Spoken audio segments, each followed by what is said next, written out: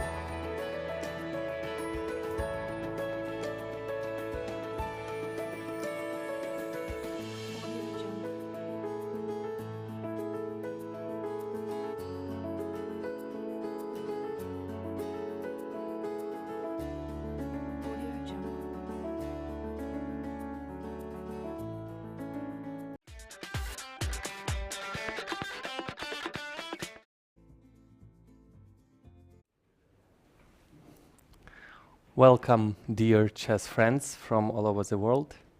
Thank you for joining us today live from Lviv, where we have game number 7 of Women World Chess Championship match between Maria Muzyczuk, the reigning world champion, and Ho Ifan, the contestant who won 3-time ex-world champion, who won the Grand Prix series and qualified for this match. The current score is 4-2. 4-2, and here we're gonna see some first few moves of the game. We've got two gentlemen in suits. These are the directors of our two main universities in our city with thousands of students. And the guy with glasses and beard is quite popular Ukrainian singer, and his name is Dido, if you were wondering. We're gonna see the first two moves very shortly. Thank you for choosing our broadcast.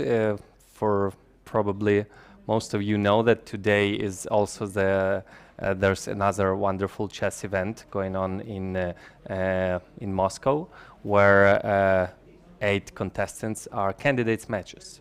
They already started, so thank you for choosing our broadcast. And today we'll have wonderful chess games on high top level. For us working in studio, me, Grandmaster Mikhailo Alexienko, and my co-host will join us shortly. And so they are pointing fingers of which move to do first. Let's see. E2, E4. So, and now we're waiting for response from Maria. E2, E5. E2, E5, E7, E5.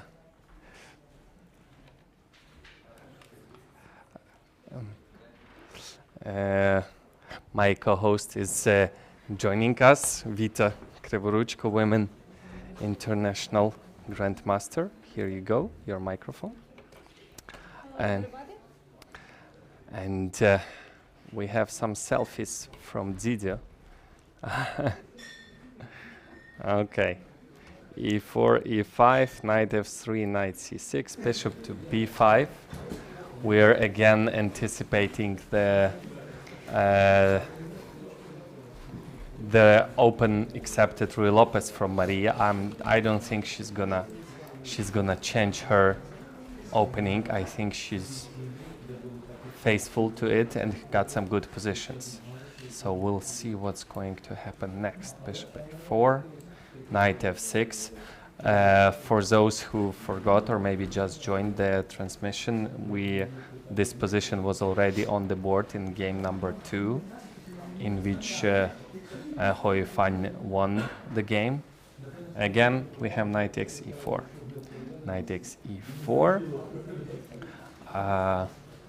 Yeah, this is fourth white color for Ho Ifan, right, Vita? Yes. So there was one c4 game previously, and all the other games were this position, correct? Yeah. So d4, main line, b5, bishop b3, d5, d takes e5, bishop to e6.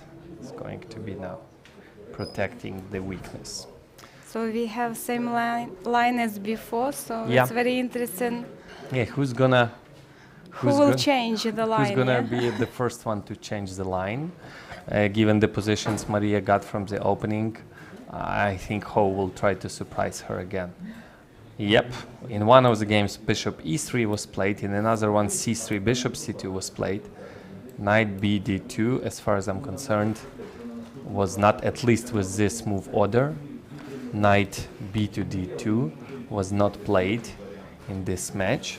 Let me check the database. Which one is the main move here? There are so many moves for white here, so knight b d2 is by far the main move, but it was not played in their in this match yet. The knight bd2 move order. Let me check Maria's games. e4, e5, 3 knight c6. This is move number 9. Move number 9. So knight c6. I'm just checking whether this position has ever been in Maria's repertoire. I'm pretty sure it wasn't. She just recently started playing the open Ruy Lopez, or one may say accepted Ruy Lopez, temporary pawn sacrifice. D takes e5, bishop e6. Yep, not once she had knight bd2 on the board. So it's new line. It's new for her. Yeah, but and it for is who you find also. for Ho also. This is the first Surprise. line. So, but knight bd2 is by far the main move in this position. After knight bd2, there are moves like knight c5 being the main one, trying to get to bishop advantage at some Knight point. d2 is also possible. Knight takes d2 is possible, but it's really rare. By the way, but this is the way Maria equalized with Michael Adams and had good position out of the opening against Ho Ifan. At some point she just took the knight on d2 and made the n exchange, which makes some sense. So bishop e7 and bishop c5. So there's no doubt that she knows this position well. She's just choosing the line she's going to play. The most popular line, at least the one that I've seen on the high level, was knight to c5, c3, and d4 was, oh no, my apologies, not d4. At some point d4 was played. And the pawn goes to d3. I forgot how do they do that. And not d4 here. Maybe bishop e7.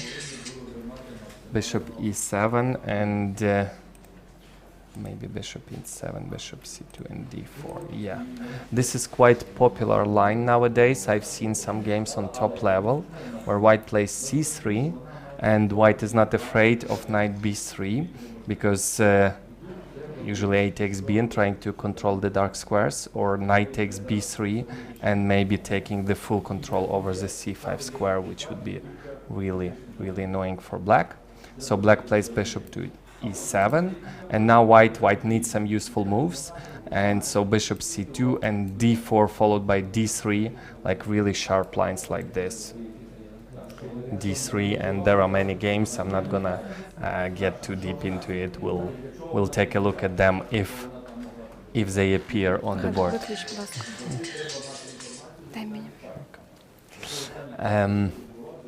So Maria is thinking. She's trying to choose which line she feels more confident in. So there is knight c5, there's bishop e7, there's bishop c5, and only a few games on grandmaster level with knight takes d2, though it might lead to some transposition, because I remember in previous games they had something like c3, bishop to e7, bishop to e3, castle. But after knight d2, queen takes d2, white should play, no? With the idea queen f4, so it will be in our position. By the way, so maybe that's the reason she's thinking, because this was the position from one of their games, and after maybe queen d7 first, yes, this was played. Queen d7, bishop c2, and now takes. That was their game. So she's probably analyzed these positions after knight takes d2, but in this case, after knight bd2, bishop d2 is always possible, but it could be the queen to d2, put some pressure on d5 square, and with quite common maneuver, but maybe it's more common for Petrov, for what we call Russian defense for black. In English language, it's Petrov.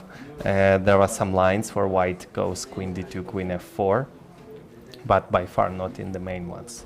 So, for example, something like this. By the way, this pawn could be a problem now. Maybe I can do something like this immediately. So maybe that's the reason. Maybe queen d2. might be the reason why black does not take here immediately. And given the way the previous games went, in all of them she took on d2, right? Knight takes d2 was on the board, but usually after like white forces black to do it, after bishop c2 or with some other move. So she's now thinking whether, so bishop e7 here might be one of the options. Probably there are some forcing lines taking on e4 and on e6. I'm not aware of the theory here at the moment too well. I'm just waiting for response from Maria. As usual, strong grandmasters plays knight c5 or knight takes d2 in this position. Exactly in this position, I'm afraid that knight c5 is the main knight. So knight c5 was played 400 times and knight d2 only 4 times. E7. She played bishop to e7. Second main move in the position.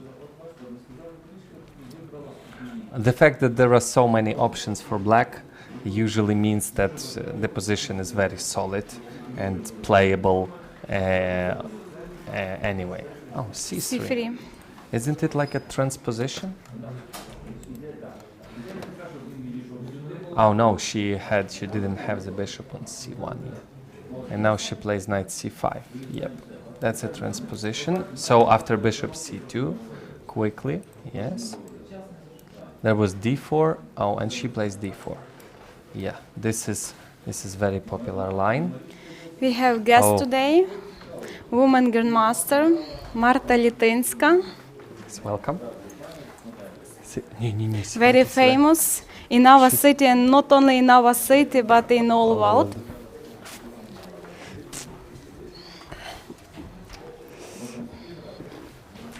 So, Microphone, дай, будь ласка. Microphone. How are you? Thank you. I only yesterday arrived to Lviv and direct to this match. You were in London, right? No. In London and in France because my granddaughter is skiing and she had a competition there in France. And yeah, and I Which kind of competition? Змагання. Chess competition? No, chess. Skiing. Ah, okay. Skiing competition. So did she take some place though? Oh no, there is no places. No places. Okay, it was for fun.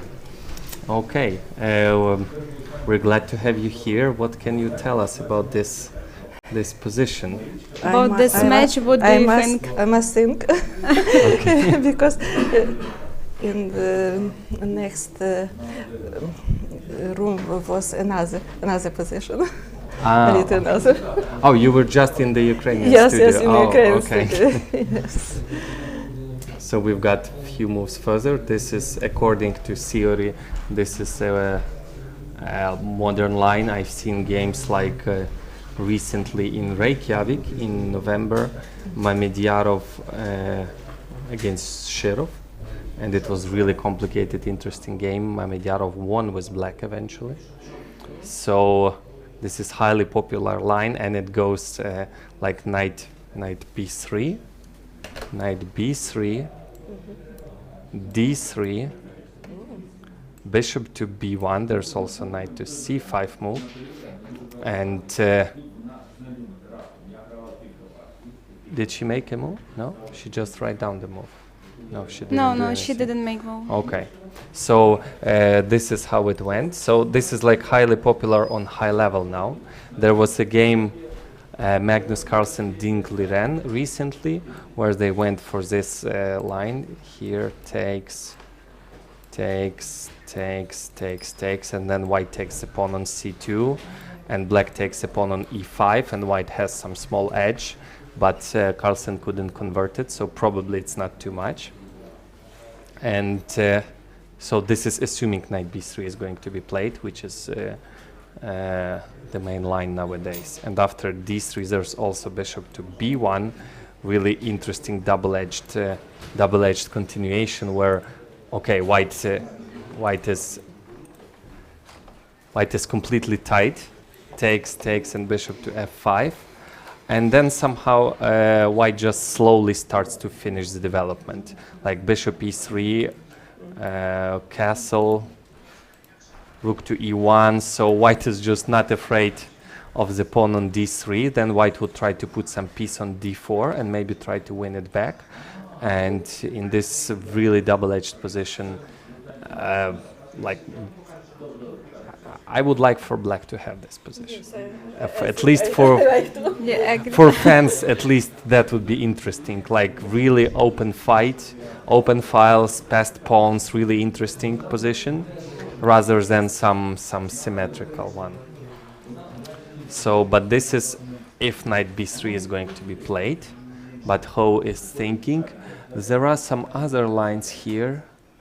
Maybe knight but I'm pretty sure there's no advantage there. Instead of knight b3, instead of knight b3, move 12, there's c takes d and knight e4. But after c takes d, there are many exchanges. Black should equalize. Okay, c takes d, knight takes. I think that they go to endgame immediately, right? Takes, knight f3, queen d1, rook d1, and well, black has no weaknesses. Black is doing very well here. Even eventually black could be better using the c pawn at some point. So this is not a way to fight for advantage, though Hoi Fan generally wouldn't mind just making some draws. But I think she would try to make more pressure, and if she wins today, that would be like almost like over. So she's gonna try to get some advantage, in my opinion. So c takes d, I'm not sure. But still is good result for her, so... Yeah, and I think after knight to e4, this after d3, this just leads to a transposition, right? I have to take, and we transpose to knight b3 line, so there's... Basically, she doesn't have a choice instead of playing knight b3.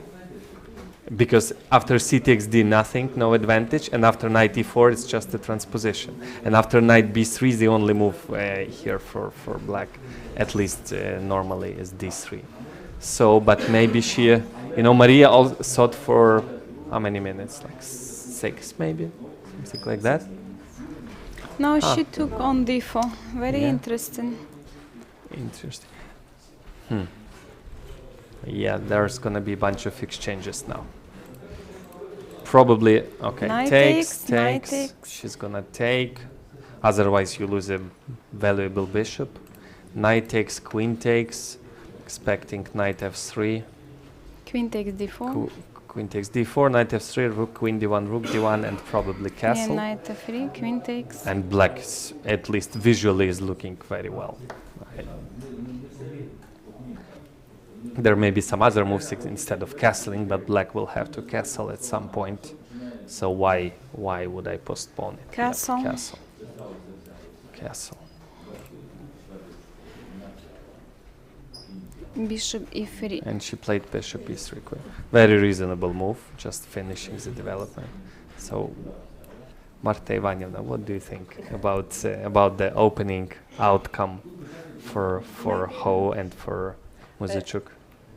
Maybe a little better in black. Even black, you think already might be? Maybe.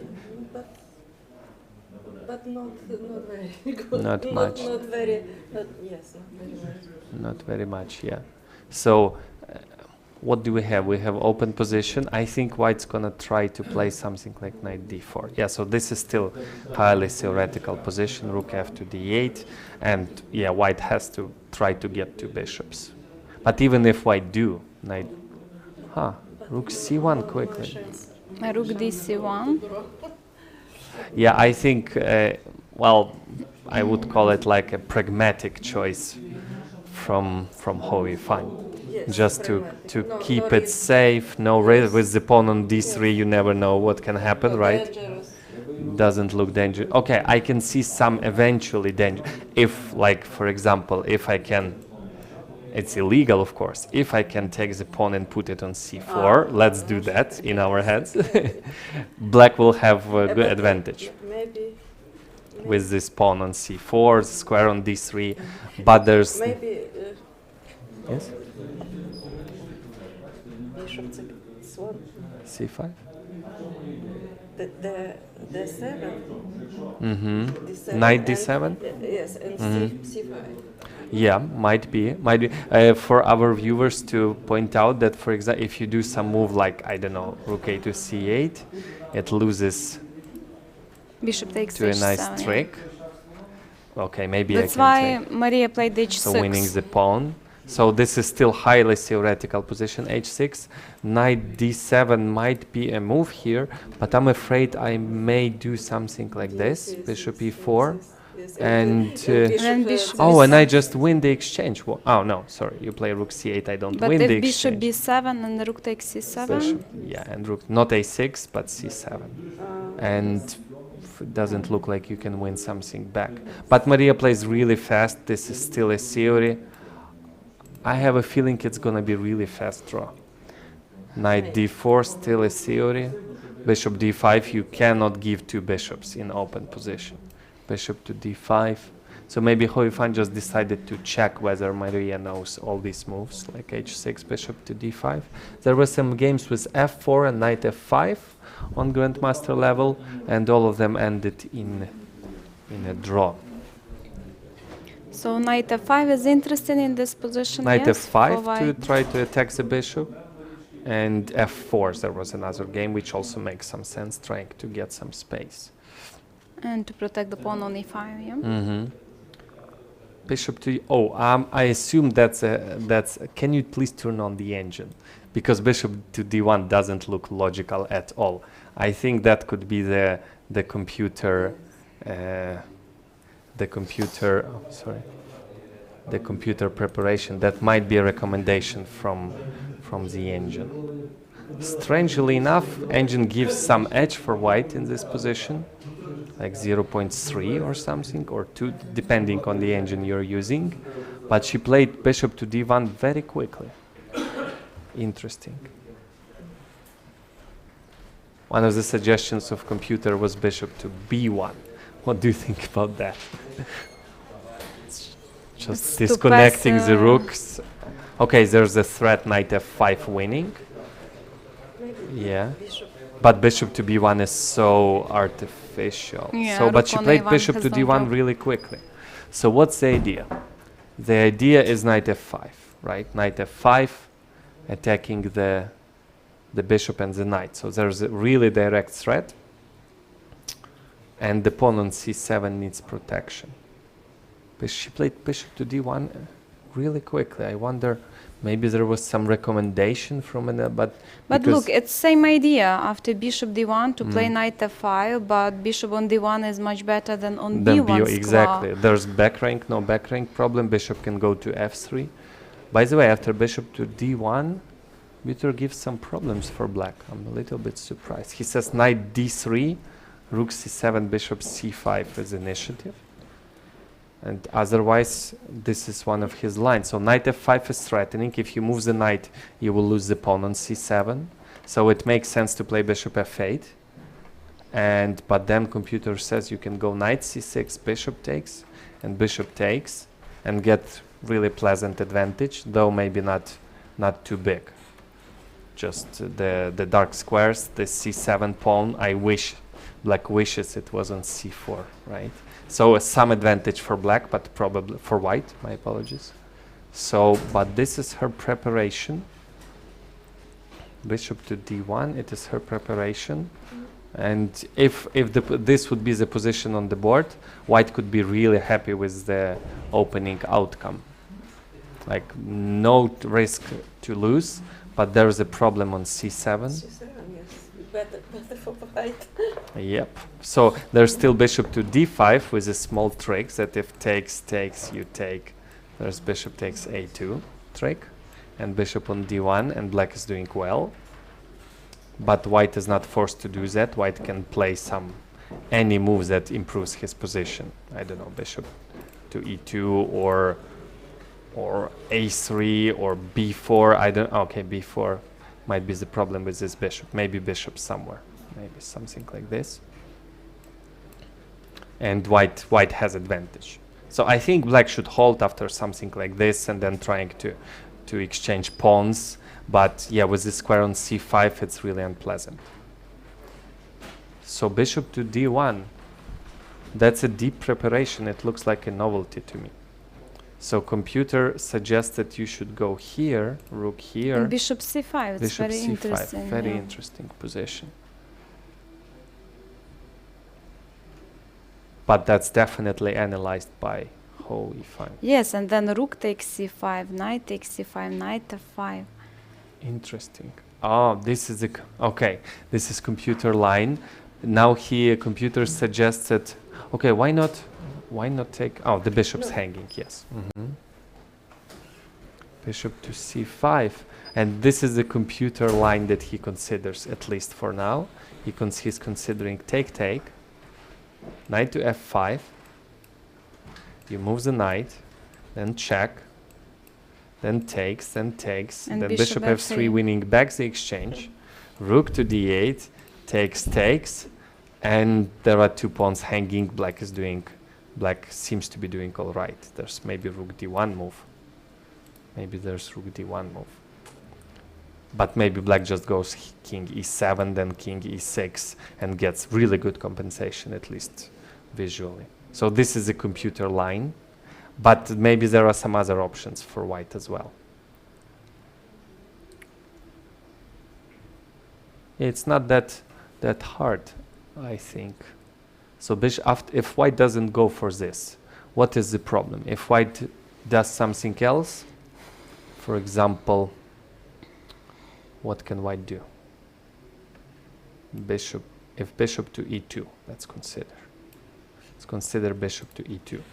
Knight is hanging, bishop needs protection, but looks like there's bishop to b6, and then whenever rook moves, I can take on e5 or go to b4. Yeah, black should be very well here, should be doing all right. Knight d3, she plays quickly. It still looks like to me they both know what they are doing. Because if she doesn't know this line, I think it would take her really a lot of time to calculate this thoroughly. It feels like she knows. She spends some time for this, but not too much. Not much if you at don't know all. this line. She was thinking for some time before that, maybe trying to remember what are the lines here. So she played knight d3. We're expecting the rook takes c7. Otherwise, I think, Ho was absent. So she's going to take now. I don't see any other alternative. The pawn is hanging, so rook c7. Yeah, rook c7. And we're expecting quickly bishop to c5. Bishop to c5. Bishop to c5. Let me check with the engine. The engine still gives white some edge. Rook to c7. Those are some other moves like bishop to f8, but bishop b4, basically he's saying any move with the bishop, and black is doing more or less okay. I have a feeling they are both in their preparation. Ho e5 is for sure still in preparation given the time on the clock and the speed of moves. When Maria is maybe trying to remember, or maybe she knows like knight d3 and black is fine, and now she's trying to understand what's going on next.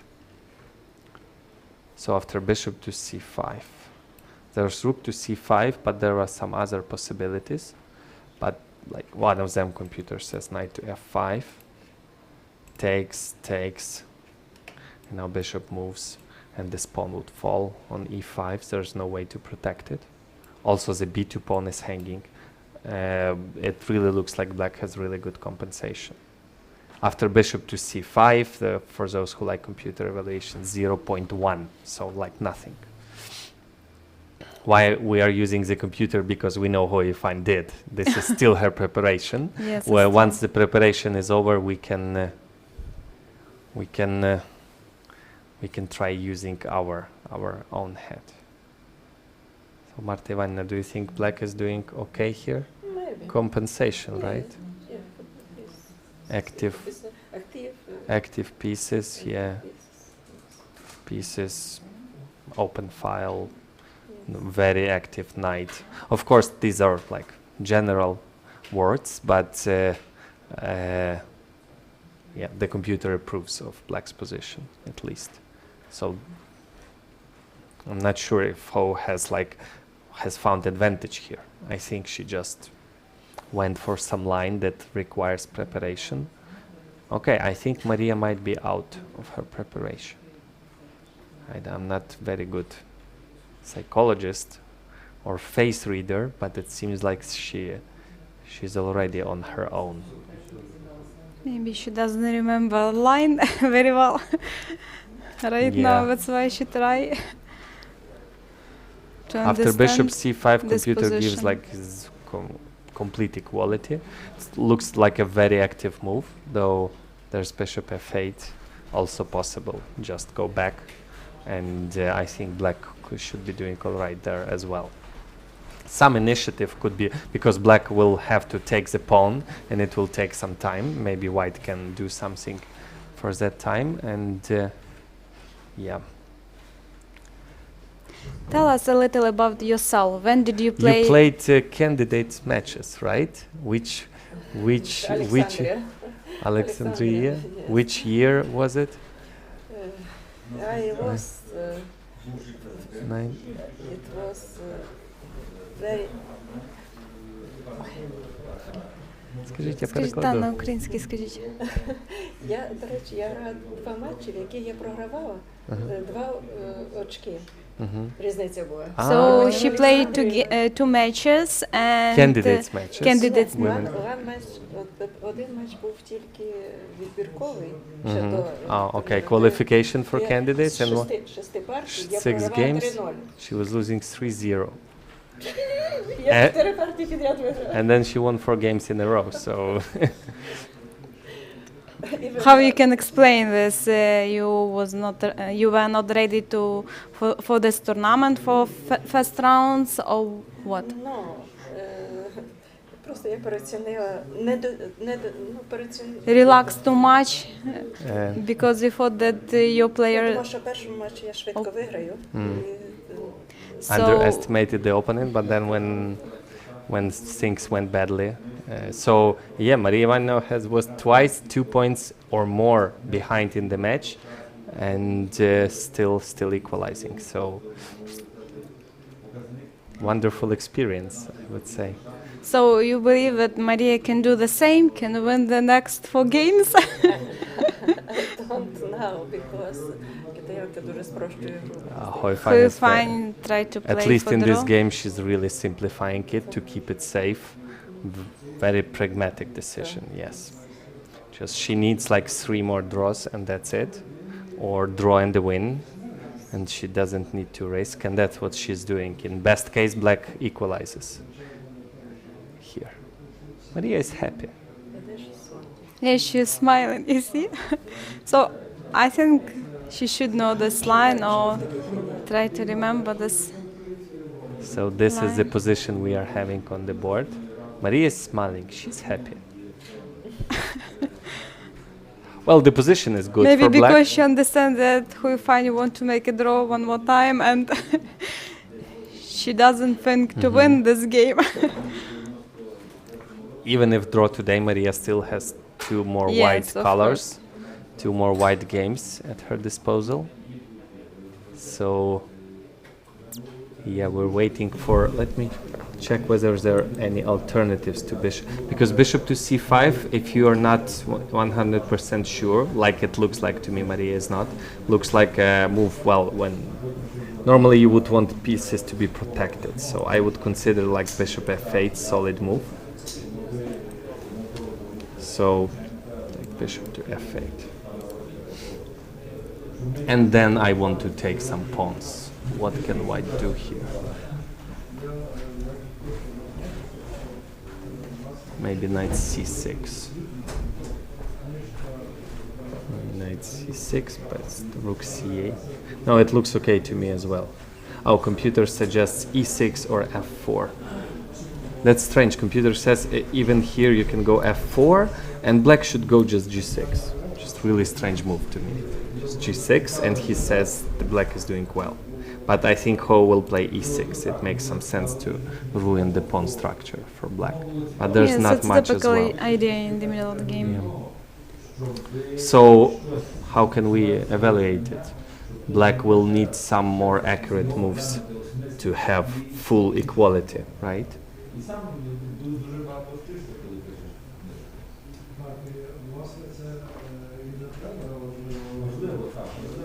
So for those who don't know, Marta Litinska is from a school of Emanuel Kart and Pilavsky, Michalczyk, and Litinska and others, so really good. Lelchuk. So it was really good Lviv chess school, the first chess school in Lviv. It was, we had no chess before, basically. Okay, Stein, of course. Stein. Yes. But before that, no. So, and now, thanks to you, we have a lot of Wonderful, grandmasters yes, and lots players. of young players like Maria or Natalia Women Buksa, also. who's the world champion Yes, as well. I remember we played together in some tournament, right? You played, Maria Muzachuk played, Yes. Anna, me also. Yes. Maybe it was 10 years ago. Yeah, maybe. Yeah, but Yeah. So when did you play your last tournament? Maybe in senior champion. senior championship? And Yes. which year? 2-3. two Yeah, fa- 2-4. 2003. 2004. 2004, okay. 2004. Ah, okay. In 2002, I was on the first place. 2003 on the second place. And Place, and on 2004? on the third place, and I And finished. And started to play chess. Stop But play chess, yes. do you miss for chess right now or no? Maybe a little, but when I remember my sleepless nights, Sleepless night. You don't want to play chess? I don't want to play in the competition. I Competition understand. only. But just for fun, for example, Yes, just for without fun, any yes. nerves. Yes, without nerves. Yes, chess is for life. It's like you never really quit. You always follow a little bit. Yeah, it's like Garry Kasparov also didn't quit, right? He's maybe playing some rapid chess. Maybe he plays Blitz online. Yeah. But he has a secret account name. Username. Yeah, nobody is 100% sure. But yeah, he is playing Blitz, and he likes to analyze still. And he helped Carlsen a couple of years ago, so he's still somewhere around chess always. So it's really rare that you can like completely quit, cut it off, and say no, that's enough. Usually, it's always a little part of you. And it's a big part in your heart, so Yes. Yes. that's why it's difficult to forget about chess. Yeah. It's like real. There are some habits, like bad habits, like smoking or something. This is like a good habit, just for your. It's always nice to keep your brain thinking and working. Yeah. How many kids do you have, and did you teach your kids to play chess? My children play chess, but not professional. So they And know now- how to move? Yeah? Yes, they know to move, but they ніяким спортом, any sports. No sport. No sport. Okay. Now my daughter is liking climbing. Climbing. Yes, she was on Everest. No, Everest. In no Everest. In she going to climbing on McKinley in May. on Alaska. Alaska, nice. I'm not McKinsey maybe. I heard this word, but I'm not sure. Professional chess players have no time No. to do this. Yes. And my grandchildren are small. Two grandchildren are very small, 5 and 3. Mm-hmm. And granddaughter is skiing. Skiing, okay. So no chess players. Not chess players, yes. But she plays chess. Mm-hmm. A little. A little, yes. Yeah, it's really rare that there are professional chess players like in one family. I mean, like child and father. So is there even like a father, son, or two grandmasters? I don't know. I think no. Very seldom.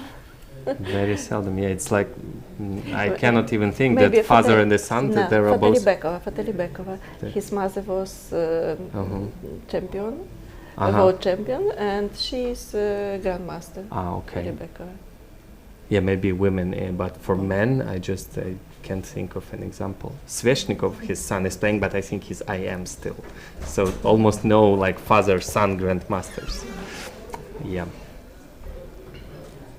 But we have a lot of situations then parents are weak chess players and kids more strong. So it's but I good. Don't know the situations kids should where be better than parents. That's what they say. Okay, Maria is thinking for some time, a while now. Yeah. Okay, according to engine, bishop c5 is the best line. move. Yeah. Bishop f8, bishop b4 is also possible. I'm also thinking about bishop to g5 move, which looks also logical. Like forcing exchanges. Bishop to g5. Let's say takes and takes. Then I'm preventing ever f4, but this pawn can become a target. If knight f5? Knight f5. You can take on e5 and I have not this move bishop f3 in the future. Yeah, maybe I can take, yes. No, you can. No? Maybe. Or maybe some quiet move also. Yes, s6. Which one? Кажіть на українській. Напасти слон. Слон як? Slon bishop. Bishop e6. Bishop e6 would be a strong move too. Yeah. So, but okay, bishop g5 is another really logical move to me, but after... So what white should play? Maybe, I think knight f5 maybe not good. e6 now. You know, if I can do this, I think I would be happy. And otherwise, well, this looks quite annoying to me. If you go f6, doesn't look just no. Knight f5. So at some point, maybe no. It's just that. So yeah, maybe that's the reason. Maybe e6. And if I take, how do you protect this pawn? How do you do? Should I protect this pawn? Maybe bishop g4? Maybe bishop g4, yes. Give it away. Knight takes e6. Or this might be also strong. So, for example, this gives advantage, bishop against knight. I want to improve my second rook and it might be a dangerous. Okay, this doesn't look good. These doubled pawns and this pawn on e6. I have some maybe quiet moves like b3, maybe bishop g4. I'm not sure if it is a good way to go. Bishop b3 also possible. Maybe. No, bishop b3 not so good. So it doesn't look right to me. No, but usually when you want to equalize, you want to do it like fast. You want to exchange pieces, take pawns, and agree for a draw. Okay, so she's been thinking for a while. 20 minutes, yes? About 20 minutes. That is quite a lot. Maybe she is thinking to make draw, no? as in previous game. Now I think maybe the question is first equalize, first get equality, because Yes, if of white course, but wants a after draw, bishop c5, rook takes c5, we will exchange all pieces and... well, maybe I'm not sure what is her strategy here. The strategy could be I will not push too hard today. I have two more white colors. Or the strategy could be I need to fight till the end today because later I may have no chance. I'm not sure what's her strategy. But so far it looks like black has to just equalize, just find equality. And if white wants to win, she would maybe push too hard. Okay. But as for Maria, it's good to make draw today because she lost previous game. Of course, it's not perfect result. Yeah. Normally it's what they say. After you lose, just make one draw, and then if you try to win to fight back, very often you would lose again. Yes. So I think draw would be an acceptable result today for Maria. It's quite common story that after you lose, you push too hard, and then you lose again, and that's it.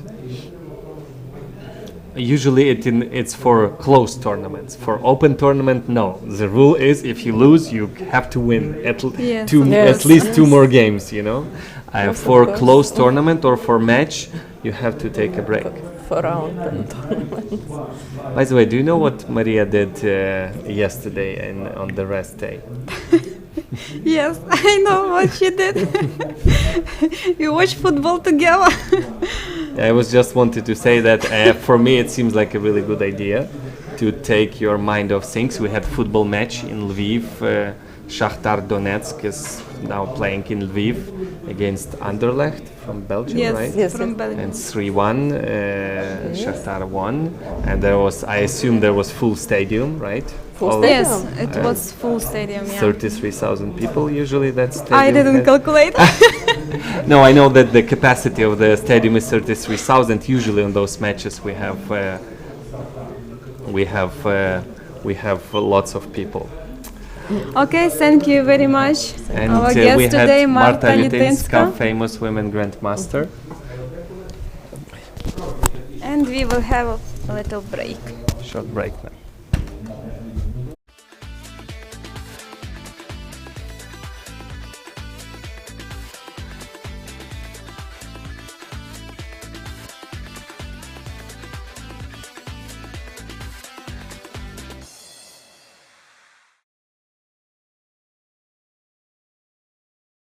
Lviv, with ancient architecture and magnificent atmosphere, a European city with Ukrainian soul, where everyone drinks coffee, savors chocolate, and plays chess. Chess capital of Ukraine, the city of Lviv hosts the FIDE Women's World Chess Championship match this spring from 1st till 18th of March. Maria Muzichuk from Ukraine and Hu Ifan from China will come together in a duel for the title of Women's World Chess Champion. 18 days, 10 games, impressive chess battles, and uncompromising fight. Witness the birth of the next chess queen in the city of Lviv. What would be cool to have in your company? Let's ask our ladies. Have my lunch in the park. Have a relaxing massage. Band and acquire.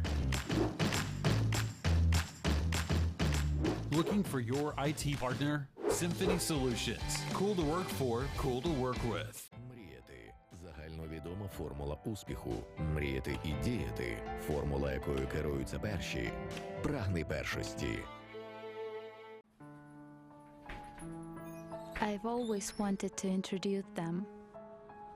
Classic style, elegance, sense of rhythm, slow tempo, tart flavor. They've so much in common. Scent of rain and flavor of sweets. They know how to surprise day and night. Being with them makes me feel cozy. Which one of them do I love more? Lviv is worth meeting. Не боятися падінь. Загальновідома формула успіху. Мати силу встояти. Формула, якою керуються перші. Прагни першості. What would be cool to have in your company? Let's ask our ladies. Chat with my colleague at the fireplace. Morning yoga classes. To have my coffee served. Looking for your IT partner? Symphony Solutions. Cool to work for, cool to work with.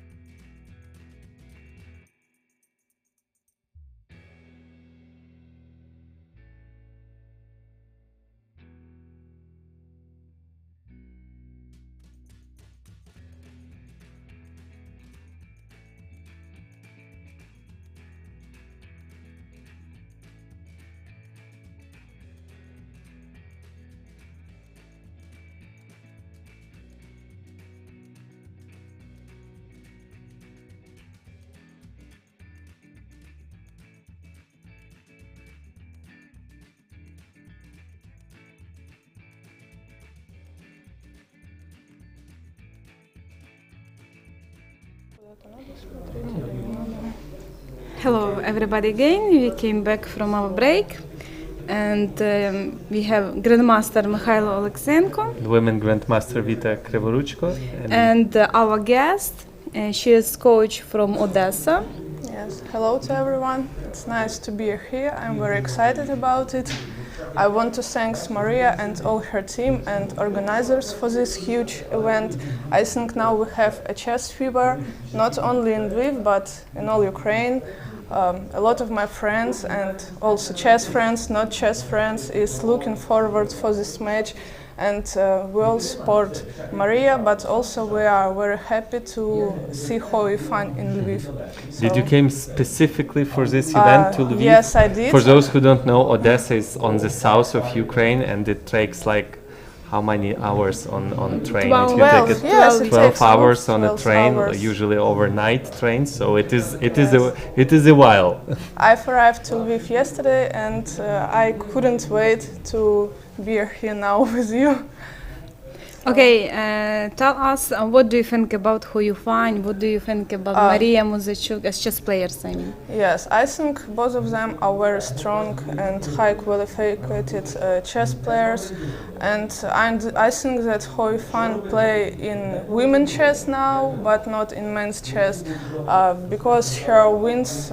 I think he won not because she did her best, but because Maria made some mistakes in previous games. For example, she made wrong plan with rook d7 and knight d8 in Italian game. Am I right?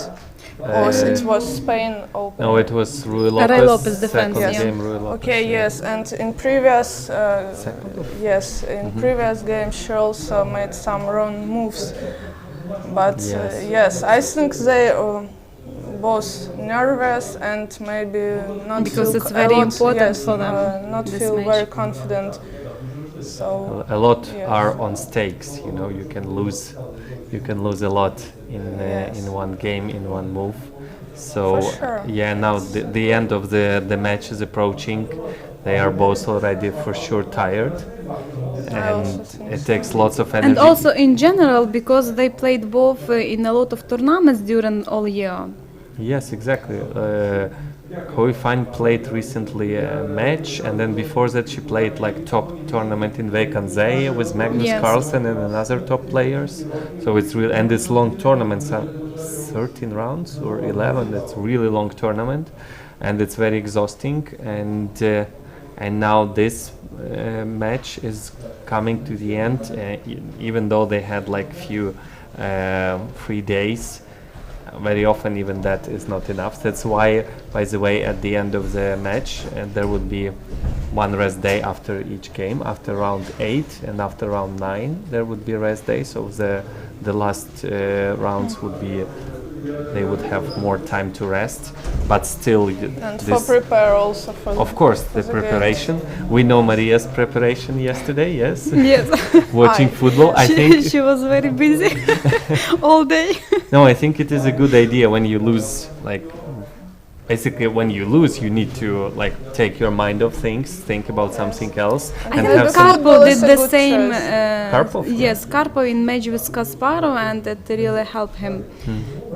He relaxed, and after that Yes. he began to win the When games. you win, well, maybe it means like you're doing more or less some correct decisions, and maybe you should stick to your schedule, whatever you do every time. Probably it's not bad at all. But if you lose, it's really recommended to like change something drastically, like do something fresh, do something to take your mind off things, to have some pleasant experience, to have fun, and get your mood back in order to fight for the next rounds. So maybe yesterday's win of football club of Shakhtar will inspire Maria for today's win, or maybe for another one. Yeah, by the way, the coach of Shakhtar, Mircea Lucescu, did the moves Yes. in the He game. made first move, yes. He in made the previous first game. moves in previous game, and then she went for a match. So maybe it was Partnership. we hope it was a pleasant experience to. To both of them, yes. Yeah. So this is what you're supposed to do. Not going to watch football, but do something fun, and especially if you have rest day. Yes. Very often chess players, you don't have even a rest day, so you have like couple hours. and it's hard. Yeah, very often they do it incorrectly with alcohol or something. But yeah, it's better to find to have some pleasant experience. Think about something else. Of course, prepare a little, but most importantly, you have to be in a good mood for the next game. I think that the bigger part of their preparation was not now at this match, but maybe months ago. Yeah, for sure. And now the most work is being done by the crew, the team. So especially they both played some new openings and some new fresh material to analyze. And you have to do it really quickly. And in the morning there should be a PGN file on the email of both of them, just to repeat, or some new analysis. So, but yes, of course, the most work was done before this match. Yes. So you teach kids to play chess during 6 years, right? Yes, for 6 years I've been teaching chess for kids and for adults. So do you have some secrets, some method how you do this? I'm not sure about some special secrets or methods, but I want children to love chess, and maybe they will not become Kasparov or Magnus Carlsen, but if they will love this game, I think it will help them in their future adult life. Even if they do not play chess and stop and do something else. But I think it's a good experience for them to have some new friends, to take part, to participate in some tournaments, and if they become to go somewhere outside of Odessa to another city, or maybe to another countries, it will also help them. That's always a pleasant and new experience. Yes, for sure. I remember my tournaments in other cities and in other countries, and I think I started it at the age of 12 years. But I think I suppose it's better to start earlier, maybe from 7-6 years, and it will help you to improve your skills in the future, not only in chess but in your future adult life. Exactly. Yeah. Also, you remember a lot of funny situations during the tournaments, right? Yes, I remember my first tournament. It was semi-final between girls in Kherson, and I played with Alena Moroz from Dnipropetrovsk, and I have very good position. I had winning position, and I guess my knight was at f5. I played white, and my queen was at g3 or maybe g4, and her king was at g8. Yes, almost checkmate. Yes, and her queen was at e7, and you know, the chess was not very good. Some pieces were broken, and her broken knight was at e8, and I didn't see it, and I made a move. Yes, like you thought you were queen checkmating. g7 checkmate, and knight take g7. It was terrible. I lose this game, but I remember this game. Yes, even now. So we are happy that they have not broken chess pieces. Yeah, good for our Maria and Holy Fun. Yes, but I remember this game. I think I will not forget it. It's funny right now, but it was not funny. Yes, at it was that not moment. funny. It was my first tournament outside Odessa, and I remember that my chess coach was very angry, and he told me not very good words about this move. So, yes. Yeah, lots of funny stories when you go with a lot of your friends and children, and usually there are things to remember. You're right, it's very important. Kids should love chess and to play chess. It's very important that coach also love chess and share this feeling. It's like in school. If a teacher loves his the things he's teaching, children start to love it too, even if it's considered boring or. We had like physics teacher, which nobody really liked, but she was so good, and everybody loved physics because of that. There are history teachers that they just pick any topic. If the teacher loves it, he can share this love with children, and then they get inspired and they study it carefully. And yeah, it's important to love what you do. Yes, I think you're right. A lot depends on teacher and on his way of teaching. And if he she likes what yes, he's maybe doing, not so like, but love also. Love is better, yeah. And do you have any like best student or best student? Yes, I think so. I have some students. I'm proud of them. One of them is going to Lviv in several days. He's very excited about this match, and I hope he will get there. And also, he will take a part in Bank Lviv Open. Yes. Yeah, so we're gonna have a open rapid and blitz tournament with many GMs playing. Yes. 14th to 16th. Who knows? Maybe I also will participate March. in this Yeah, tournament. I haven't decided yet because maybe I will have some another plans, but I hope that I will. Yeah, Bank Lviv is one of the sponsors of this match, right? Yes. So, and this event would be really good for promoting chess and for children and for grandmasters too. So. Yeah, they have a possibility to earn something with love. Yes, to play chess and earn money. Exactly. Yes, have rest, have relax, maybe also, because it's rapid, it's blitz, so maybe you don't have to. Do your best to depending what your goal is. If your goal is to have some fun, that's one thing. If your goal is to beat everybody, well, it's another question, yeah. I think it's difficult to concentrate in such a wonderful place like Lviv. I like Lviv very much. It's my maybe 20 or 25 times here, and maybe who knows? Maybe one day I will move and live in Lviv. So I think really it's difficult to concentrate when you have a lot of interesting places. Yes, when you have a lot of chocolate. I was in the. Did you see this big night? Yes, I see this big night. Yes, and did you try to which eat? night are you no, referring but you to? know, I Can you, have for already our thought viewers, about it, and maybe yes, one friend of mine, he told me that you can try, you can lick it, or you can taste it. So yes, some bad things in my head you mean happened like about this chocolate. This place night. next to us was Chocolate Festival, or in the center? Where is this? I mean here in the building yes. next to it. There was a chocolate museum? festival, chess. One of the topics of the festival, chess boards, chess pieces. So maybe it's good to lose your game so you can eat faster every pieces of yours or of your opponent.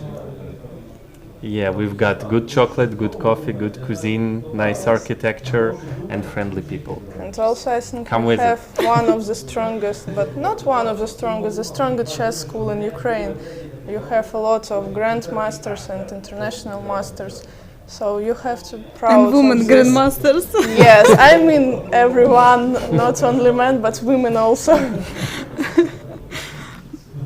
Okay, we see that Maria is still thinking, and what do you think? Do you think about this? Because we saw this situation not first time, and you know. In my you like to think opinion, also too much. Yes, I know I have this problem. In my humble opinion, I think that they were so confident in previous moves. So I don't understand why Maria has been thinking for 30 or 40 minutes. Yeah, that's a lot. I think that they had this position at their home. With their team and they analyze it. I'm not sure now if Maria is thinking 40 minutes. Remember, maybe they didn't prepare this move rook takes c7. Remember and she was this not ready. game with when Hoi Fan thought a lot about the move queen c5. So maybe I think that she also knew these positions, but she tried to remember something, also to check some calculation, to had some calculations, and maybe now Maria also tried to remember some moves. I don't know, because I think, but maybe I'm wrong, but I think that she has to do something with her bishop on e7, and. Also, we saw many times then she's thinking a lot. She made bad move. What do you think in this situation? I don't know. Maybe she tried to make bishop she tries c5 to cheat herself. Maybe I don't know. Maybe she tried to. She sees some Everything. ghosts in these positions. That's Maybe very she often is what's not going on. confident in something. I don't know. Maybe she afraid of something. Maybe she doesn't trust herself. Or I think that it is some problem of the psychology of. The thing is, I just checking the online transmission. According to it, knight d3, she thought for 5 minutes. Rook c7 is the only reasonable response, Yes. and now she's thinking again. So I think she knew that knight d3 is the right move, and then she either didn't remember what to do next, or maybe that's where they stopped the analysis. You know, bishop d1 is supposedly a novelty, and black is doing fine wherever you move the bishop. b4, c5, f8, more or less black is doing okay. And now she's trying to choose. There are actually 4 reasonable moves for black here, which is not good when you have to choose. If you have 4 options that all of them look good, like bishop f8, bishop c5, and bishop b4, and even bishop g5 looks logical, that's very often what happens. You spend a lot of time trying to find that small tiny detail, which one is better. And yeah, and that often that's what happens, that when you think for too long, too much, well, you start to see some ghosts, like you quoting.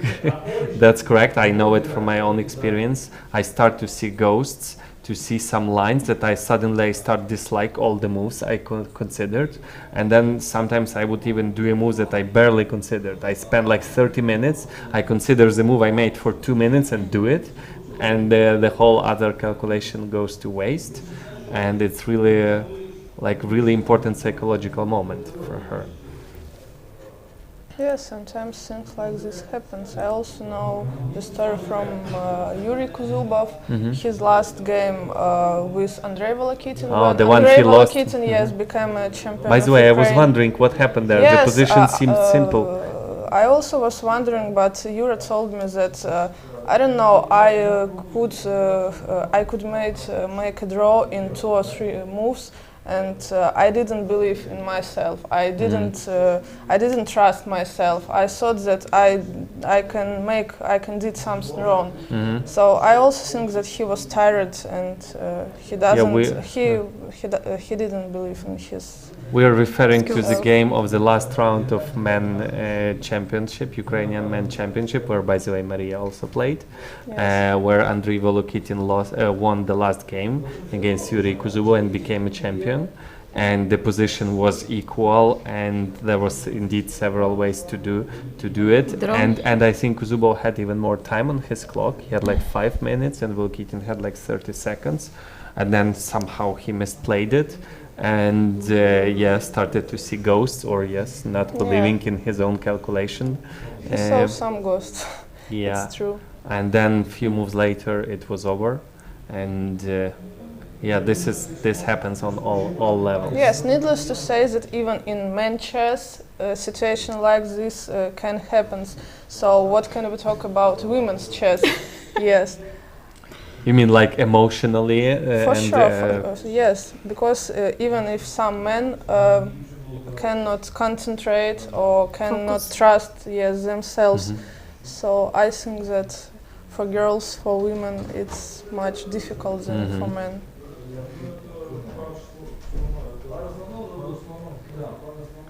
Yeah, okay, for computer reference here. Bishop c5, 0.03, so equality according to Stockfish. Bishop f8, 0.13 so far.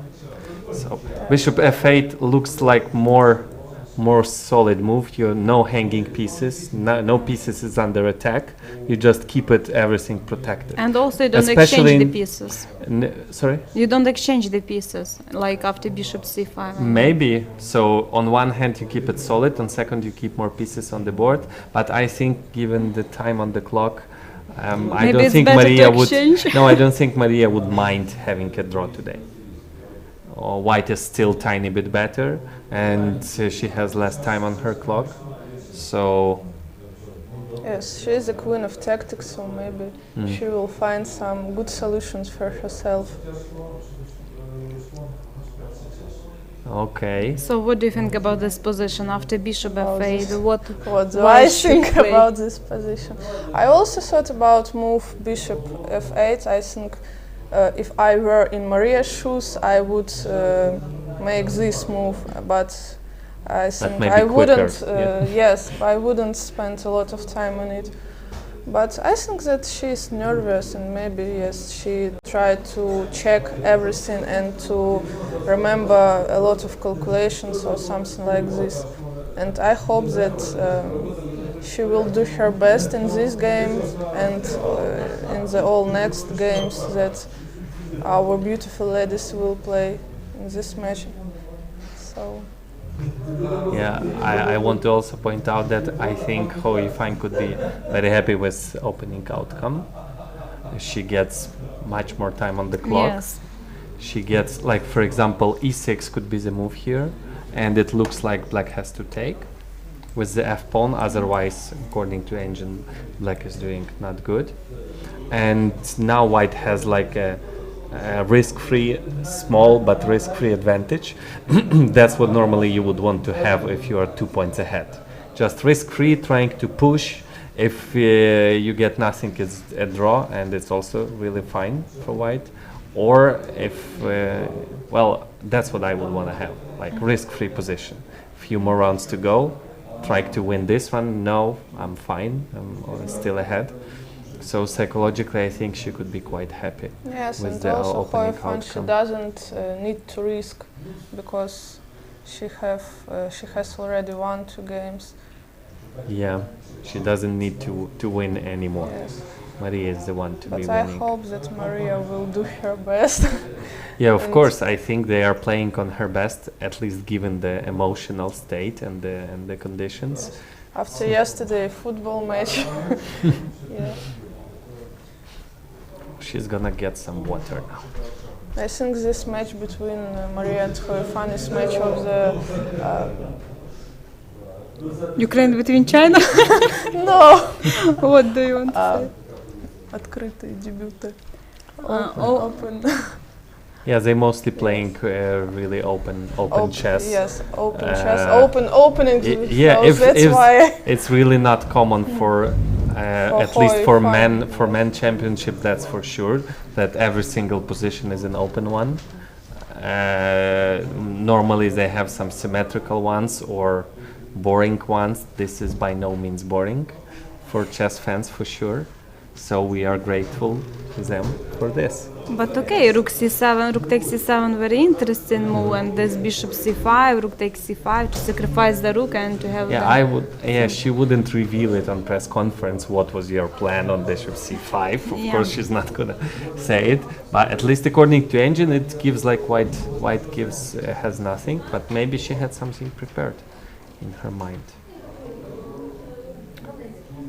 I don't like this rook on c7. I don't know why. For white or for black? I like it for white, but I don't like it for black. Yes, because I think this rook not good for Maria. Yeah, it's unpleasant to have the rook on 7th rank. To be fair, when black wins pawn on b2 back, I assume white's gonna play e6 or f4. White, and if f4, black would take on b2 at some point, and then they would try to exchange that rook. Just follow it around until you can exchange it. And so far, only I would say psychological edge for white. There's maybe some slight initiative for white at the moment.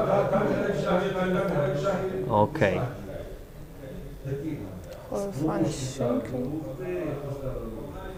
Yes, she's gonna think for some time now. Probably she knew that bishop c5 is the best move. I think she will not think 40 minutes for next move.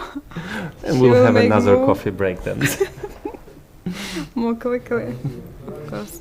But she spent a lot of time also. As usual, Maria first began to think, then Hoi Fan began to think a lot. Yeah, but I think she has a pleasant choice now. Maybe given her approach in this game, e6 would be more logical. e6, f takes e, and then some b3 move. Just tiny advantage, but lasting one. Because f4, knight takes b2, let's say, you know, anything can happen there. There are 2 versus 1 on queen side, knight goes to c4. It becomes really double-edged, though objectively not worse for sure, but maybe given her strategy to keep it solid and safe, maybe she would choose e6 here. Okay, so our guest was Yulia Stasenko, from Odessa, children's and not only children's coach from Odessa. She came all the way half Ukraine for this match. Thank you. Thank you. Thank you. Thank you very much. Have a nice broadcast. Yes.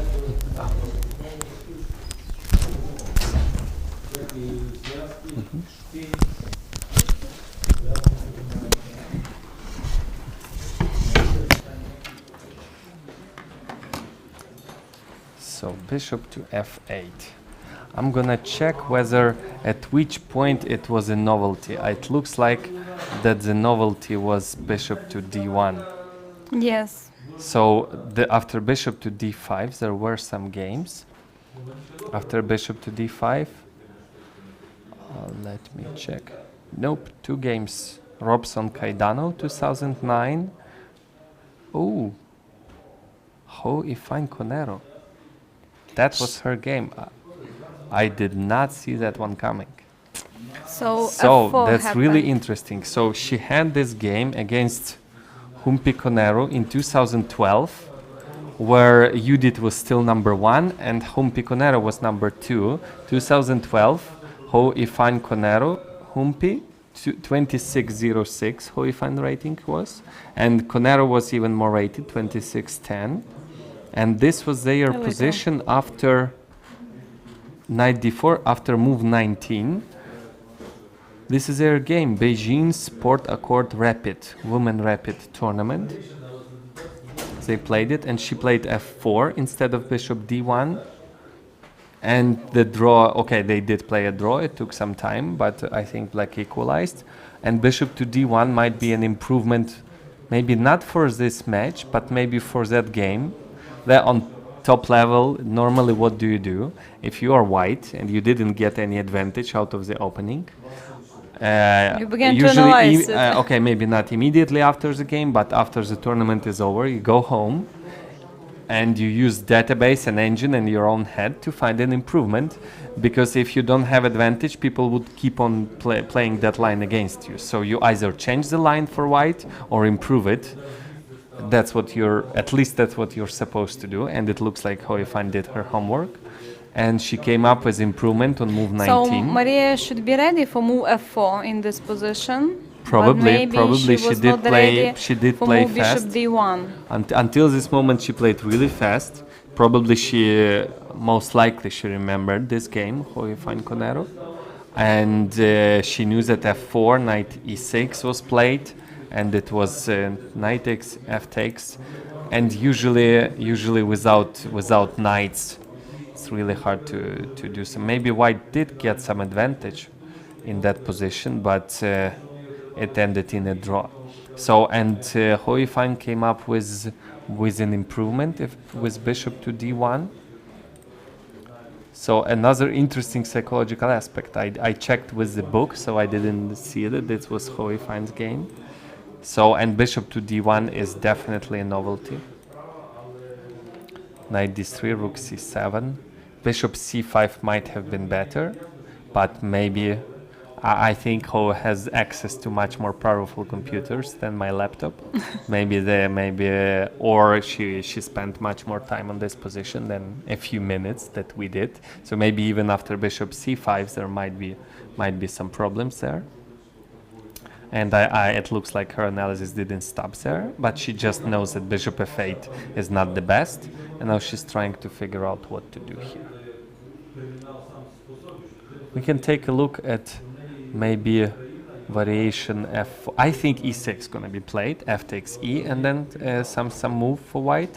But f4 is much more fun and interesting. 21st move f4. Yes, it looks really strong. And for example, if knight takes b2, actually, according to the engine, white has to be careful now. He says bishop g4 is the correct move. Very logical, because Was rook same c8, idea, rook e6, c8 yeah. was coming, and e6 or f5 e6 at some point. Let's say now I'm not using engine again, I want to think for some time. So this could be some advantage. So let's say knight c4. Looks very logical. Bishop is hanging. Do we Bishop move it? f2. Do we give it away with king f2? I think we're better move it. Bishop to f2. Yeah, and now the thing we're talking about, this rook on c7 is really annoying. I thought black will have possibility of rook c8, but this bishop on g4 is extremely strong, and I don't see how black can get rid of it. Maybe black will have to push b5, b4, a5, but it seems like too long. e6 or f5. No, not f5. The pawn is hanging. Bishop to h4 could be very annoying now for white. Like really strong pressure. This could be an advantage for white. Dynamic advantage for white. And yeah, but I think f6 gonna be on the board. Again, depending on her strategy. What do you think is Hoi Fan's strategy? I was guessing it was to keep it safe. No, I thought that she wanted to make a draw and it's enough for her. But right now, then Maria fought 40 minutes.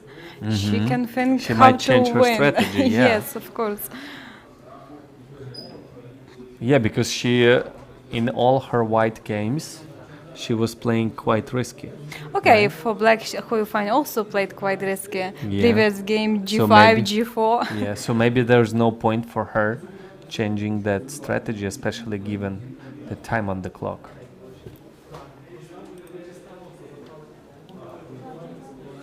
"46 minutes." Maria sought for 46 minutes on bishop to f8. That's more than 50% of her time. Yes, e6. e6, yeah. Okay, so that's her strategy, just to keep it safe. e6, e6, f takes e6 only move. You Yes. have to take it first of all, and why would you give away a bishop for no reason? So f takes e6 it's gonna be played. And now what white should play in this position? F takes e6. Okay. So pawn on b2 is hanging. Do we? b3? Maybe if white yeah, No, white bishop wants. It g4. looks like white wants a draw. Immediately. Bishop g4. But it might also be just a good move as well. There's a weakness. We have a bad bishop on d1. Why not put it on g4? Okay. And after knight takes b2, we should do this bishop something. So there's knight b2 move. There's also rook e8 move. Slightly passive but solid. Because knight takes b2, white gets two bishops. Knight takes e6. Let's say yeah. knight takes e6, yes. And we're gonna eat either of the bishops. Yeah. And that could be really... Okay, black even cannot give away on f8 because bishop to d4 is going to fall. So let's put it on the board. Rook e8. Rook to e8. Knight takes f8. Anything takes f8. Bishop d4. Game over. Yeah. So on knight to e6, black will have to take. And bishop takes. And you can just stop here. Just two bishops in an open position with active rook on c7. That's just not good. That's Yeah, just we not should right. improve, of course, our last piece, rook on a1. And Yes, it should be but I better would position just for white. stop. I would just stop here. If I were black, I would stop here and reject this line and start considering. I would go here in the worst case, if I just have literally nothing else to do. So on bishop to g4, which is currently on the board, there's I don't see any other decent way to protect this pawn. Only rook e8. Knight c5 not good. Yeah, let's rook e8. calculate Just rook e8. rook e8 seems like a way to go. Slightly passive, but what you're gonna do? You've got one weakness. You've got to protect it. Now b3 maybe. And now probably b3. Now probably b3.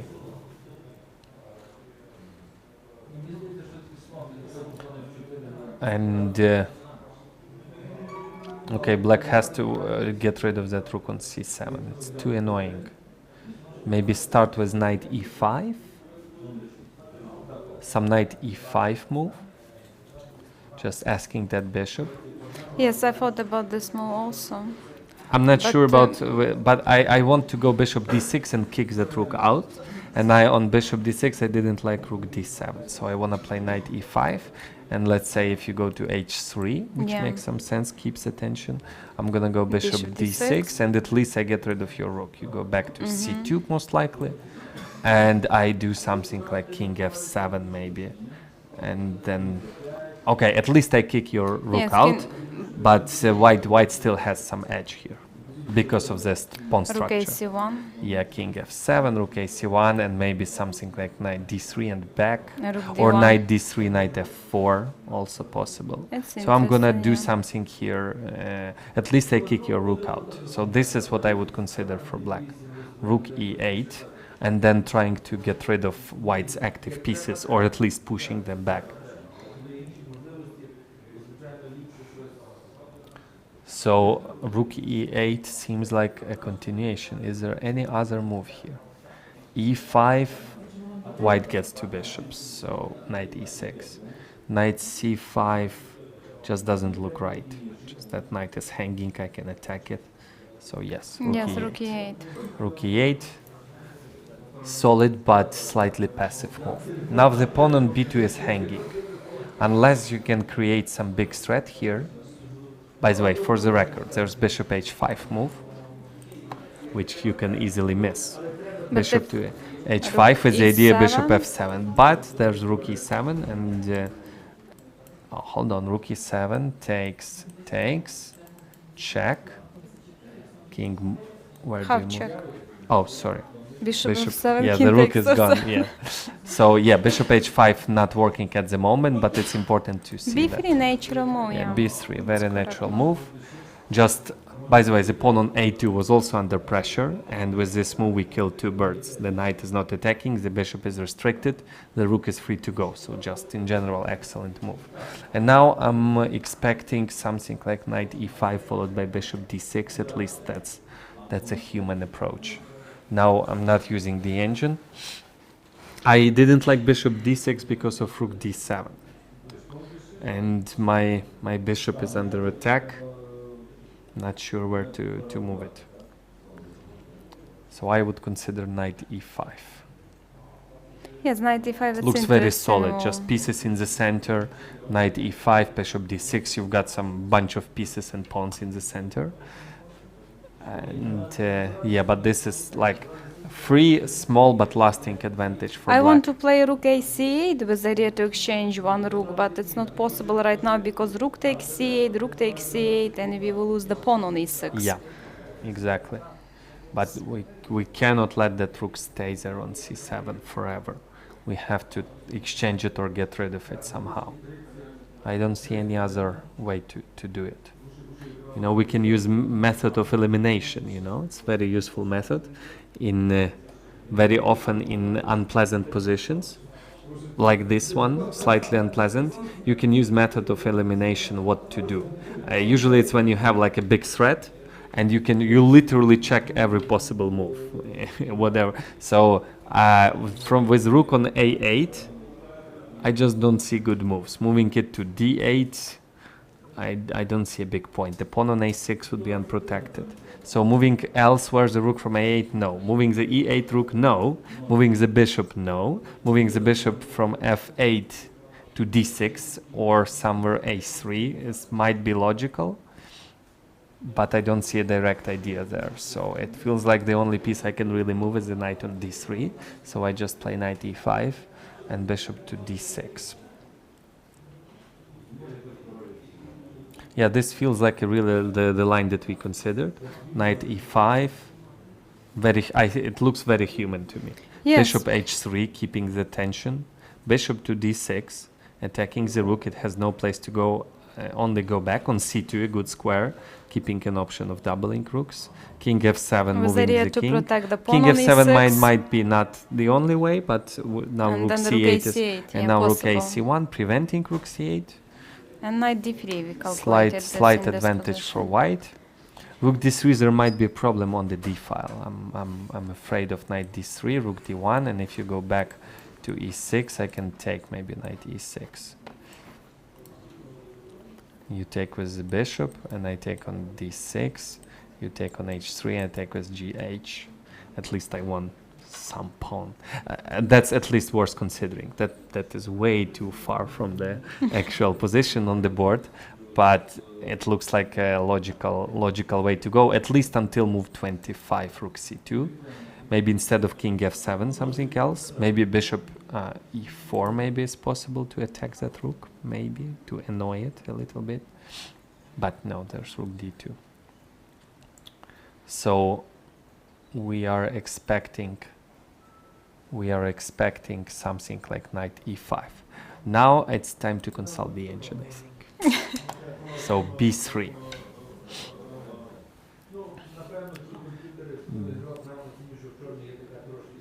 Yeah, computer says knight e5 is not a bad move, but he prefers bishop b4.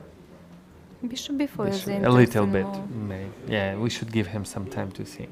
Yeah, bishop b4 makes some sense, improving the bishop, but is the idea bishop a5? What's the idea of bishop b4? Just putting yes, I think bishop a5. Maybe bishop a5. So if you have the same idea, kicking the rook, then maybe yes. But I'm not sure. Oh, by the way, on knight e5, computer says bishop h5 might be stronger. If rook e7, we calculated this line. Yeah, but after knight e5, we don't need rook e7. We can go rook c8 maybe. You know, because the knight is controlling that square. It was a little in our position, yeah. Strangely enough, on bishop d6, computer says rook c2. If rook c2, then I don't need knight e5. What's his idea of bishop d6, rook d7? Yeah, by the way, I've seen this combination, but I didn't mention it. Knight e5? No, it's bishop really fun. Okay. Yeah, bishop d6 is a logical move, but I rejected it because of rook d7. Computer says bishop e5 is fine, but there's a nice some tactical trick: bishop h2, king h2, knight e5. But I rejected it because I forgot that knight g4 comes with a check. I thought rook d5, and I'm moving on. But here knight e5 f4, and there's bishop played d6. bishop d6. So bishop takes e6, bishop takes e6, and now some move like rook d6. Computer gives some edge, but with different colored bishops, I think it's really holdable for black. Yes, that's true. On the other side, there's still initiative with different colored bishops. You never know. Yes. But computer gives this as very playable line. This rook is better. Knight. Yeah, but computer says bishop e5 is even stronger. Instead of going for this complication, on rook to d7, he says bishop e5, and actually white has to be careful. Yeah, rook d7, according to him, is an inaccuracy. Bishop to e5, and black's pieces are very strong. By the way, why is it strong? Because after bishop e5, knight c5 is a huge threat now. Winning And the exchange, winning, trapping the rook, and actually white has to be careful if she plays rook to d7. So on bishop d6, computer says rook goes back to c2, and still knight e5 as the best move. So it's not the worst idea. So it's important for Maria now to play quicker. It is move number 23. By the way, maybe it's 30 not minutes. compared to the situations in previous games. They had some time on 30 minutes on the clock when the 15 or up to 20 moves were played, right? And now it's move 23. So for Maria, it's good news. Relatively good news because less moves to go, 17 to go. And now Ho is thinking. Computer says rook c2, keeping the advantage. Well, this but is. She should calculate rook d7, of course. Sure. And this bishop h2 also interesting move. Yeah, bishop h2 and a nice trick. Bishop e5 is also very good for black. So rook c2 or rook c3. Rook c3 looks a little bit artificial to me. I'm gonna go knight e5 anyway, and rook on c3 can Well, rooks as queens and bishops do not like to be disturbed by other pieces. Only vis-a-vis, you know, rook versus rook, they are fine with it. But if there's a pawn or a light piece can attack it, at least I feel uncomfortable when my rook can be And attacked also like after that. rook c3 we put the rooks on the same diagonal a1, h8, so Yeah, maybe yeah. our opponent will use it in the future.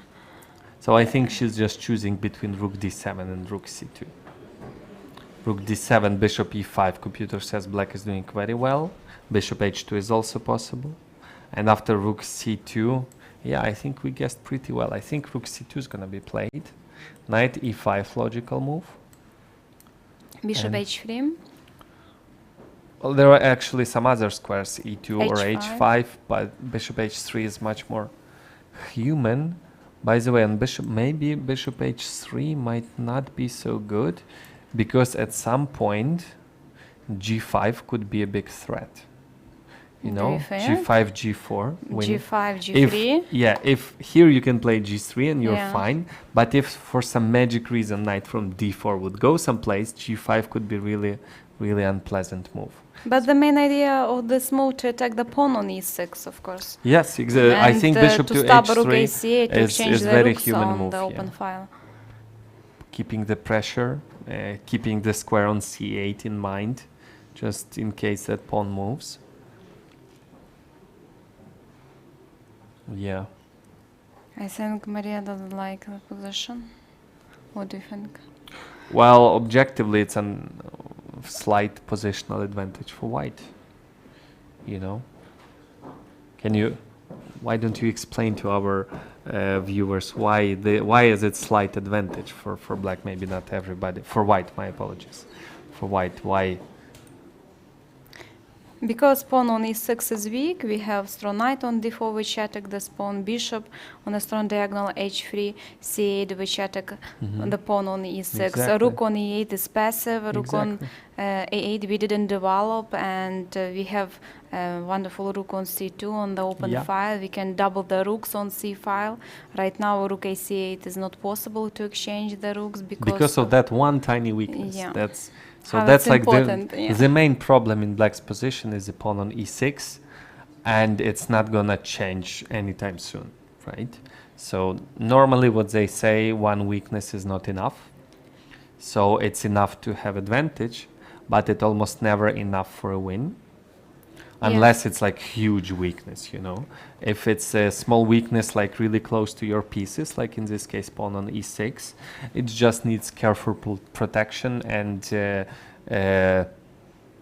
objectively it's not much. Like we discussed previously, the opening that there was a game Carlsen Dinkleren. They had similar pawn structure, but there were still pawns on c file for white and for black. And less pieces on the board. So weak pawn on e6, but that was it. And that's just not enough. That's advantage, but that's not enough for a win. Usually you need more than that. It's good that black has two bishops, d6 and d5 here, because these bishops cut the rook from all these Exactly, they are very c4, strong. c5, They are c6. cutting the position in half, maybe attacking both sides. Yes, Yes, rook c2. The only thing we didn't guess is the move order. I see. By the way, knight to e5, maybe it's... Why do we play knight e5 now? It's preventing rook c1. Oh, maybe the reason is because if we do, let's say our plan was to go king f7 and rook c8, right? But the problem is... We cannot play... Oh, we can. King f7 king here, f7. but bishop h5, g6, it's too weak for the...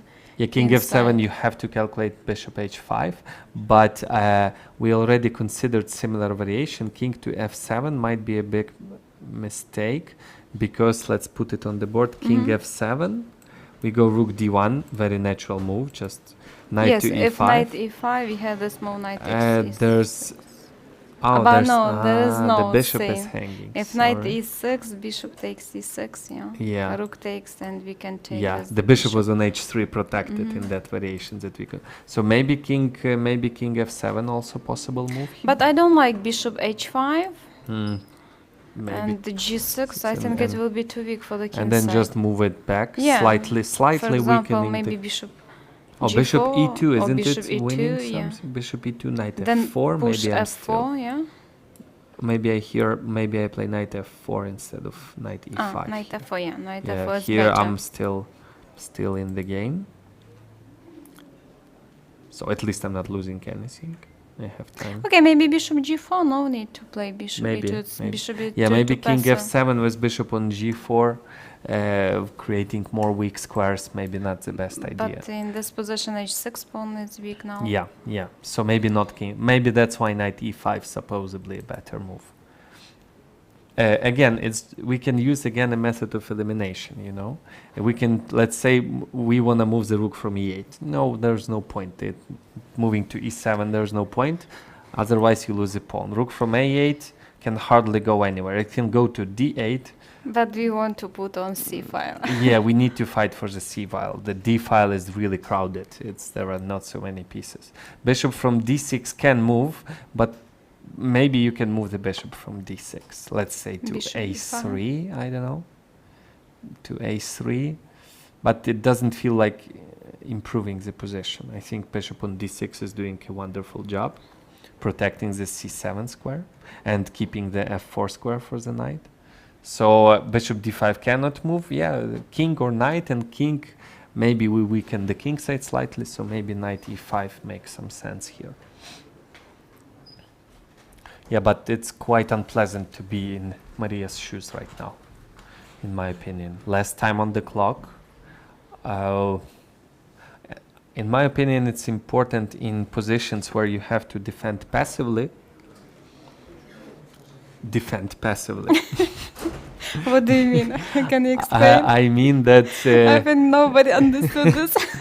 If you have an unpleasant position with no clear counterplay, you shouldn't seek one. You should just hold the position, and unless your opponent gives you ability to play actively or look for counter chances. Otherwise, if you try to play actively in a position where you're supposed to play passively, like here, you've got one weakness, white has 0 weaknesses, white have active pieces, there's no like positional justification to play aggressively. White can play aggressively because you have a weakness. If you have a weakness and your opponent doesn't have weaknesses, if you play actively, probably you would lose material or time or something else. If your position requires passive defense, that's what you gotta do. Sometimes the position requires to play aggressively if you have counter chances. If your opponent has one weakness, you have another one, that's totally the other case. But here, I think Ohard wrote very interesting book about how to defend your pieces, right? Or maybe Agard, you mean? Yeah, Agard. There was, I sold it from cover to cover. It's called Practical Chess Defense. I really liked it. Maybe it referred more specifically to calculation and seeking defense in a really critical position. But yes, it's nice books for those who want to improve their defensive skills. So here it is important to not play aggressively, like e5, e4 or something. Usually it will backfire, or g5 or g6, h5. Yeah. If there's no objective reason to play aggressively, you should not do that. Very often it's like a temptation. You cannot take it anymore. You cannot play passively anymore, and you do some active move. Yeah, it's true. And usually, I remember the game that Maria lost in Ruy Lopez, where there was attack on the king side with the g file open for white, and at some point she played bishop to c5. Remember that? Bishop to which game in the this one match she lost in this match in Ruy Lopez, where white had doubled pawns on the f file and the rook on a6 somewhere there, and it was important just to defend, just to move pieces to the king, and she did one active looking move, bishop c5, and that was over. So the position was still really unpleasant but defendable. Bad position for white. Yeah, for black, but it was for not losing at least at that moment. And after bishop c5, it was losing. So it's important that here she doesn't seek any active counterplay, but just keeps it solid. Like knight e5, rook exchanging pieces, not changing anything in the position. white can play aggressively here. It's actually not easy. And I think Hoi Fan will do this because look at the time, 23 minutes for 15 moves, yeah? 16 moves. Yeah. So yeah, it's I think really Hoi Fan unpleasant. have all chance to win today again. Yeah, really big practical. Objectively, the position is slightly better for white. There's more time on the clock. Overall, it gives big chances for win for Hoi Fan. And the skill of defending and playing the really passive defense is psychologically really hard. You know, if you realize that you cannot do anything, your ceiling is a draw, and you're hardly really, it's really far still, you cannot have more than that. It's really unpleasant, and I think I developed this ability over time and with age, just to be standing there doing nothing. It's not easy to just stand there and do nothing. If there's no threat, just go back and forth, you know, just wait for your opponent to find the plan. I'm not suggesting that Maria is supposed to do it right here, but I'm suggesting that at sometimes position requires really passive defense without seeking active counterplay, and just, if needed, just go back and forth. And it really helped me. Once at some point it was like psychological problem. I couldn't go back and forth. I wanted counterplay, and very often I would lose unpleasant position just by some playing too aggressively. And yeah. We have one more guest today, woman grandmaster, Miroslava Grabinska. Here you go. Hello, good afternoon. How are you?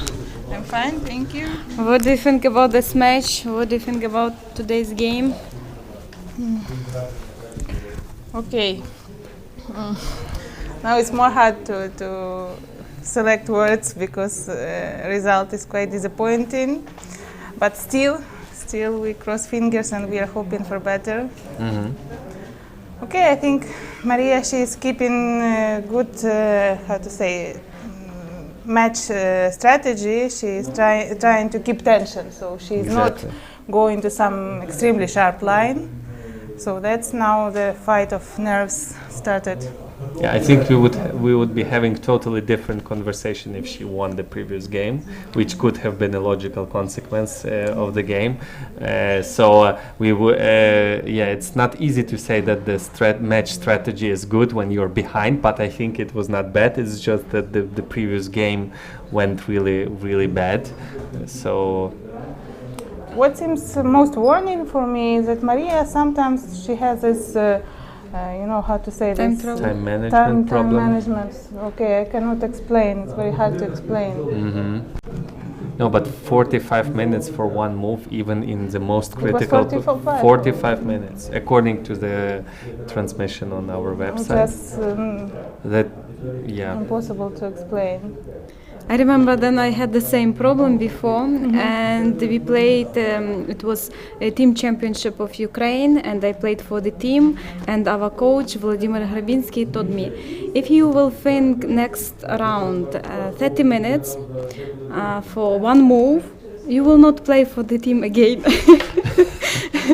And after this situation I had, during the game, the situation that I fought 29 moves and 29 minutes. 29 minutes, and all players from our team came to my game, look at this position, because they understood what happened after that.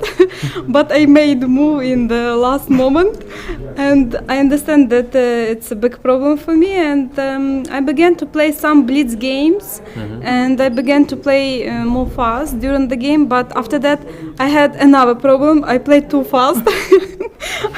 I was sure that I make correct moves, but of course if you don't think, you will make a blunder. And after that I stopped to play blitz, and I don't think more than 15 minutes for every move. Of course, Yeah. it depends from the position. Sometimes you need to calculate a lot of lines. Sometimes you need to think after the opening because you don't know the opening or position after the opening in the middle of the game. But I think it's good. Don't think more than 15 minutes for every move. Okay, generally this problem is solvable, so to say. Yes. There are many techniques how to solve this problem, but I'm not sure if it's 100%. There are techniques to help you, but I don't think it's like there are some top grandmasters that still have like Grishchu. He's constantly in time trouble, and if it was like he would take a pill or something, you know. So there are techniques to help, but it's not you cannot guarantee, you know. okay, if you set a goal, at least you can a lot to improve the situation. But unfortunately, you cannot do it exactly during the match. Yeah, it takes time, and probably one of the reasons is that Maria came to this match not in her perfect shape, maybe sport shape. And her confidence might have been shaken Yeah. with the result of the match. And when you are not confident in yourself, in your calculations, it always takes you more time than usual to make a decision, given the pressure and the price of each move. If you're not confident, you would reconsider it 3 times, let's say. If you're confident, you would do that twice, let's say. You calculate the line, then you check it again. I'm confident, let's go. If you're not, you will consider it again and again and again just to make sure, and it takes much more time. Again, I remember when I played next to Jan Nepomniachtchi, where he would just blitz out the moves. He's so confident. I look at his position, his horrible position, and he plays quickly and very confidently. I'm just sitting next to him, and I cannot. And his opponent has red ears, you know, thinking, spending too much time in a really good position. And I'm like, I cannot understand what's going on, you know? It should be the other way around, you know? He should be thinking, and his opponent should be like this, you know? He won. He beat him and went on to almost win the European individual there. So, yeah. It's very important to be sure that you make everything correct. even if you're totally wrong, this confidence can influence your opponent. So, yes, psychology and confidence is really, really, really important. Another proof of that confidence matter is yesterday game when she didn't push this f6. So we believe generally that the reason for that is that she, how to say, overestimated maybe her opponent. She couldn't believe that Hui Fan could allow her to push f6. Did anybody ask at press conference about that move, or did she answer the yeah, question? They asked, but okay, it was not clear by their answers. You know, they're smart in their answers, so they didn't show where they really blundered it, or just it was like believed by them it's not the perfect move. Oh, so okay. So I know that myself. after f6, she didn't like this position queen g5. She didn't see this move queen f3 for white. But there was f6 on several occasions. Yeah. Yes. We calculated that, for example, black can play queen g5. I think it was first time. Yeah, the first time and she could f6, go to a3 square, but she was not very obvious didn't think about queen f3. But yeah, so I think she think about to exchange the queens, but she didn't want to make draw, and she didn't think about queen f3. So that's why she decided that it's not maybe. What about this move rook c2? By the way, if we are back to the game, like what? It seems to me not like. Where else would you go? Okay, yeah. What did you calculate? Okay, just general impression. I didn't consult the engines, so just seemed like it's not aggressive enough. But yeah, we considered rook d7, but apparently black is doing well there. After rook d7, and if you don't like rook d7, you gotta go to c2. You know. c3. c3. Long diagonal might be. Maybe long diagonal. Maybe bishop can attack it. Rook c3, I think, also playable, but I think she knows that knight e5 is her next move. So why would I? Rook on c2 might be slightly better than on c3. Is there still live in this game? Yeah, I think white is better. White is better because of that pawn on e6. Just any move of a bishop. h3, e2. Small advantage. Okay, with perfect play, black would equalize. Otherwise, white can have some lasting pressure. So, for example, bishop e2 is also possible, but Yeah, I'm not. Maybe I want to go f4 after that because bishop h3 looks much more logical to me, keeping the pressure. Bishop to e2, maybe we can.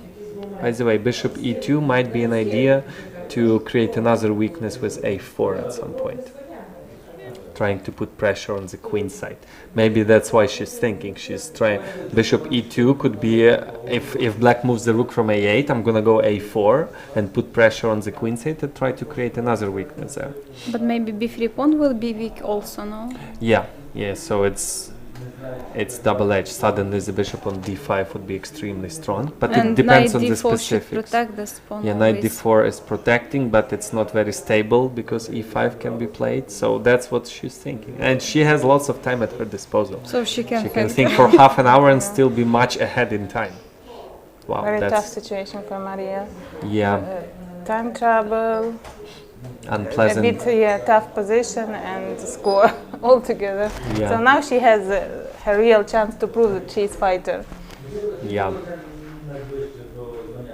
Bishop h5, bishop h3, bishop e2. Any move of a bishop is very reasonable. But she seems confident. Yes. She's just drinking. Just because of drinking tea. Maybe not coffee, maybe tea or water. She doesn't nervous.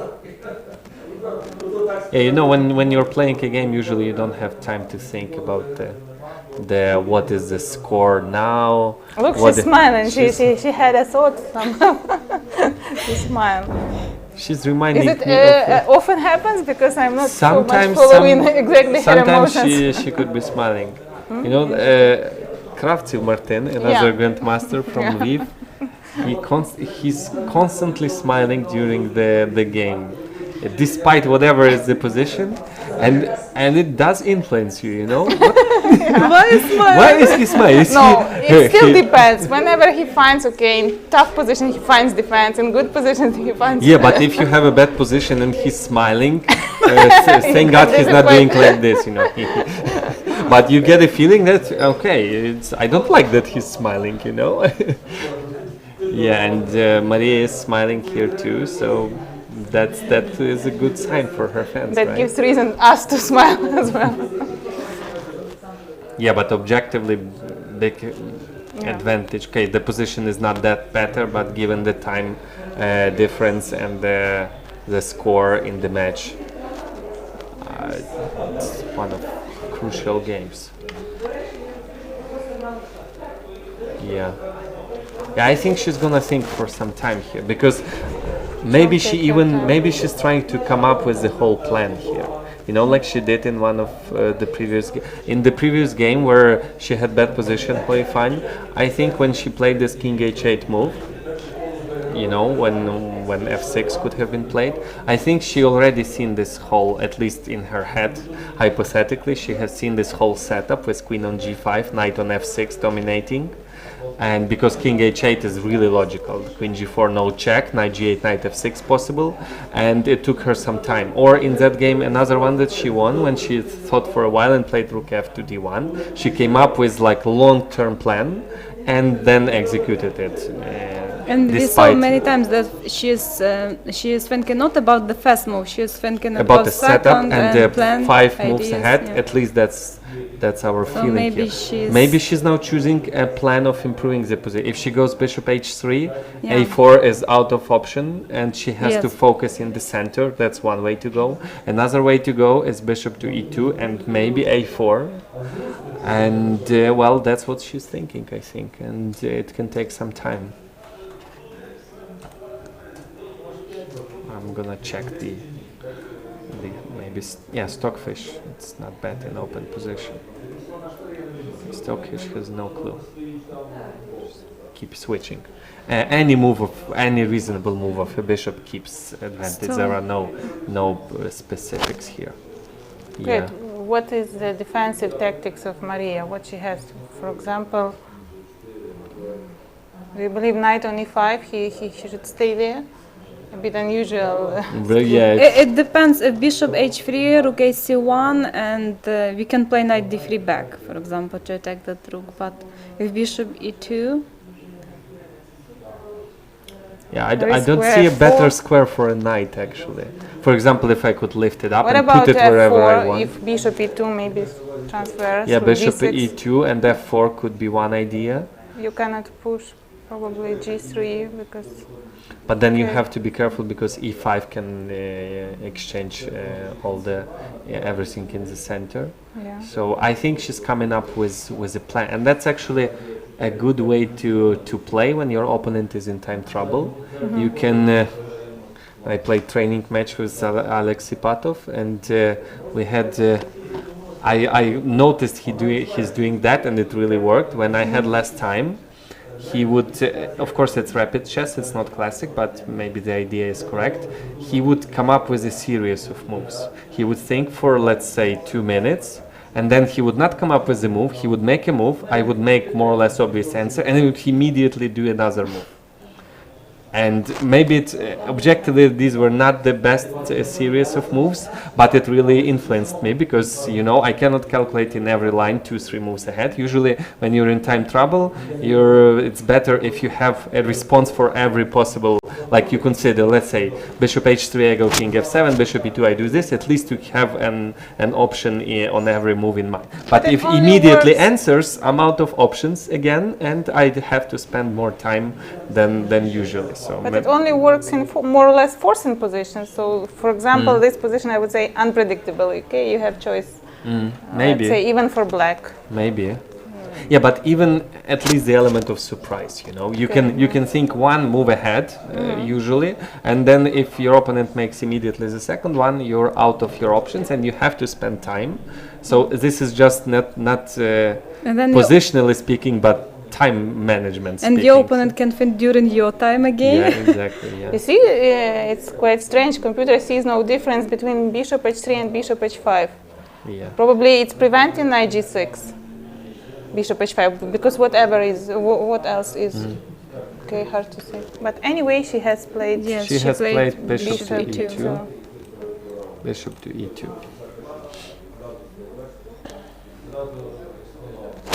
Yeah, it's too bad for black that black cannot win back the c file. Even if black plays rook c8, we're gonna double rooks, right? Yes. And takes, and we still own the c file. Maybe it makes sense to exchange some pieces. Still, there are no penetration square with that bishops. Yeah, but if black But just a4 dangerous, yeah? A4 in the future for white.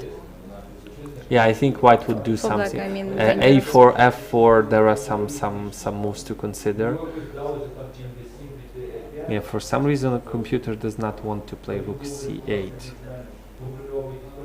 Rook c8. Because maybe there's a pawn problem on a6 d. will be weak in the future. Maybe takes and a4 immediately. Maybe that's just not good. Computer says bishop a3 is the best move here.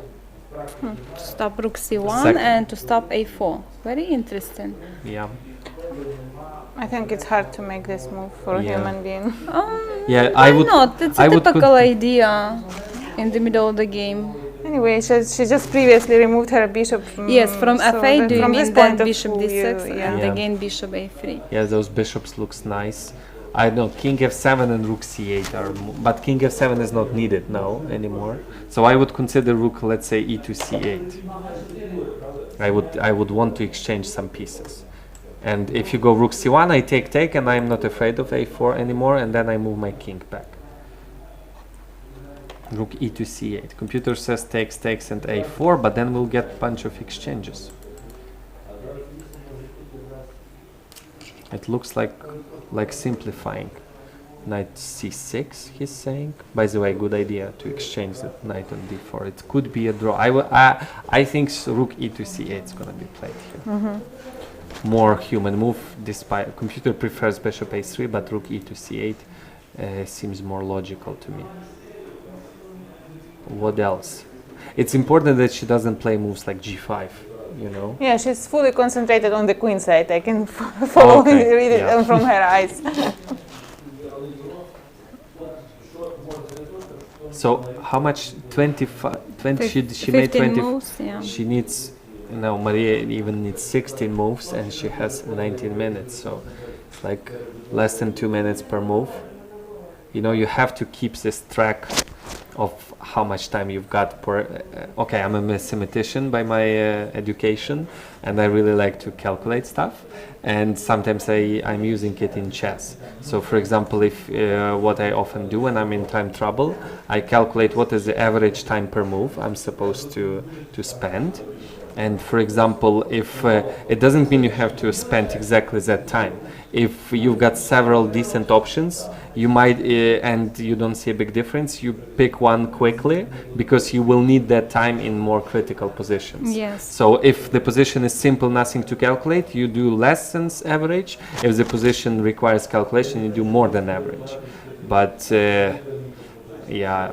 Not everybody is using that, so. No, I'm no mathematician, but I'm doing exactly the Yeah? same. I enjoy, every time. So you must also consider this extra time increment. Yeah, so exactly. this makes it a bit more interesting calculation.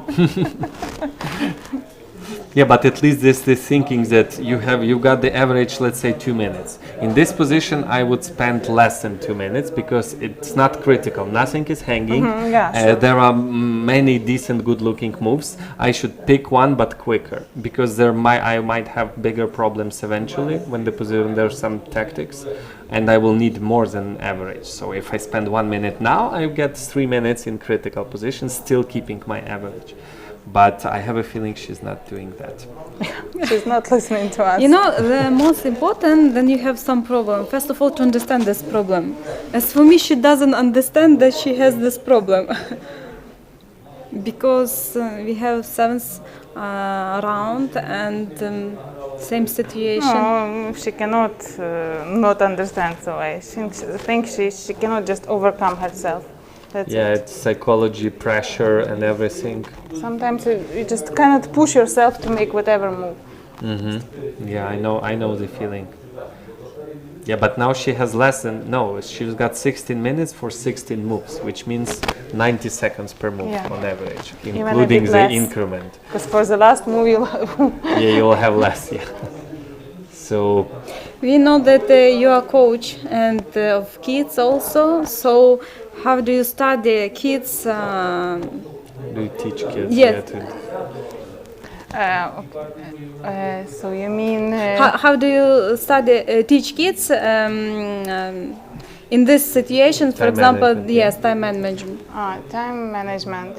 Well, okay, first of all, it's just you forbid, for example, you said some amount. Yeah, some amount. It might be, okay, depends on what is the time control, 10, 15 minutes, and you just forbid, okay? For kids, it's very common tradition, you just push them to sit on their hands, to not let them move, because it works with kids, of course, yes? Focus on the game, first of all. Well, you forbid any blitz to play, any fast. Generally, because usually children have the opposite problem, right? Yeah. Playing too quickly without thorough thinking. Yeah, it's true. You mean beginners, yeah? Yeah, sure. Yes. But okay, what is the most important? You give a lot of tactics because they need to have very good form, shape, to be confident, to and not to see hesitate all this time. One, and see blunders, see hand in pieces. That's it. So even tactics which is not their level, a bit easier to give them that confidence. That's very important, especially before the tournament. To increase my confidence, sometimes I just do simple tactics. I still got it, Especially after some unpleasant games where you need to get in shape really quickly. Bishop b4. So bishop e4, rook d2, bishop b4, rook d1. Another logical series of moves. Just kicks the rook back. C file is not a problem anymore. Now you can take it with a bishop. We didn't calculate bishop before yet. It's very interesting idea. Even though there's still consider bishop c3, bishop b2, you can still move pieces forward. But I'm afraid that might be going in the wrong direction, and we'll consult the engine shortly. But this is playing aggressively, where the position does not allow you to do that. You have a weakness, you have to, there are no weaknesses in white's position, you've got problems, you cannot play aggressively when you have to defend. So maybe this is objectively not bad, but this might be a step in the wrong direction, like bishop c3 and b4, like the first thing I'm thinking about, like forward, forward, forward. That might be not the best idea here. I prefer a modest bishop a3, taking a c1 under control. First of all, you have a Yes. trick. Yes, after bishop a3, you want to win the exchange with bishop d2, right? Oh, yeah. So bishop a3 makes. So we can say it's forcing move. Yeah, white has to deal with it really quickly. But Yeah, as bishop you told a3 looks logical. What can before she played bishop d6, then bishop b4, and now she should think about bishop a3. Yeah, why not? Maybe bishop c1. Probably she's choosing. There's not too many moves here actually for white after bishop a3. Okay, we've got f4 actually if we need it. F4 might be a problem. Wait a Where minute, do you move what? them? A3. Bishop back to d5. Back to I like d5. this one better. She kicks the pieces out and goes back to her solid setup. Yeah. At least it's safe. Yeah, because you In keep the it time protected. table, you keep You keep pieces together and protected. Who Why did not, say for example, hanging rook pieces fall? c8? Hanging pieces fall. Yeah. Have you heard this? For example, rook a8. Can we improve our rook or no? Rook a to c8. Yeah.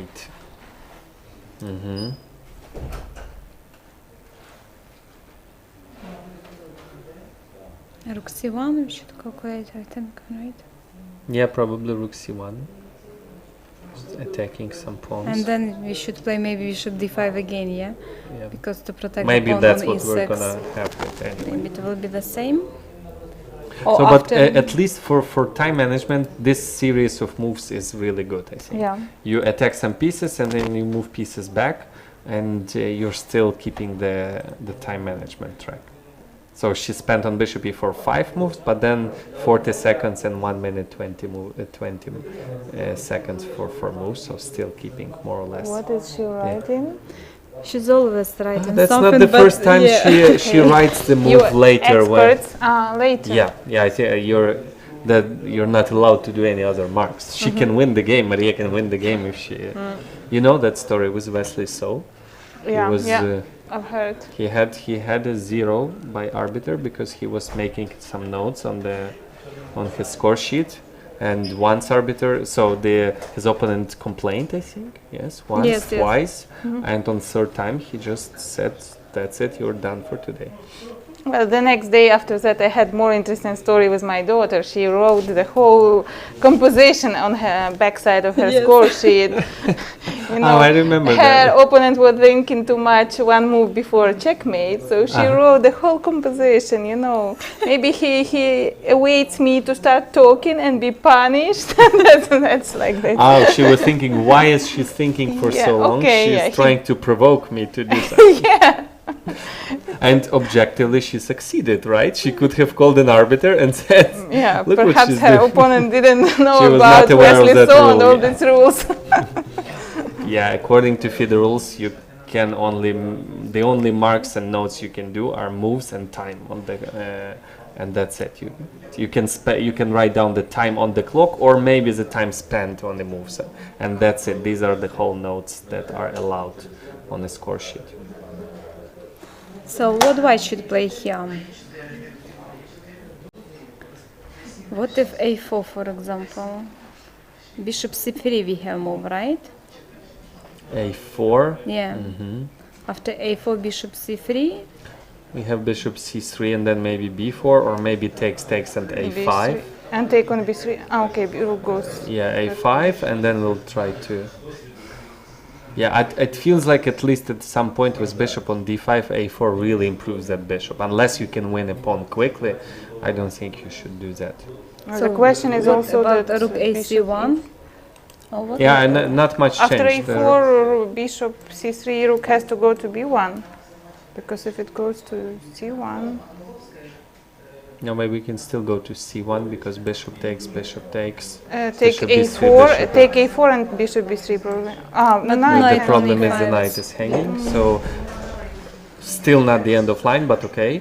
But after, I don't think she's gonna play a4. Bishop c3 is a good move. I can exchange and play a5, and you cannot get to my pawn on a5 anytime soon, and you weakened your position your pawn on b3 at least for the time being. So I think this is still slow play. Rook a to c1. Rook a to c1 is possible. But what do you do if black keeps attacking it with bishop? Just, or maybe you go to c7, bishop d6, you go back to c2, something like this. Turn around, all the same. Yeah, so far she's defending well, I think. She's defending well. Yeah, the important thing is for her to keep the time management. The position is still fine for achieving a draw, of course.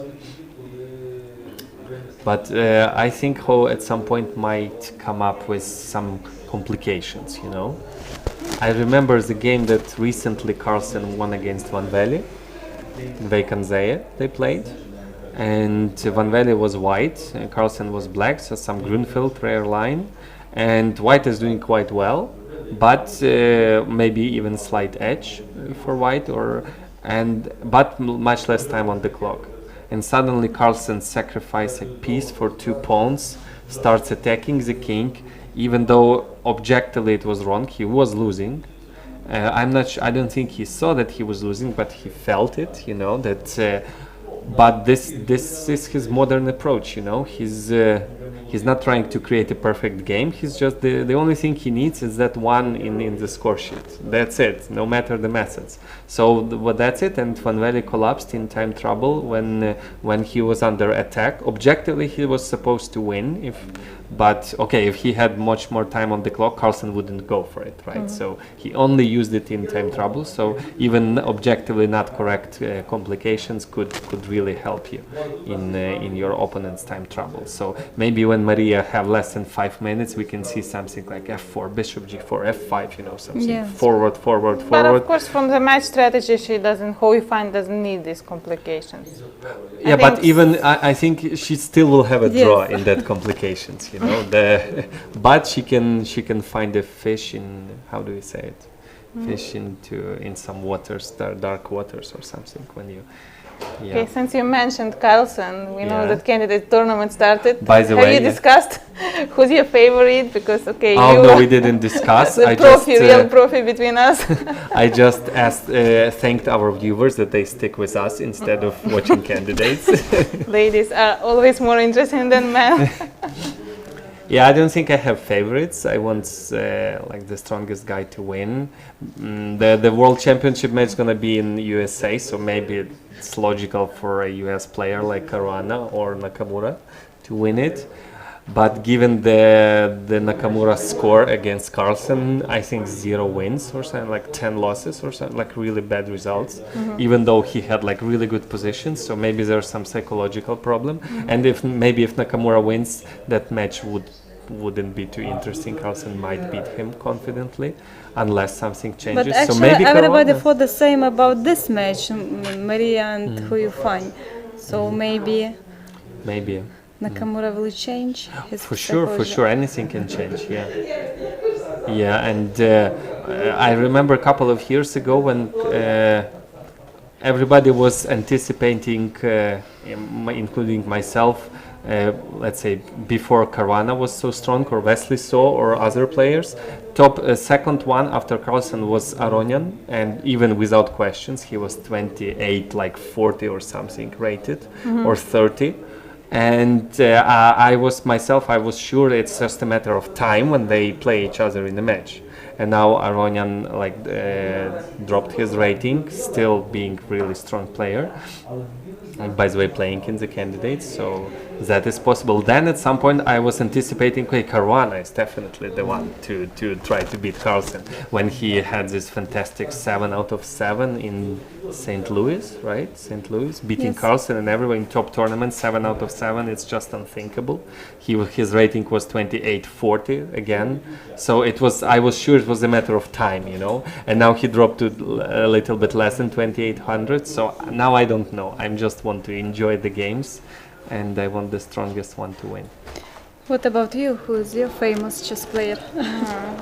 Okay, I think just from personal opinion, as I read this interview, Aronyan seems like admirable person, so he seems smart and Everybody educated. likes him, yeah. Yeah, so I'm not alone in this opinion. Okay, but generally, still, yeah, I like to when it's sensation, when someone young wins, like, okay. Yeah. When it's unexpected, for example, Nakamura, and let him prove that he still can beat Carlsen. It would be really interesting, surprise, especially yeah, in yeah. US. Yeah, they like such kind of things. They will do whatever. Yeah. And what about women? Famous woman. Famous woman. Favorite? It's not politically correct question, I could say. No. We are rooting for Maria until the match will be over. We are still having hope. We never give up, so we still keep rooting. Yeah. Okay, I suggest that we go for a short break, because I think in few moves there would be the speed would be really fast. Mhm. So we're gonna have a short break. Our guest was Miroslava Grabinska, woman grandmaster and grandmaster. FIDE trainer. Yes. Thanks for watching us. We'll be back in a couple of minutes. Thank you. Не можу виключити.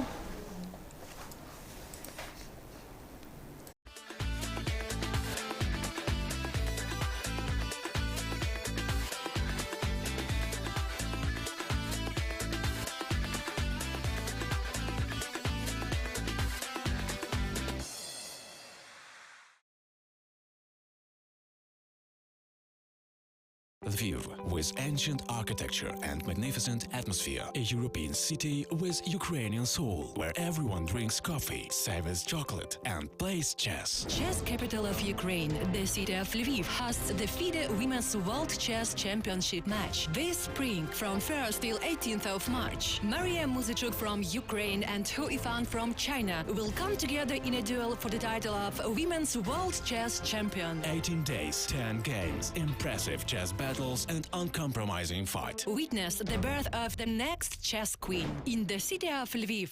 What would be cool to have in your company? Let's ask our ladies. Have my lunch in the park. Have a relaxing massage. Band and acquire. Looking for your IT partner? Symphony Solutions. Cool to work for, cool to work with. Загальновідома формула успіху. Мріяти і діяти. Формула, якою керуються перші. Прагни першості. I've always wanted to introduce them.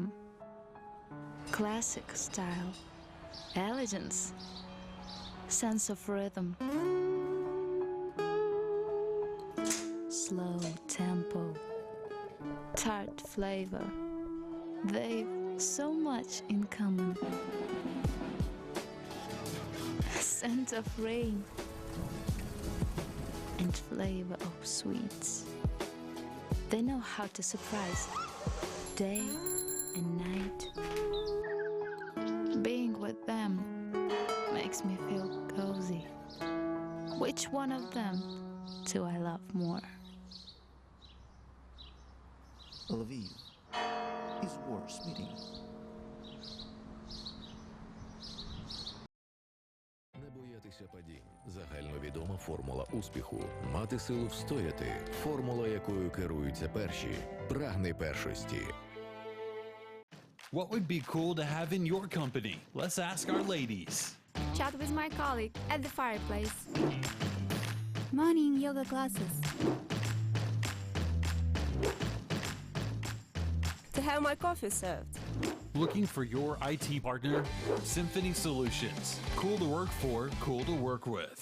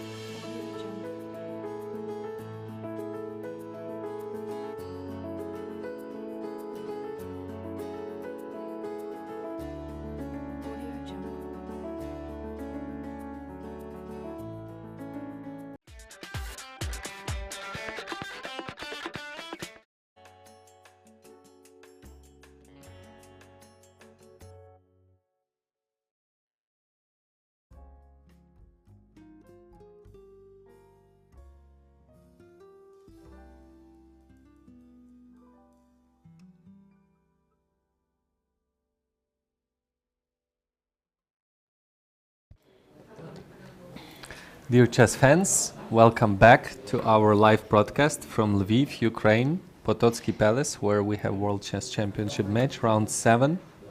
Ho Ifan, Maria Muzyczuk. We left off on move 28. Rook a to c1 was played. Rook a to c8. Maria responded, very reasonable and logical. And Ho played h4. Well, this is a very human approach, I believe. We discussed this one, that you need to create second weakness. Yes. And since she already played rook a to c1, she's just keeping a4 in maybe far future in her head. And she's gonna focus on the king side soon. So if black doesn't do anything, white would play h5 and seize some space and maybe create a tiny weakness on g6, hoping to eventually push pawns like g4 and f4, gaining more and more space. So Maria played bishop to a3. The idea to exchange the rooks and Yeah, the rook on c1. either forcing the exchange of the rook, basically winning the c file. That's what it is. I think Why should take maybe takes and takes. So do black have any active threat here? I don't see one. Yes, I don't see one. If black could exchange the knight on d4, maybe he could penetrate. Maybe knight c6 could be the next move actually. The reason I'm asking this question is if black has no active counterplay, I just play h5, f3, king f2, g4, f4, slowly improving on the king side. I've got lots of ideas there, but I believe that knight c6 could be black's next move. Let's say I play h5. That's why she played h4, right? So let's say h5 here for white. Yes. Knight c6? I think knight c6 could be the move. So I want to exchange knights and then move the rook to c2. And well, without knights, really big drawing, the draw would be the most likely scenario here. And if white moves the knight, then I can go knight to b4. And even maybe see some initiative. There's knight c2 here move with the tempo. But knight on c2 is like really misplaced. I would maybe move the bishop back. So I think this... Bishop b2 is also interesting. Or bishop b2 may be more aggressive, indeed. So that's why she's thinking. Maybe she doesn't want to take, but what else can she do? She can play rook b1 just loses. Oh, rook c2. I did not see that move. That's a good one. That's a good move. If black takes, we take with the knight and we kick the bishop. And if we need, we go back to d4. If black doesn't take... Okay, maybe now knight c6 again. Could be an idea. Oh, yeah, knight c6 could be still the same idea. Just we want to exchange that powerful knight. By the way, now black's knight on e5 is not doing much. Knight on d4 is excellent. Maybe we can exchange it. What happens after knight c6? If knight takes c6? Knight takes, let's say rook takes. Let's say I am exchanging, Rook takes, even though... bishop takes, yeah. Yeah, there's no rook d6, no rook d7. You can't even attack my weakness. But She Maria just takes on played c2. very quickly. She just takes. And now bishop back to e7 with the tempo. Oh, that's a good one. It comes with the tempo. Let's say h5, yeah, because g3 weakens some white squares. And now rook c8. And now rook c8. Rook c8. Knight d4 again. And knight d4 makes a lot of sense. And now knight c6 again. Why not? Knight c6. Yeah, if the knights and rooks disappear, that would be just a dead draw. You will not be able to do anything there. Bishops will always cut the king off. So white has to keep some pieces to play for a win. I'm But thinking about knight f3. I'm not sure I want knight h4, knight g6, but right now it's not possible, yeah, of course. yeah, maybe I'm But gonna go also knight. I can control e5 square. Knight Maybe b4 I'm- immediately. Maybe knight b4. I and will attack pieces there or pawns. If you go rook d2, maybe I go rook c2. Yeah. I think with this h4, h5, I think it's a really good idea if black has no active counterplay. That would be a really good positional decision to grab space. But in this case, black has good counterplay on the c file. Maybe she should have done something about that before going, because it feels like black is doing now. It feels like equality now, because black has now more active pieces after rook c8. I think she's gonna play rook c8. What else? yes, rook c8 is natural move to put the rook on open file to Yeah. attack the knight on c2 with the tempo. Yeah, yeah. I think she should play this one fast. Yeah, Yeah. she did it. c8. Maybe white can go rook d2. Rook d2 here, just preventing the penetration, preventing bishop a3, and then with the idea to slowly improve on the king side. So let's give it a try, rook b2. I don't know why, but I don't like this move. Bishop e4 maybe. On bishop e4, knight d4, pawn on e6 is weak again. Yeah, the pawn is weak, but you have some initiative. You can maybe attack my rook with bishop b4. Rook d1 again. And then back to d5 with the idea same to position exchange as knights. So before. we're going But around okay, the position. h5 is good improvement for white. Yeah, so if black does nothing here, white would play something like, let's say, f3, king f2. Yeah, let's say let's just do dull moves like king h8. Yeah. Let's play king h8. It's not going to be on the board for sure. White can play f3 if black goes back. King f2, slightly improving the position. King h8. Then I would think about playing f4 here, kicking the knight. Knight goes back. Then I'm going to play g4. And slowly I would grab more space and... Okay, there's some check on h4 unpleasant. We have but, wonderful dream, but yeah, yeah. we have free Yeah. tempo, so I'm Yeah, so sure black that's will do assuming something. that's White's plan, apparently. Just Yeah. moving the pawns on the king side, slowly improving the position there. So I think that with this idea, rook d2 makes sense, just to block the queen side. Okay, she plays knight d4. And now Hoifine is playing quite fast. It makes some sense when you're in your opponent's time trouble to play fast, but you cannot play too fast because otherwise you're not using your advantage in time. But this is relatively simply positioned. Any moves that looks good actually is good. King f7. King f7. We calculated Another this. human. We considered knight c6. King f7 also looks natural to me.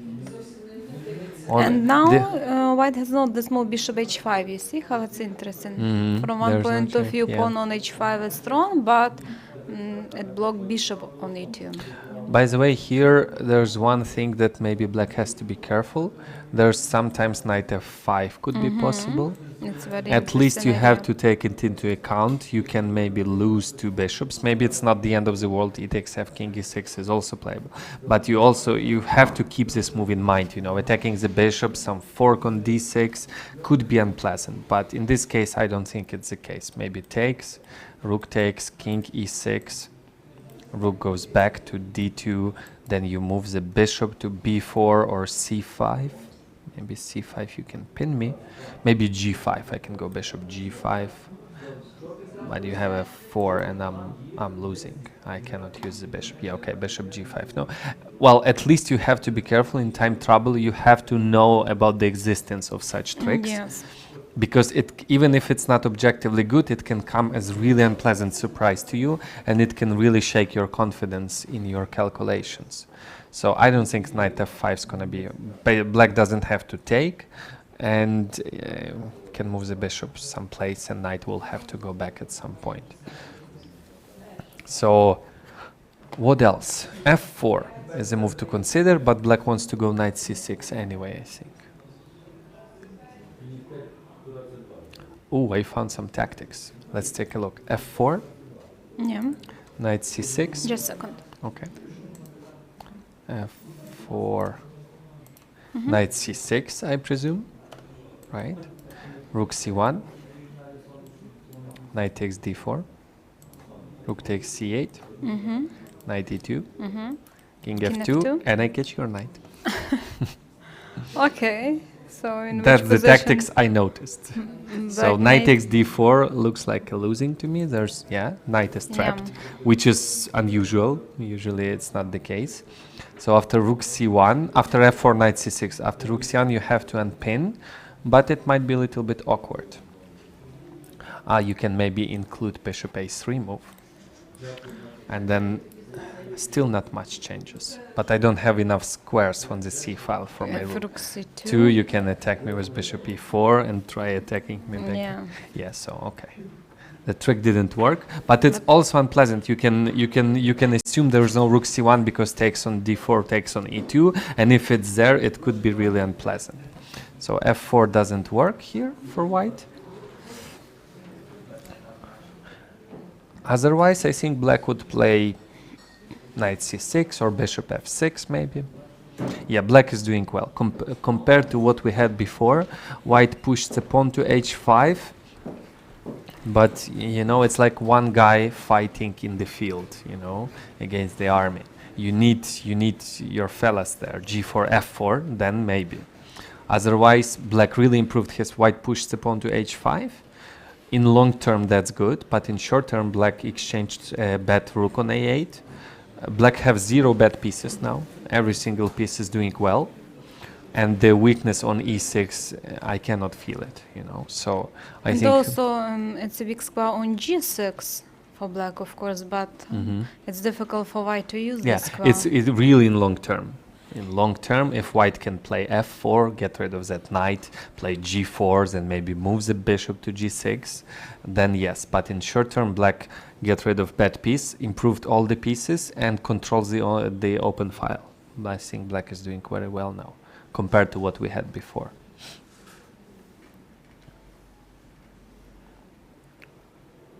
So and Maria, yeah, she's playing really fast. According to live transmission on bishop e7, yeah, she started to play really fast. It's like she spent 40 seconds, 1.5, 1.5, 1.5, 20 seconds, 0 seconds, 16 seconds, so much less than average, and she improved her position. So this part of the game is going well for Ukrainian champion. And Ho is thinking, how can I create problems for her? I don't see... Okay, we considered some f3 moves, right? f3, king f2, slowly improving. But I think black can go knight c6 at some point, offers that exchange. And then if white accepts it, that was really close to a draw. If not, knight can go to b4. And actually white can already have some problems to deal with. Yeah, now I have a feeling it's going to be a draw. F3 and knight c6, same your idea, rook c1. If bishop a3, rook c2, and black has not moved bishop e4. It's interesting. Okay. Let's say f3. Let's assume knight c6, though it's by far not the only move.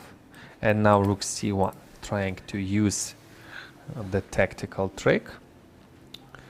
But so far there is no threat, right? Yes. No threat. I'm not afraid of exchanging. Knight c6, rook c6 just leads to almost immediate draw. And I don't see a threat here for white. So black has to unpin somehow. Maybe king e8. Yeah, king somewhere closer there. Or what else can we do?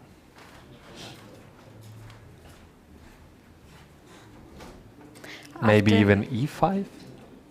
Now maybe e5. After king e8 or king e7, we can try to play bishop d3. I'm thinking about now it might be a time to play a little bit aggressively with e5. Immediately? Yeah.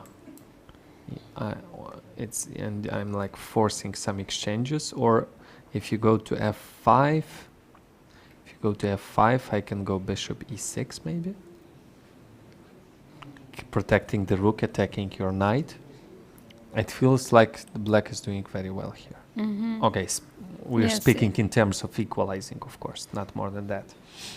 So yeah, I think at this point black can play slightly more aggressively because all of black's pieces are excellent and there's no weakness. Okay, the weakness is still there on e6, but it's really well protected and black has good pieces. Like white's bishop on e2, I just don't like it.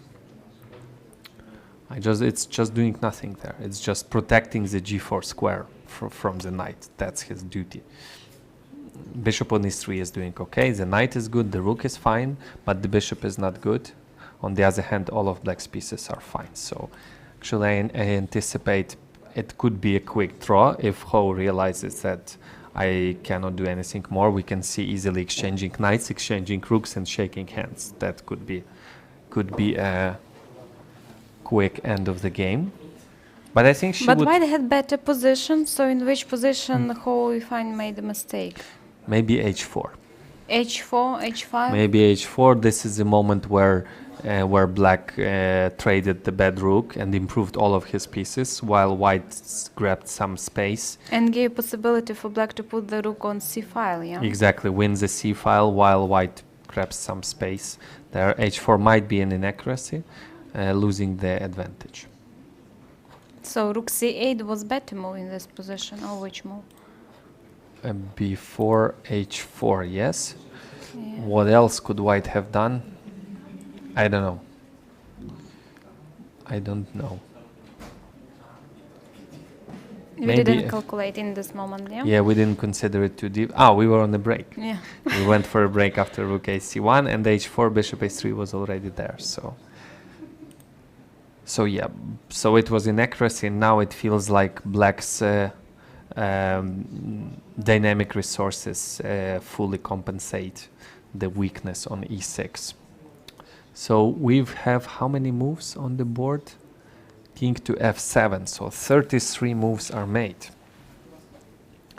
33 moves are made, 7 to go before time control, and that's an issue for Maria. She still has 2 minutes on average, including the increment, but the position is fairly simple now.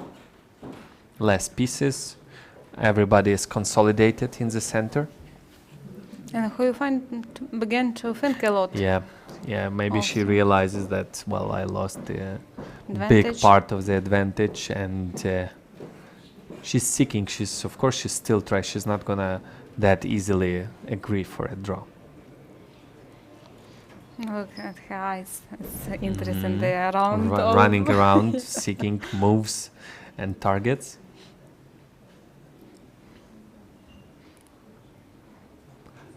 Okay, what else can she do? What else can she do? We have move 33, king f7 plate. What else can she do? f4 is aggressive, but I think black wants to go knight c6 anyway. It could be really a quick draw, like f4, knight c6, takes, rook c1, takes, agreeing for a draw very quickly. Yeah, takes, rook takes. Bishop also works actually, but yeah. This is the sort of position where there's no there, and that's just a draw. That should be just a draw. So let me ask the engine, but I think it's going to be 0.00. Yep. f3, king f1, bishop f4, any move 0.00 or around that. Yeah, f3 is a reasonable move. Just improving the position, but the white's advantage is... We considered f3 and we considered knight c6, right? Mm-hmm. Knight c6. Yeah.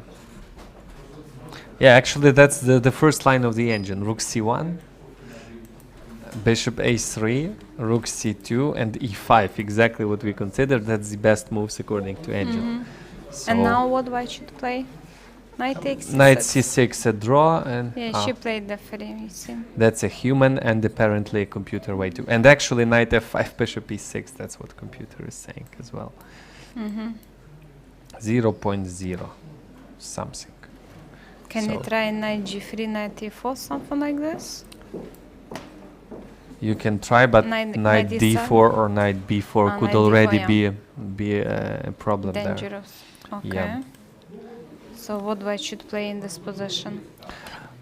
Depending what is the goal. I think in this position it's clear that black is doing okay already. Yeah. Active pieces, squares on b4, d4, pawn on h5 that might even become a weakness at some point. It's time to make a draw. So maybe instead of knight f5, you take on c6. You take take on c6 and exchange everything and shake hands. So this is a likely scenario, in my opinion, after f3. Though knight c6 is not necessarily the move to make. You can do like almost literally any other normal looking move, like bishop a3, bishop b4, bishop f6 maybe. So, but it looks like to me that that the position is completely equal now. But this knight c6 is a human way to go. If you want to draw, your goal is you just exchange everything that moves, you know. Even the pawn ending would be a draw here for black, so...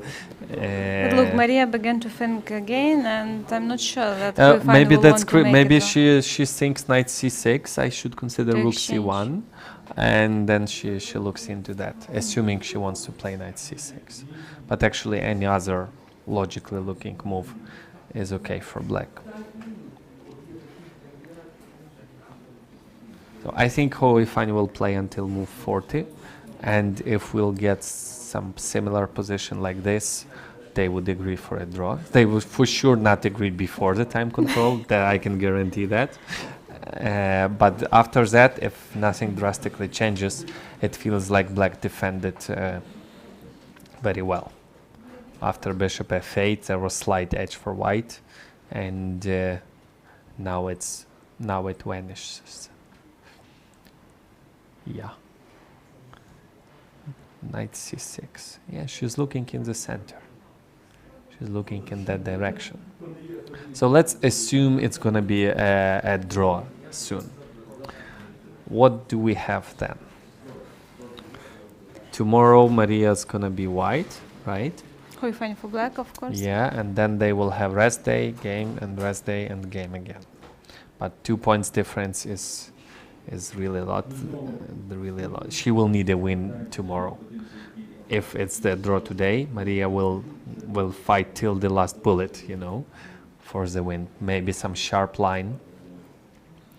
Yeah, but 2 points ahead. It's not easy to play. Yeah, I think even if we put Carlsen in Maria's shoes, he wouldn't win that match. Yes. Bishop f6. Bishop f6.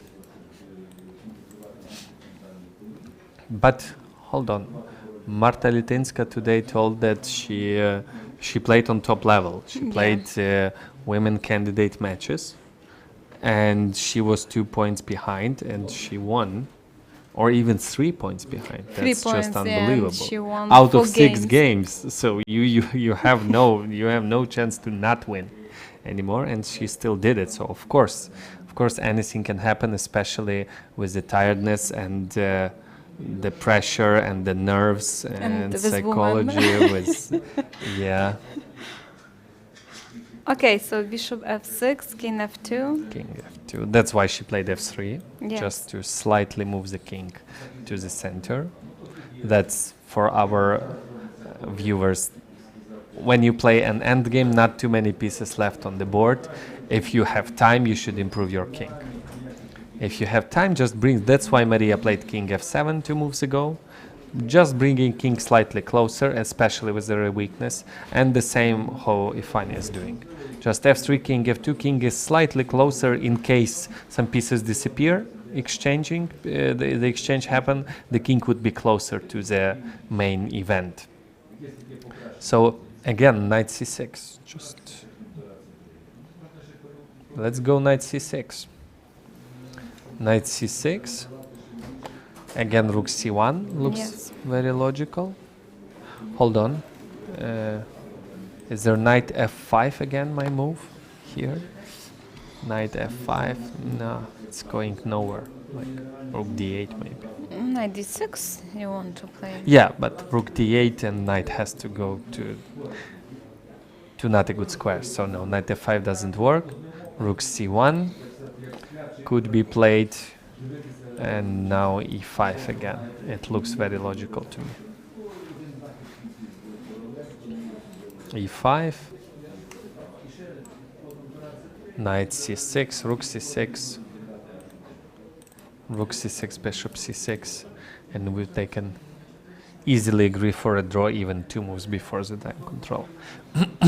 So knight c6 looks like the most straightforward way, but then again black can do just like rook c7. You can just start going back and forth and looking at your opponent like, come on, come on, it's a draw. But Maria is Yeah. in time trouble, so Yeah. who fine can Well, do this. actually, in time trouble, there psychologically you want to force things. If you're in time trouble and you can go for some forcing line, you most likely will do that because it will give you some. If you have to make moves quickly, it gives you time increment. Rook to c3. Yeah, and why not? Rook penetrates. c2 is under control. Why not putting it on c3? If bishop attacks, we can go back. Actually, if bishop attacks, black would play something like knight g4. Knight g4, yeah, it's interesting. After g4, bishop takes d4. Check, yeah. So, yeah, let's show it. Maybe white shouldn't take, but then, yeah, and actually black is better suddenly. So yeah, not good. Yeah. So, what else can Ho do here? Rook c1 still Yeah. not good because of same reason. What do you mean same reason? Rook takes c1, rook takes c1, knight g4. Yeah. That's, I mean, the same tactical motif. Also knight d3, something like this after rook c1. Yeah, actually, what's a good move here for white? I don't see a good move yet. Actually, this f3 king f2 is very logical, but it weakens the Bishop dark in squares three, yeah. and the bishop, and the king is in. It's actually a very big sign of tactics when the king is in checking distance from the knight. If the knight can give a check to a king, that's always a sign to look for tactics, like here. Knight g4 is always on the table here. If the bishop moves, or rook to c1, or bishop to d2. Maybe rook d2 Rook d2. with the rear rook c2. Mm-hmm. Something like this. Yeah, but it feels like, well, black is doing very well here. Yeah, Well, and hold same on, with bishop h4 check. g3. Bishop takes g3. Yeah, and King the takes, rook takes. Hold on, still not the end. King f4, and I lose. Ah. And I lose. The king personally wins the pieces. So. But wait, it's not danger of the rook c2 because I think. Well, we knight were g4 not still. against the exchange. Oh, rooks. Knight g4 still after Oh, g4 nice. bishop takes d4. Nice. Let's show it. Let's say any move example, for black, like king king e7, somewhere. Yes, let's say king. And rook c2 is not too good again because of this. And the this rook on c2 is weak. is weak, and white has to take. Bishop takes. But no, this one, yeah, this loses in exchange. But hold on, rook takes, and g5. I may get a distant passed pawn eventually. Yeah. This is still a dead draw, but okay, maybe some psychological advantage. Bishop f6. So, but actually now is black is the one who looks for tactics. White has to be already Yes, a little be bit careful. And even this idea of exchanging crooks, so what? That's what I want anyway. I can go knight c6. It looks like black is doing very well now. Actually, maybe now I prefer black.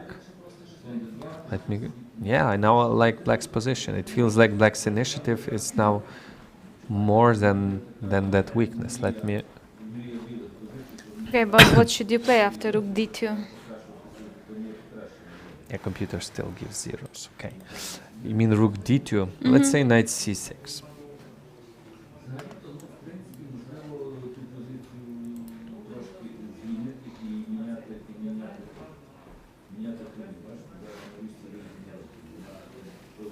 Yeah.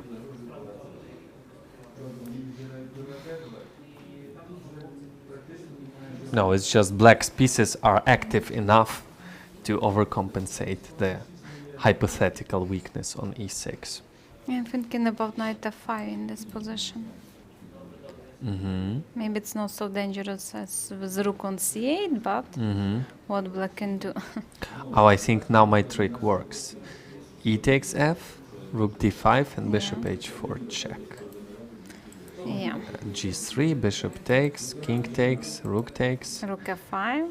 Okay, rook f5, the bishop is attacked. King e6. King, yeah, so maybe king f2, rook e5. Yeah, actually white is in trouble here. You're one pawn down so far, and... But wait, the rook takes f5, king e6, rook c5.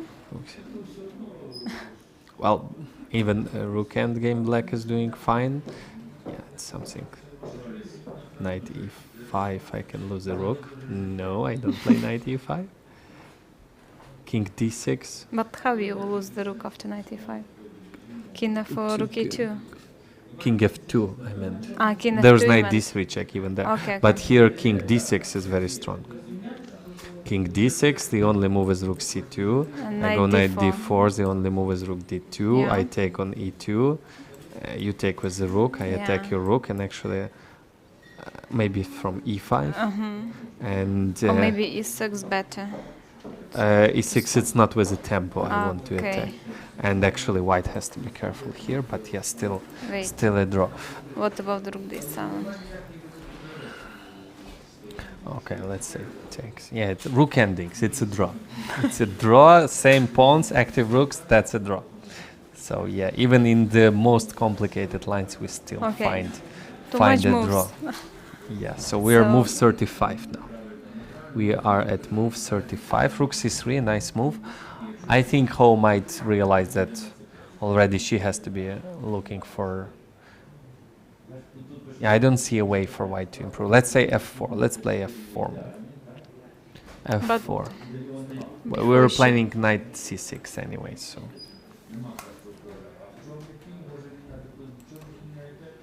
f4, knight.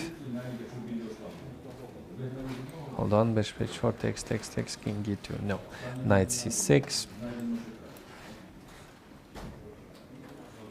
I don't know. Takes on c6, rook takes, rook no, it's just nothing. Just you can't. There's no weakness anymore. That pawn can move. Black has active pieces. No, it's just equal. I'm anticipating either exchanging many pieces or a draw agreement soon.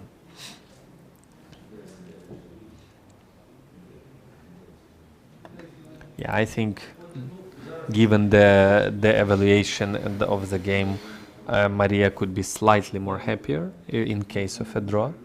Because she did have time problems, and let's be objective, white had an advantage in the end game. It could have been, by the way, after bishop f8, where did she spend so much time? This was bishop f8 move, right? No, bishop f8. After she spent c7, 40. Yeah, maybe that was the point where Hoyefine could have played. You know, I said that e6 gives slight advantage with solid risk-free advantage. That was move 20, and after f4 knight takes b2, the position becomes highly dynamic, and I think objectively, given the time on the clock, she should have went for this. At least practical chances were much higher here, given 1 hour time difference. In complicated, this is like very edgy position, you know, and it's tactics, e6, bishop g4, really complicated position, easy to miss tactics. Maybe she didn't want to risk, but it was 2 points in her pocket. I think she could have afforded that risk, and that's objectively a good line. Like white has active pieces, so maybe she should have went for this, because in quiet position it's much easier to defend. But here you have to calculate a lot. You know, f5 is coming, bishop g4 is coming, rooks are cut. The rook on c7 is standing there, and you cannot get rid of it. So that could have been a better, at least psychologically. That was in one moment, and after that Maria defended well, I think. h4 might have been inaccuracy for white, giving black time to improve all of her pieces. and now it's just equal. So given the start of this game, I would say that black should be more happy with the result. Yeah, f4 who you find played in this position. F4.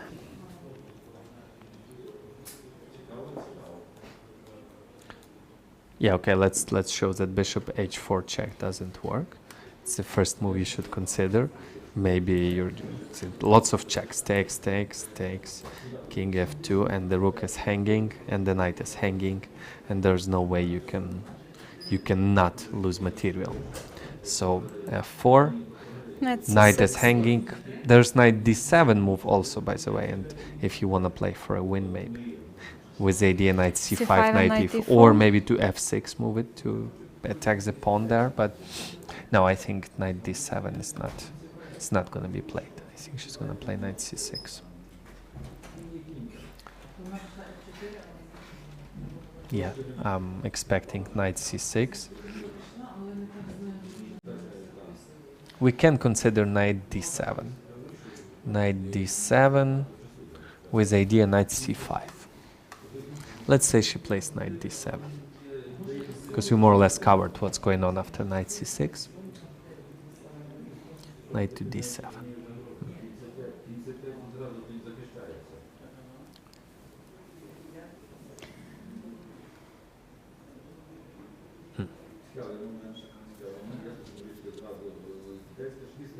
Bf5? Is that possible? I'm thinking about f5, but we're trying to use the problem on the d file.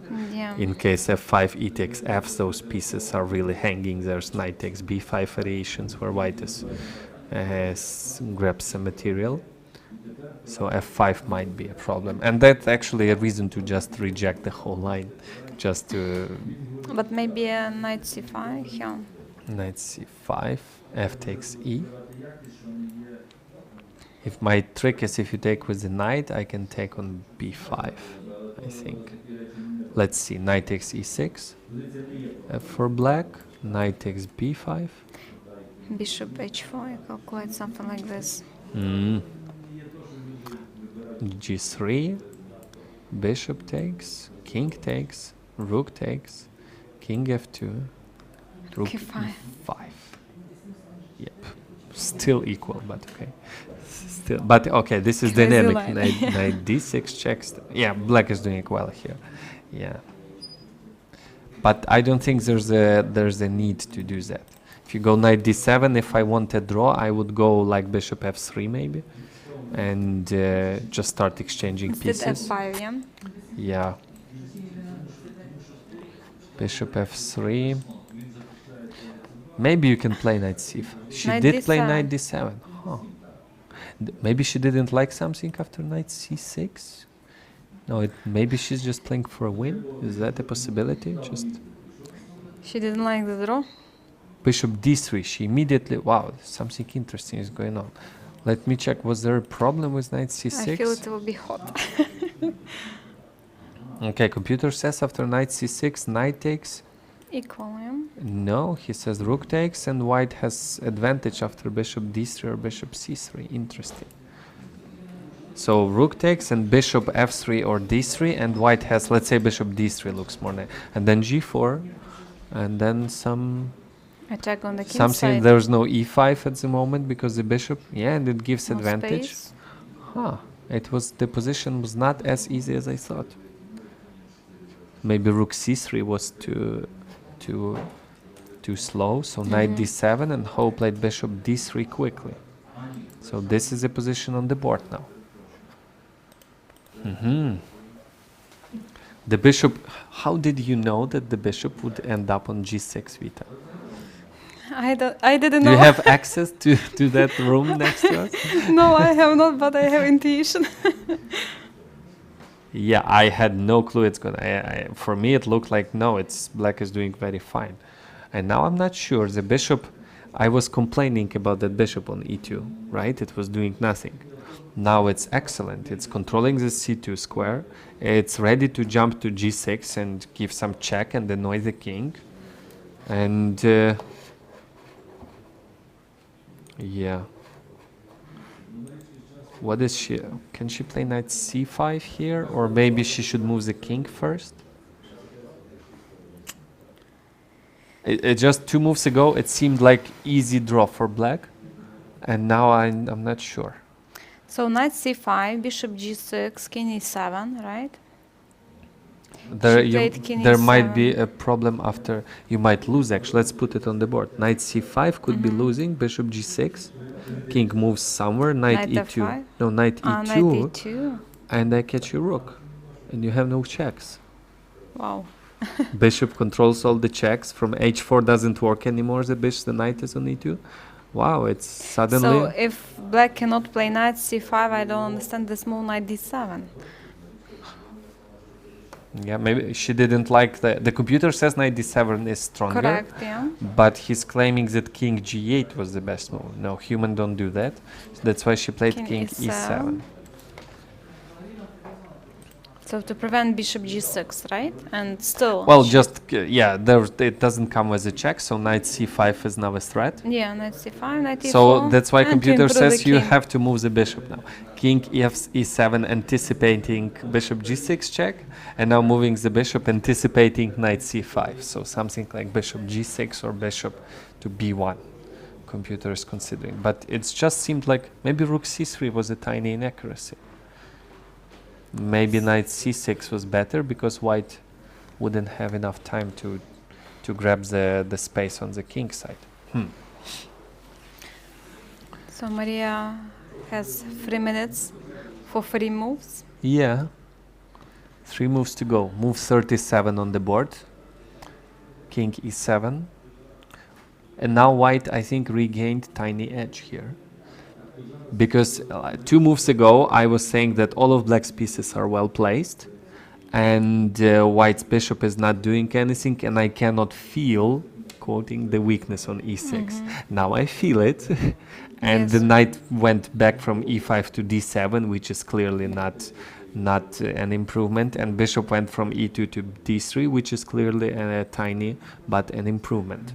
So white, I think, gains, unless there's some breakthrough with knight c5 or e5 at some point, but I don't think with the king on e7 and bishop on d5 unprotected, it's not going to happen. So white gained back a tiny edge.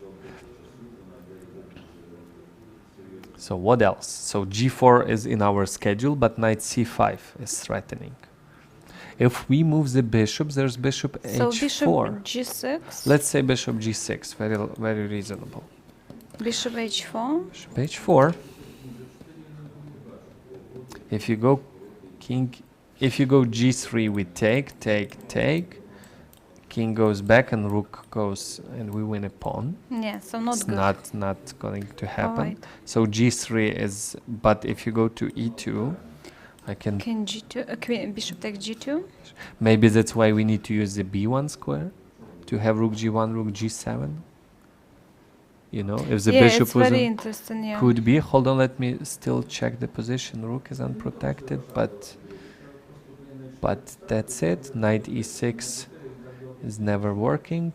Well, I don't see any tactics. So after on bishop g6, bishop h4 looks really unpleasant. Maybe there's still some tactics that we're not seeing, but it looks like not right. So maybe there's point b1. Bishop b1, and let's say bishop Same h4. idea. Let's say same idea indeed. Bishop to g2, king e2, and if black takes, we can play rook g1, bishop moves probably back to d5, and suddenly our rook is terrifyingly active.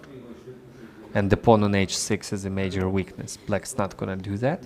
So there's no point of taking that pawn, but it means there's no point of giving that check on h4. So maybe bishop b1 could be a good move here. It could be, but now knight c5 is possible. Knight c5 loses to knight e2. Nothing's changed. So we can, In which position? After move 38, bishop b1. Instead of, so if the pawn on g2 is not hanging, I don't see a point of giving that check. And knight c5 doesn't work because knight e2 again is winning the Yes. exchange. Suddenly, yeah, another reason I don't like the rook on c3. You know, that's why the rook doesn't like to be near light pieces. And Now we have one more guest, Grandmaster. Grandmaster from Iceland, Lviv, Margeir Pettersson. Here you go. Come. Take a seat. Yeah. I think it. Thank you. Probably. Hello. Hello. Margeir Pettersson, Grandmaster, Lviv, Reykjavik. Where do you live? Yeah, it's a good question. Okay. So, this is the position we're having. We need some outside opinion here. What do you think about the last few moves? It looks quite drawish now, I have to say. But yeah, we're nothing much going on. But black has the plan, knight c5. Yeah, that's what we exactly we were. To take the bishop pair and. Yeah. Okay, bishop pair is a bishop pair, but it's probably still draw. But that's why we think that's why black played king e7. Yes. So we considered here knight c5, but it suddenly loses because there's bishop g6 check, king moves somewhere. Some trick. And suddenly knight e2. You told us before and that the rook is Maria trapped, and there are no bishop h4 check, which was always working. In this case, there's g3 and knight on e2, so this is even losing. So that's why Maria king should e7. Yeah, it was a good move. And that's why we're considering bishop b1 here. Another prophylactic. We're anticipating knight c5, and we didn't like white to b1. We didn't on bishop g6, which maybe looks more reasonable. There's bishop h4, and it looks like losing a pawn. Oh yeah. And king e2. But if the bishop is on b1, we get rook g1, rook g7. So maybe bishop b1 is a good idea, and we're not sure in case of bishop b1 what to do. So white's plan is quite clear, I think. g4, g5 at some point. Yes, played what bishop about b1. bishop takes g2? Oh, that's a good question. We did not see that move. Then, that's why she defended the knight on d7, yeah? Yeah, it looks like king e7 was a grandmaster's move. Yeah. But what protecting about knight e2 in this position? Again, knight e2. Again, these backward moves are really always hard bishop to find. h4. Knight e2, bishop h4. Very interesting. Yeah, now it works. And the knight is protected. Hold on, is there really a bishop g2 move here? I don't think she could have missed it. She has 20 minutes on the clock. Supposedly, we are not seeing something. Maybe knight takes b5. She's thinking. And bishop h4, king takes g2, rook no, but e3. the knight is not a problem. The bishop on e3 is the problem here. She didn't do that. No, she played bishop b1, and it's Maria's turn. Yeah, so Maria can play this. So it's you can play it. I think okay. I'm so curious. I'm gonna use the If engine. it works, she will do it. She's a tricky girl. King takes g2, rook takes e3, knight c6, and that's a bad one. Doesn't work. Yeah. Okay. So rook takes now we got e3. that. Knight c6 suddenly. So maybe king e8 was stronger. I'm just kidding. Given yeah, maybe. Yeah. King e8 and bishop it's more tricky. Yeah. So it doesn't work, unfortunately. Yeah. Otherwise, it could have. Black would seize the advantage here. That would be too bad if she plays this and misses this knight c6, as we did. It wouldn't be a logical end of the game. What do you think? 1 minute on the clock. She needs some solid move. By the way, we didn't find one. Knight c5 loses to knight e2. Bishop g2 loses to the tactics. By the way, a good trick from Hoi Fan. In opponent's time trouble. You know what I would do? I would anticipate this trick and play this move quickly, and then maybe have a terrifying look on my face.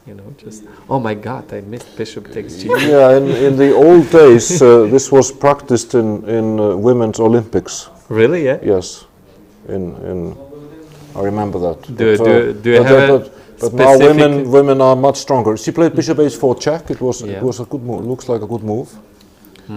But yeah, we considered this move.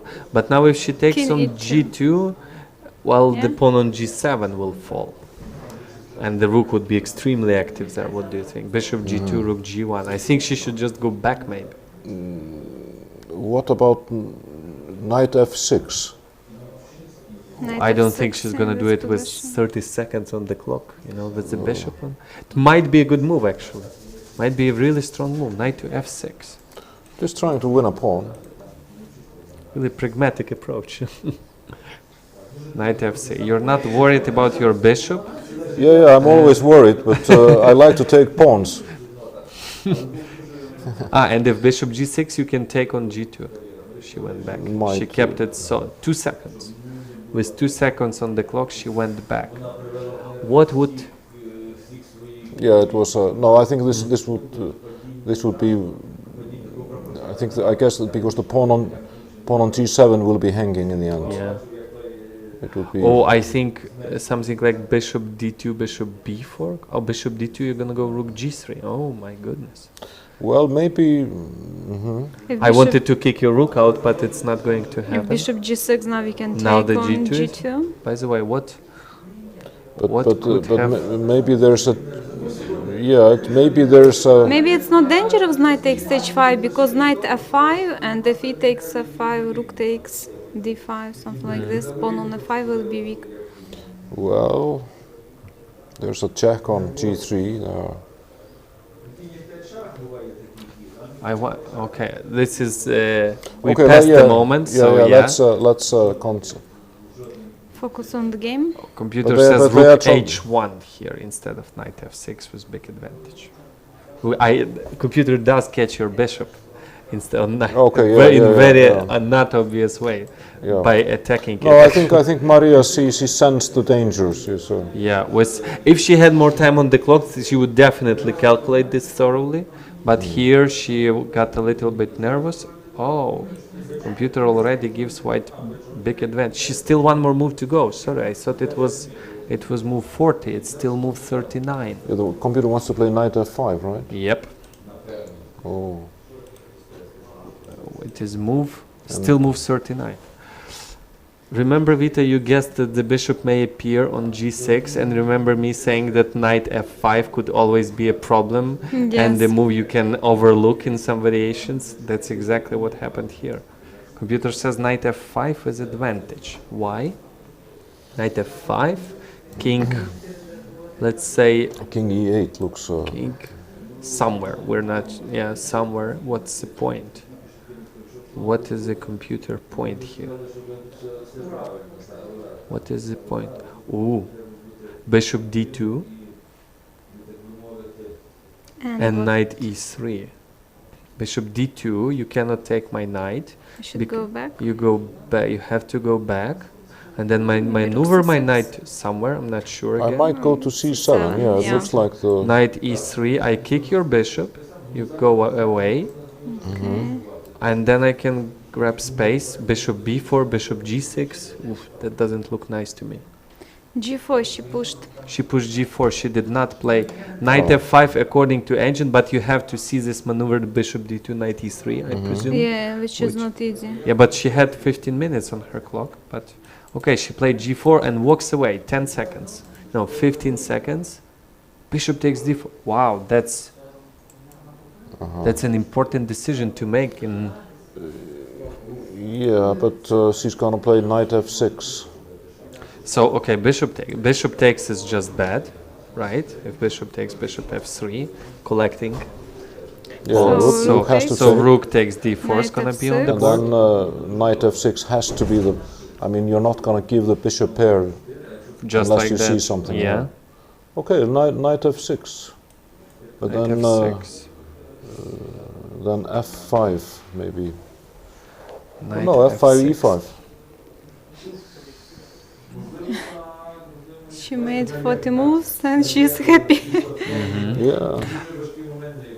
If this is not a good line for black, did you ever notice that when, at least I speak for myself, when I play blitz, when you don't have enough time, you want to capture pieces. You know, when their opponents, like you played a4 and attacks the pawn on b5, very often it's a takes b on next move. You just do a move automatically, even though it might not be the best one. You know, you always want to. It's really hard not to exchange pieces when you play blitz. You know, as avoid exchanges. Usually you exchange it and moving on. Could this happen here? If this is not good, I'm not sure. I'm not saying it's not good. Well, so she has 10 seconds. What do I do? What do I do? Let's take. Could that have happened? I don't think so. I think she should calculate something and understand this position. She's good in blitz. I played a lot of blitz games with Maria, and she's tricky. Was it part of preparation to the World Championship match? It was part of long-term preparation. No, we haven't played blitz actually since he became champion. No, but before that we played a lot of blitz games. You mean here in Lviv, our Grandmaster club? Okay. Yeah.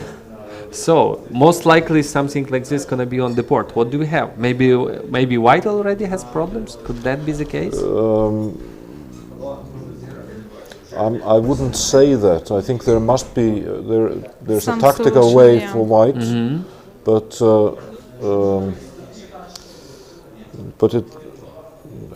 White is going to have a positional compensation, even though she has to cede a pawn, has to give a pawn. There's gonna be compensation. Well, f5 is bad because of e5. That's.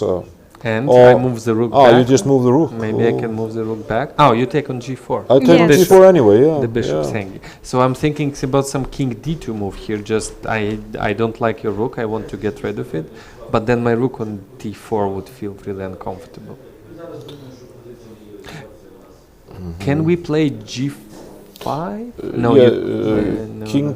What does king d2? Also, you are ceding the f3 square. So king d2, rook goes. Rook goes, and what problem did you solve? I would think that g5 looks. Hold on, we too quickly. What about bishop takes? Let's for a second consider another alternative here. Is it losing? I don't think so. Well, black has a pleasant. No, I'm just attacking the g7 pawn. I need to make sure. It might be bishop f3 check. Bishop f3, king d2 only move. Only move? Yes. And? Why is it the only move? No, my apologies. Not the only move. But king f2, so, but I think it's about the same. I think it's about... Maybe king f2 makes more sense to protect that pawn in case you take on d1, I take on c3. I think... I found a draw. Bishop d1, takes d1. Bishop takes c3, bishop takes g4, bishop takes g7. Bishop it looks like a draw immediately. And a draw immediately. So, and that black has this draw in his pocket. Maybe black can aim for more, right? So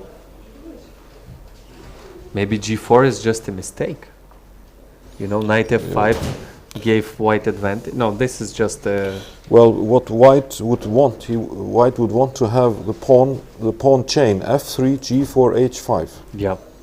If it was Karpov, his pawns would definitely be on those squares, for sure. It's so maybe she was overzealous with the pawn, with the pawn moves before. Let's hope. Okay, I don't even pretend to be neutral. So. Don't even pretend. That's a nice one. So after bishop d4, if white plays bishop d4, black has a draw in the pocket. Though there are some other moves. But it looks. Rook h3, rook g3 also could be considered. But bishop f3, bishop d1, bishop g4 leads to a draw for sure. So if white wants to win, maybe rook d4, but we couldn't find a way. After knight f6. Knight f6, the pawn needs protect. If the pawn moves to g5, I think black would take on g5, f takes g, and knight takes h5, and would say, where's your compensation, right? Unless we can traps at knight, but knight g3 is always an option there with a check. So yeah, it looks like a long shot to trap that knight. yeah, so g5, not much. What else can we do? Okay, we can take a look at it. Yeah. G5. G5.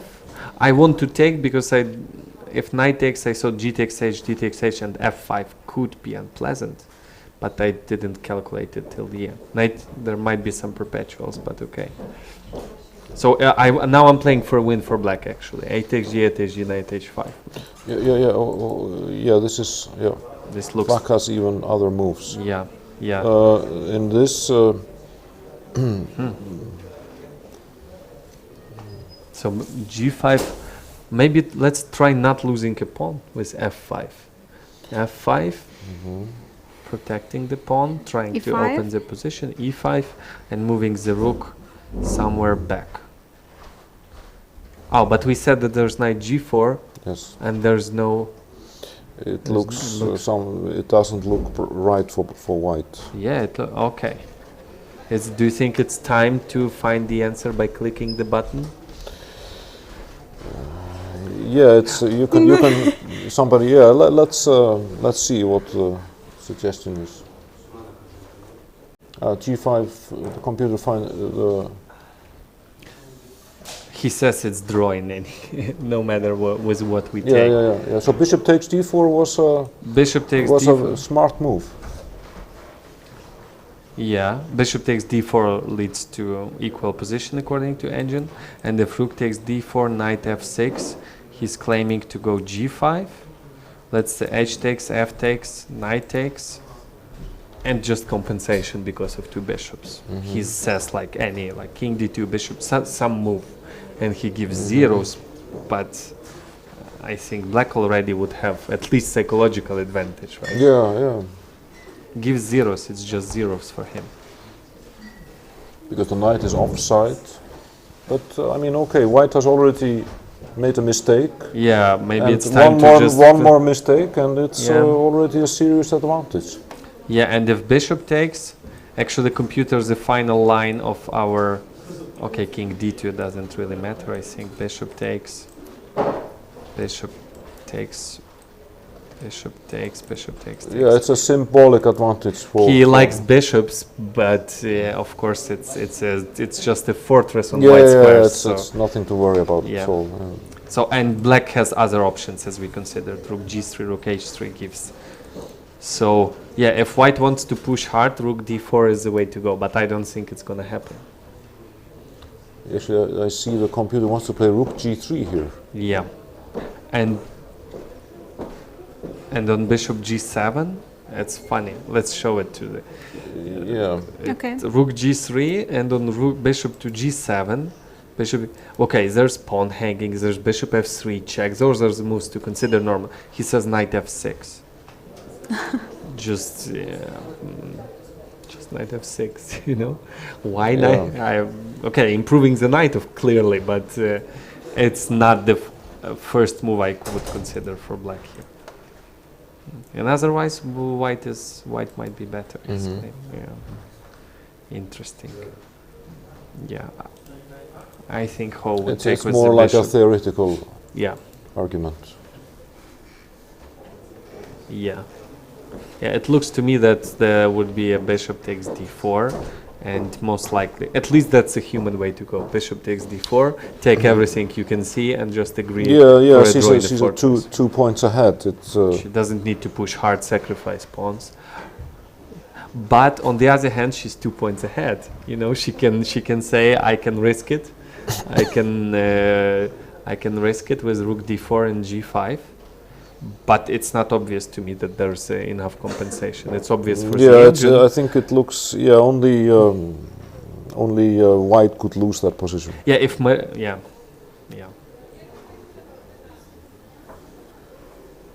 But computer gives zeros with any move there, which is okay. On one hand, he really likes bishops, so it's it's really interesting moment now. I think Ho missed this bishop d4. Because normally it's not a good move. right? Yes. Yeah. To exchange Normally the bishop on speaking, the knight. it's a bad move. Just give away the bishop when you have weak dark squares. No, it's great for Maria that she found With that 30 move seconds with, on the with clock, rook, she found the move, yeah. Which is not natural to give. You have to be very absolutely sure when you give up the bishop Yeah. pair in this kind of a position. Yeah, actually, the computer says if not bishop d4, like decent half a pawn advantage for white would have been. Yeah, yeah, it's a space. So maybe it was a really practical decision from her. Okay, she didn't see knight f5, maybe. Or maybe she saw g4 is good as well, and maybe she overlooked some bishop. Bishop takes d4 with 30 seconds on the clock. That's a good one. Yeah, but knight f5, according to the engine, it was a Yeah, clear advantage. Let's check. Knight f5, king moves somewhere, doesn't matter. e8, and bishop d2, rook moves, and knight e3. That was the computer said. It's really not obvious maneuver. First of all, bishop d2 was never a good move because of taking on d4 or because of rook g3. You know, that's why you don't even consider it, don't look in that direction. It's already +1 for white. By the way, she could, after the game, she would be upset when she looks at this position with the engine. Move 40, I've got 15 minutes on my clock. Why did I hurry with g4? That could be the thoughts in her head when she arrives in her room. +1, big advantage. No, I'm it's sure. Also a typical mistake. Then the opponent has no time, and we want to make move very fast. Yes. Yeah. With good practical chances actually, but yeah, okay. To play knight f5, you have to see this maneuver. Otherwise, it's not okay. A computer says even g4 instead of bishop d2. G4 was idea. G5 was fine. Just keeping the knight on f5. He feels comfortable there, apparently. Yeah, so don't it's give not obvious possibility at all. for black to exchange the bishop on the knight. Also. Yeah, computer says even g4 gives big advantage here for white. So yeah, I assumed knight f5 is good only with this maneuver bishop d2, but apparently with g4 it's also a very strong one. Yeah. So and she played g4, and Maria found the only way to not get worse position. Who Ivan is, her plan was of course to take with rook, because bishop takes its counter. Counter-logical. Counterintuitive. Yeah, bishop Absolutely. f3, rook coming there. You don't allow. You just don't allow on principle. So in all the cases, she would take with the rook. Actually, if the pawn was on g2, if the pawn was on, yeah. If she had no time, she would take with the rook. Yeah. Yeah, if she was in Maria's shoes, she would take with the rook immediately, because with bishop, you never know. There's check on f3. No, rook is coming. No. First time they have same time. Yeah, the finally game. they share the time on the clock. Both have 30 minutes. Yeah, but now it's too late to use the time. Yeah, should have used it literally one move ago. Oh, but we know who are you voting for here. So, what is your score with Maria in those blitz games? In those blitz games, yeah. I didn't keep count really. So because of so many losses, or no, it was more or less a tie. No, I think it was. I'm probably just a little bit behind. She took with the bishop. Yes, she took with the bishop. Decision. Yeah. So yeah, I'm doing okay. Well, I've been playing her. I was playing her since she was like much younger, for 3-4 years. So it gave me an advantage. So what are we expecting here? Are we expecting rook g? Is there a point for black to try to play this?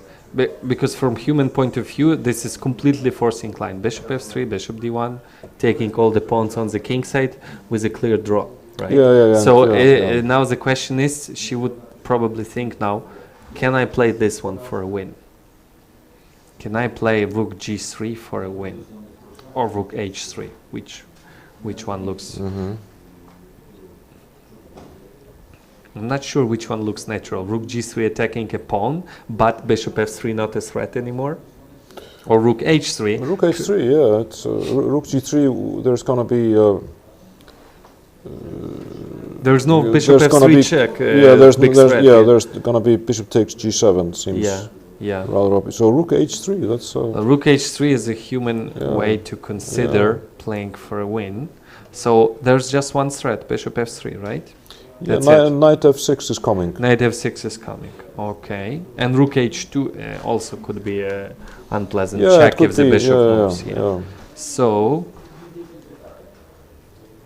what can it could be unpleasant knight check somewhere, because white's pawns are they are a bit weak. It looks. So who do we move? Do we move the king or do we move the rook here? Maybe rook g1? Yeah, rook g1 looks like the absolutely natural move, but then knight f6, it seems to me. Rook g1, knight f6. Knight f6. Yeah, black has very active pieces here. Extremely active pieces. Yeah, maybe she can try doing that. Computer gives zeros, but you know, let's he's prejudiced with the bishop pair. And you cannot really argue with him in the open positions, right? But we're trying to understand from human point of view and the psychological one. So rook h3. What are other moves? Black is so active here that it seems that white is going to have to eliminate the knight. Further or later, white is not. I don't see how white can consolidate this position and keep the bishop here. It looks doesn't look really realistic. That makes a lot of sense to me.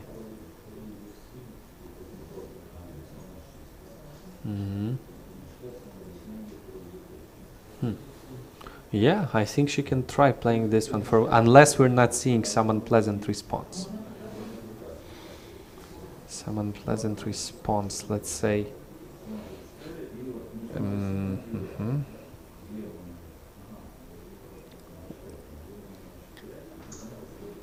Can I play something like rook c1? If rook c1, just go totally the other way around. Bishop f3. Yeah, bishop f3 has to be played. King f2. And King f2, yeah. Bishop let's say f2. Just take. Can I take? Bishop takes. I take on g7. Yeah, rook takes. Takes h5. So you have to. Yeah, I have compensation, right? Yeah, you have compensation, yes. The question is it enough? Is it more or no? So rook h2 not a threat, right? King g. I don't want to go king g3 now because of bishop f5. So maybe rook c6. Rook c6. Probably black should might want to play rook h1 here. But bishop e4. Yeah, and I go bishop. Some activity with yeah, absolutely, yes. It feels like to me it should be enough for a draw, not more than that. But rook h2. There's always king g3. That's my plan.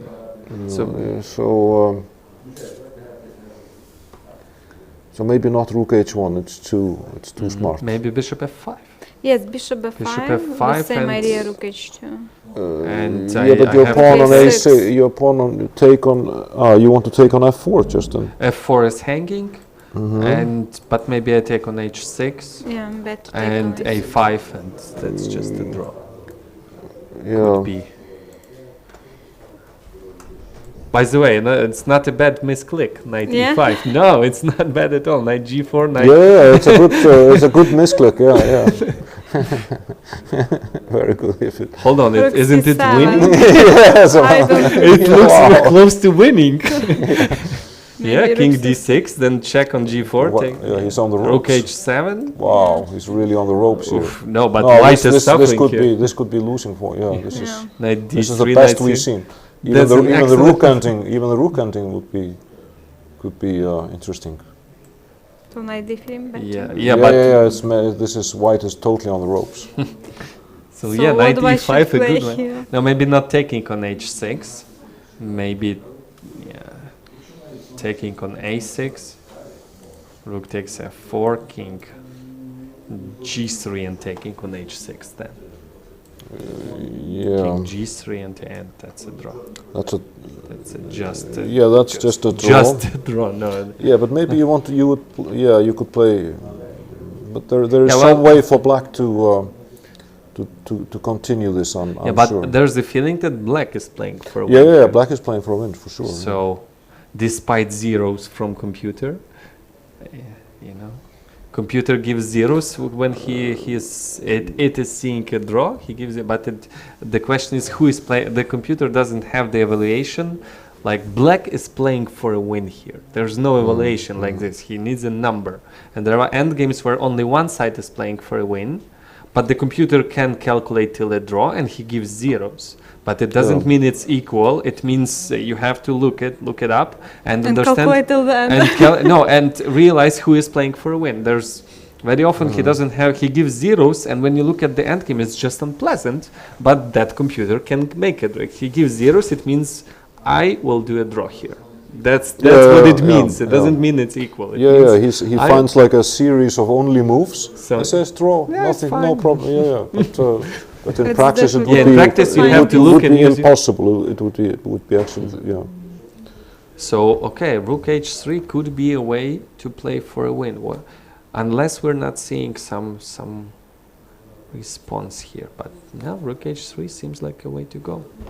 Can I go King F2 here? Yes, we didn't calculate. We considered moving the Rook. We didn't consider moving the King. Okay, but here you would play Knight F6. There's also Rook F3, Rook F4. Of course. That could be a problem, but this looks artificial, really artificial. Here, black could give a check on F3, and he's at least it's you can stop King here. F2 is it's not a practical move to make. It could be zeros again, but it's she played Rook H3. Yeah. That's a good fighting spirit. Yeah, that's a great fighting spirit. That's. I told you it will be hot today.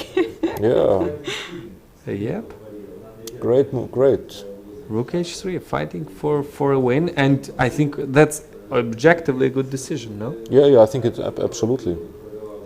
So what about King F2? We just rejected in general. There's Knight F6, there's Rook F3 check. We just don't like it. That's our evaluation. So what that's our objective evaluation. We don't like it. It doesn't mean it's bad. It means that we don't like it. Rook G1 looks absolutely the most logical. He's going to open the he's going to play G5, whatever, and create some counterplay. By the way, I also have this habit. I am always referring to my hypothetical opponent as he. But I always think he's going to do this, but it's not always he, right? It's in my head I always use he. So Rook H3, and in case of Rook G1, we are thinking about just Knight F6. By the way, with no direct threat maybe, because the pawn on G7 just with active pieces, and some questions for white. And I would like to point out that this is a psychologically important moment. Just one move ago, I think she felt she had a good position. I think she missed this bishop d4, knight f6, because otherwise she had a good position, knight f5 and everything. And now suddenly she's the one to be making a draw, at least that's our impression. And this really, by the way, like in previous game, Maria had big advantage, and then suddenly it was her turn to make a draw, and she misplayed it and lost. It's actually quite important psychological moment right here, right now. Now I'm gonna check the engine. But Rook I know that Hui Fan is really very strong in end games. She won a lot of games. Yeah. Well, she lost to Magnus Carlsen in a famous ending. Yeah. Not pawn recently. Pawn one. She one move away. Funny enough, computer prefers white here. That's because of bishops. King d2 being the strongest move instead of rook g1. No, come on. No, rook King g1. d2 No, now is, he it's, changed. it's not a human move. No, and it's wrong. It now changed. Yeah. So rook g1, knight f6. Maybe it hurt us. Maybe it hurt what we were talking about. Oh, sorry guys, my mistake. Yeah, and here computer says king d2 is the way to go, and there's some different. Okay, and it gives zeros, but from human point of view, black is playing for a win. Yeah, zeros. Yeah. This is king d2 and zeros. Okay, but black has active pieces, and okay, king d2, and then what? Seria to stop bishop f3, How should bishop f3 is the move to consider, right? But king d2 is a perfectly logical move because it's moving out of the bishop f3 check.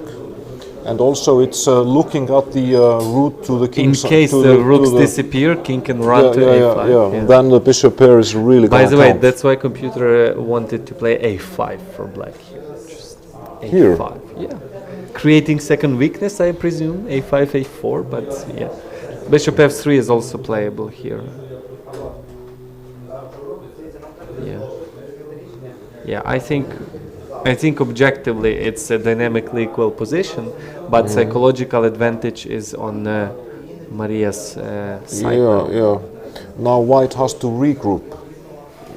It seems because black has the activity. Yeah. And white has to find a way to change rooks. Or usually when your opponent has activity, you want to either exchange those. You want some. You cannot.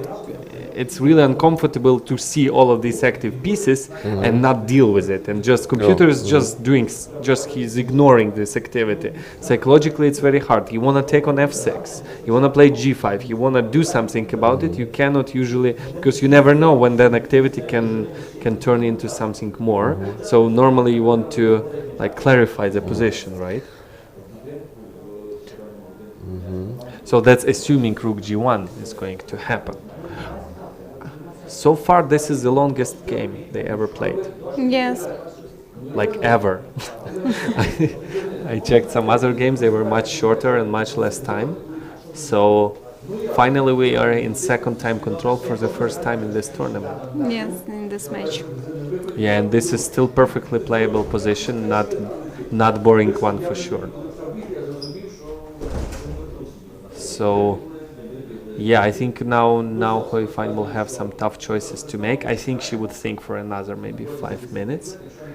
So my proposition is to go for a short break and to thank our guest, Margaret Peterson, Grandmaster Lviv or Iceland, which one you prefer. I was really glad to sit with you and see the position turn around. And thank you for this thorough analysis that we did.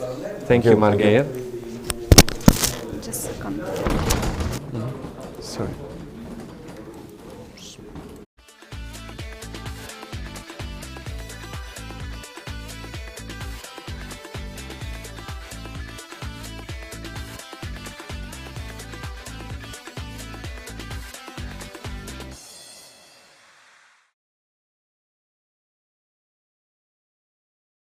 Lviv, with ancient architecture and magnificent atmosphere, a European city with Ukrainian soul, where everyone drinks coffee, savors chocolate, and plays chess. Chess capital of Ukraine, the city of Lviv, hosts the FIDE Women's World Chess Championship match this spring from 1st till 18th of March. Maria Muzichuk from Ukraine and Hu Ifan from China will come together in a duel for the title of Women's World Chess Champion. 18 days, 10 games, impressive chess battles and uncompromising fight. Witness the birth of the next chess queen in the city of Lviv.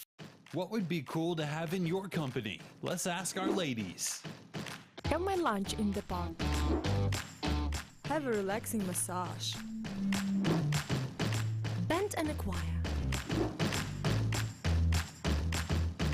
Looking for your IT partner? Symphony Solutions. Cool to work for, cool to work with. Загальновідома формула успіху.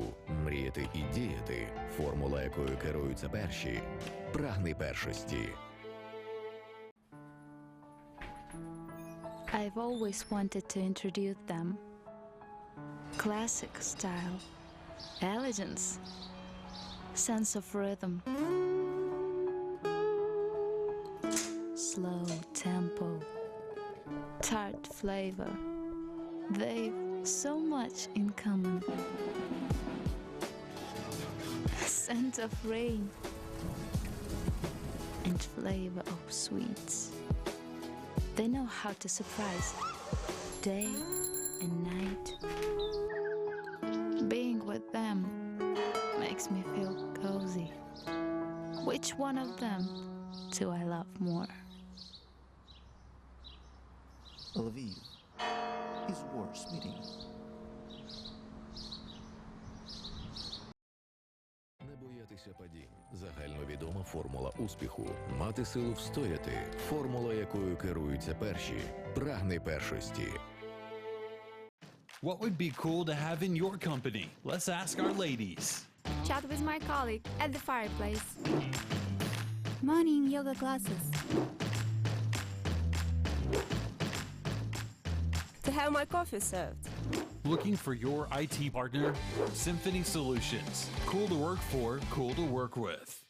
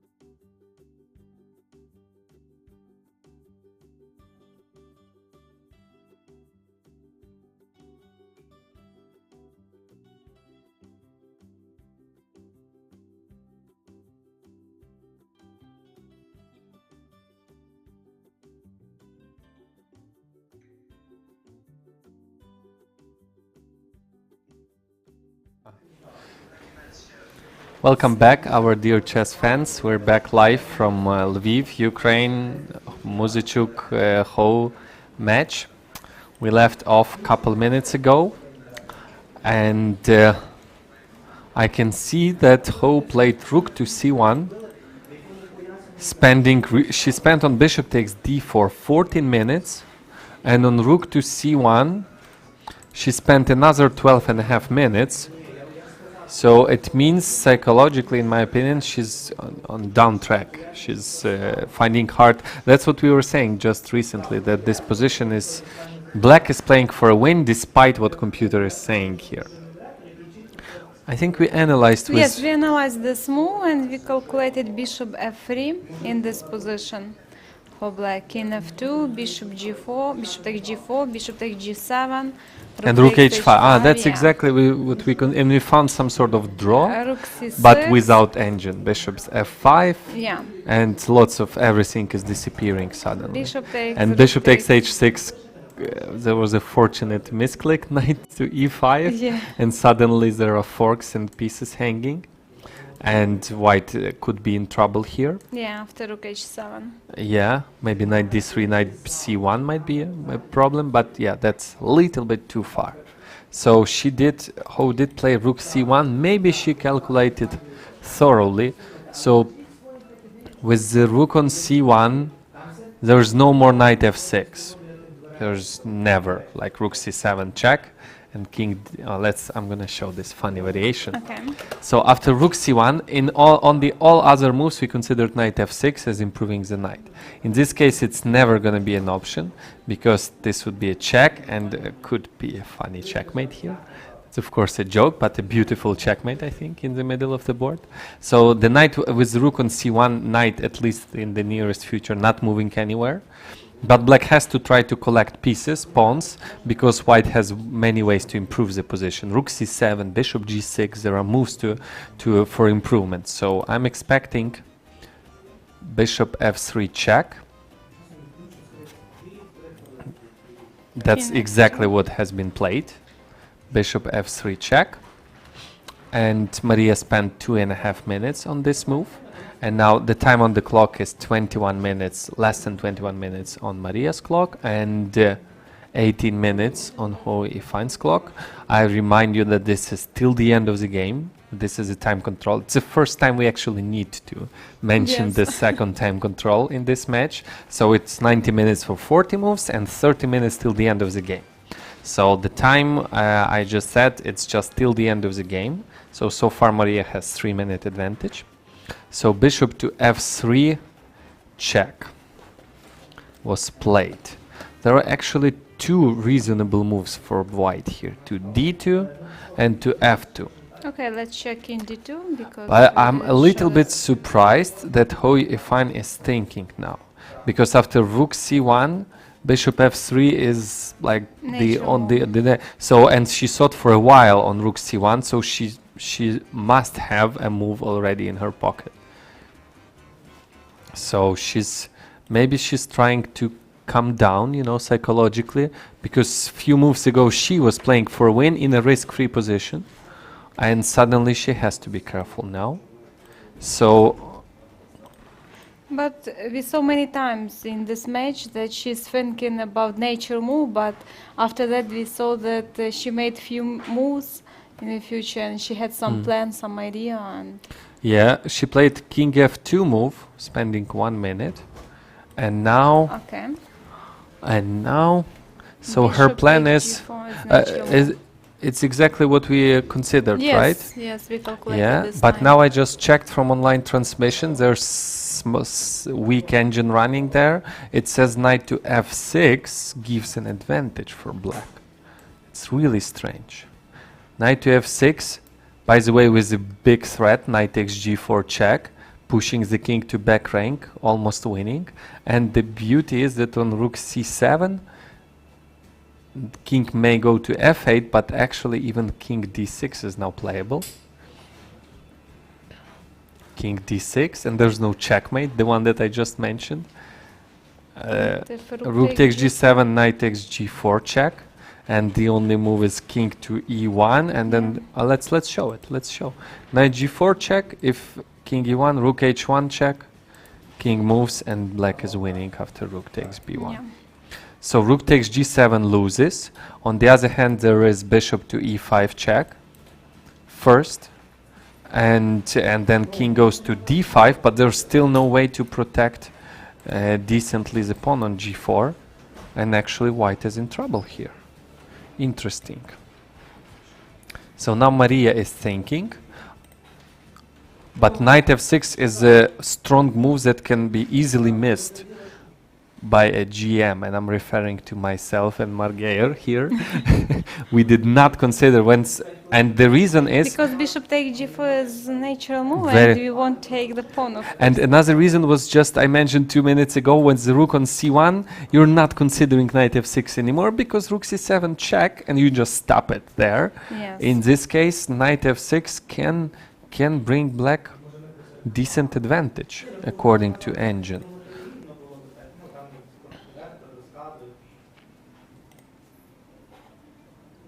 No, Maria did not play it. She played a human move, bishop f3, king f2, bishop takes g4.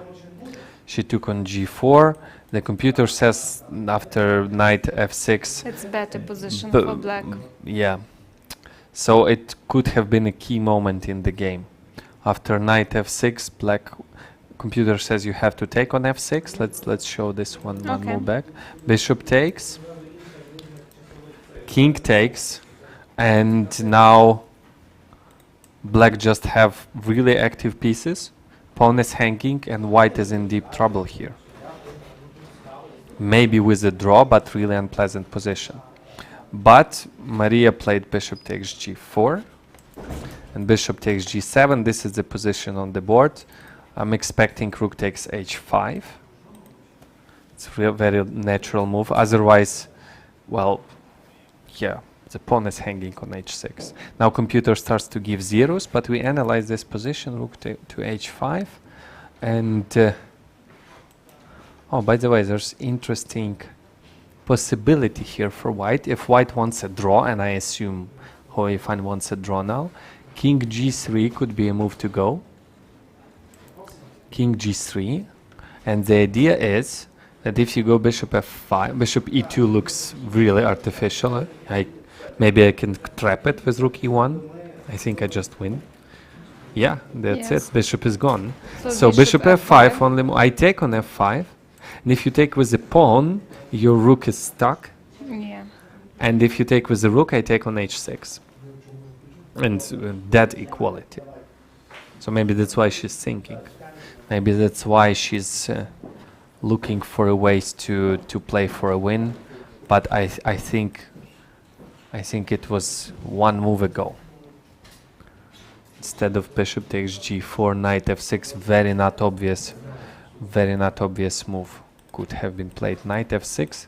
Let me check the line. Rook to c7 check with the engine.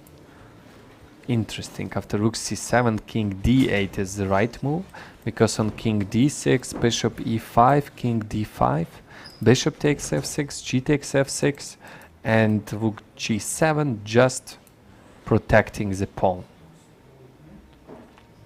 But even here, computer after king d4 still prefers black. I assume king goes to b2. Yeah, still black has some chances here. But king d8 was even stronger. Same idea, but there is no check. Psychologically, it's hard after to go back and cut your king off with king d8. Game. But in this case, it is a correct move. And the line goes rook g7, knight g4. I missed the king e1 is not the only move. There's king f1. And if rook h1, there's bishop g1. I forgot. I thought it was checkmate. But here black has maybe instead of check some other move like rook h2 or rook h5. Whites are dominating with the king on f1. You can play for a win for a while. So knight f6 was a strong move. And after bishop takes g7, this is instead of knight f6, Maria on move 43 played bishop takes g4, bishop takes g7, and now she is thinking, but computer just gives zeros, just zeros, because everything is exchanging now. We considered rook h5, and after rook h5, exactly the line we considered, rook c6 or king g3 leads to a forcing exchanges of many pieces and many pawns. So was a tiny chance here for Maria instead of this move is automatically. If you give check on f3, you take on g4 on next move. You don't consider anything else. Capture the pawn. Yeah.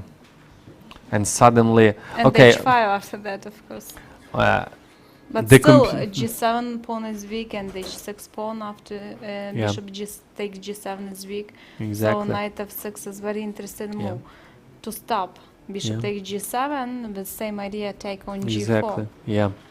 And to be fair, computer says instead of king f2, king d2 was much stronger, because then there's no knight g4 doesn't come with a check, and the king he is claiming belongs to on the queen side with equality. But king f2 was an inaccuracy, bishop takes g4 was an inaccuracy, and now Maria is thinking, but I'm afraid that's too late. I mean, in terms of playing for a win, it feels like the agreement should be made shortly. Approximate lines. But we said this also a few minutes before. Few minutes ago. We said that Maria should be satisfied with the draw, but suddenly she could have seized the initiative, and I think both players will be in a way nuts, depending if they are half full glass or half empty glass kind of persons, you know. You can look at it either way. Maria could say, oh no, I could have played knight f6 with big problems for white, and I didn't. And Ho would say, I had knight f5 check with big advantage, I think you know. She has no time to calculate knight f6. She has only 14 minutes, and maybe she doesn't understand this mistake. I mean, when they are home. I mean, after home, they turn on engine, and they would say, "Oh no, this was advantage, this," and it depends on. You can be angry and happy depending on your personality or on the day you are having, actually. So there's rook takes h5 played now. 5 minutes Maria spent. If she would turn the time instead of bishop takes g4, spend maybe more time there.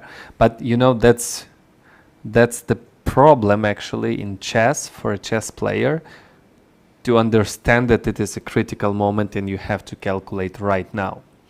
That this is an important moment, and sometimes there's a moment where you have to play quickly, and sometimes there's a moment where you have to look for strong options and spend much more time than usual.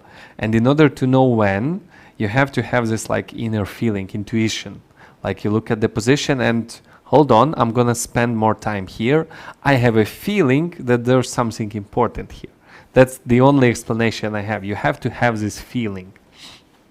Or it's something similar to me like tactics, like seeing tactics during the game. I like seeing tactics. I solve lots of exercises, tactical ones, and the huge difference between tactics and the actual game, when you solve puzzles, they tell you there's a win here, and you just have to find it. Yes. And in the game, nobody tells you when there is a you cannot look for tactics on every single move, right? You will go crazy. You have to have this feeling, 1 second, there's might be something right here, and then you can find it. And this feeling, it's really hard to develop it. Even top grandmasters have these blunders because they didn't feel this like off the top of my head.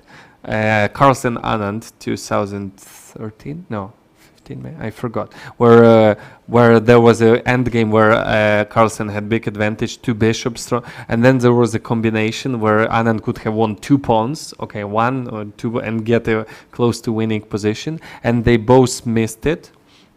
And actually Carlsen made a move, and there was a combination for Anand, and he spent some time. and quickly made another move, and Carlsen was so relieved. You know, it happens. You make a move and suddenly you realize it's a blunder, but it's too late. You pressed the clock already, and you have to be quiet. And that's what happened. And you have to develop this feeling that 1 second, I'm gonna calculate here. Maybe I have a feeling that there might be something. So this is the position on the board. No, it's just dead equality. Yes. So yes, let's slightly scroll back. King g3, strong move, I think, for white.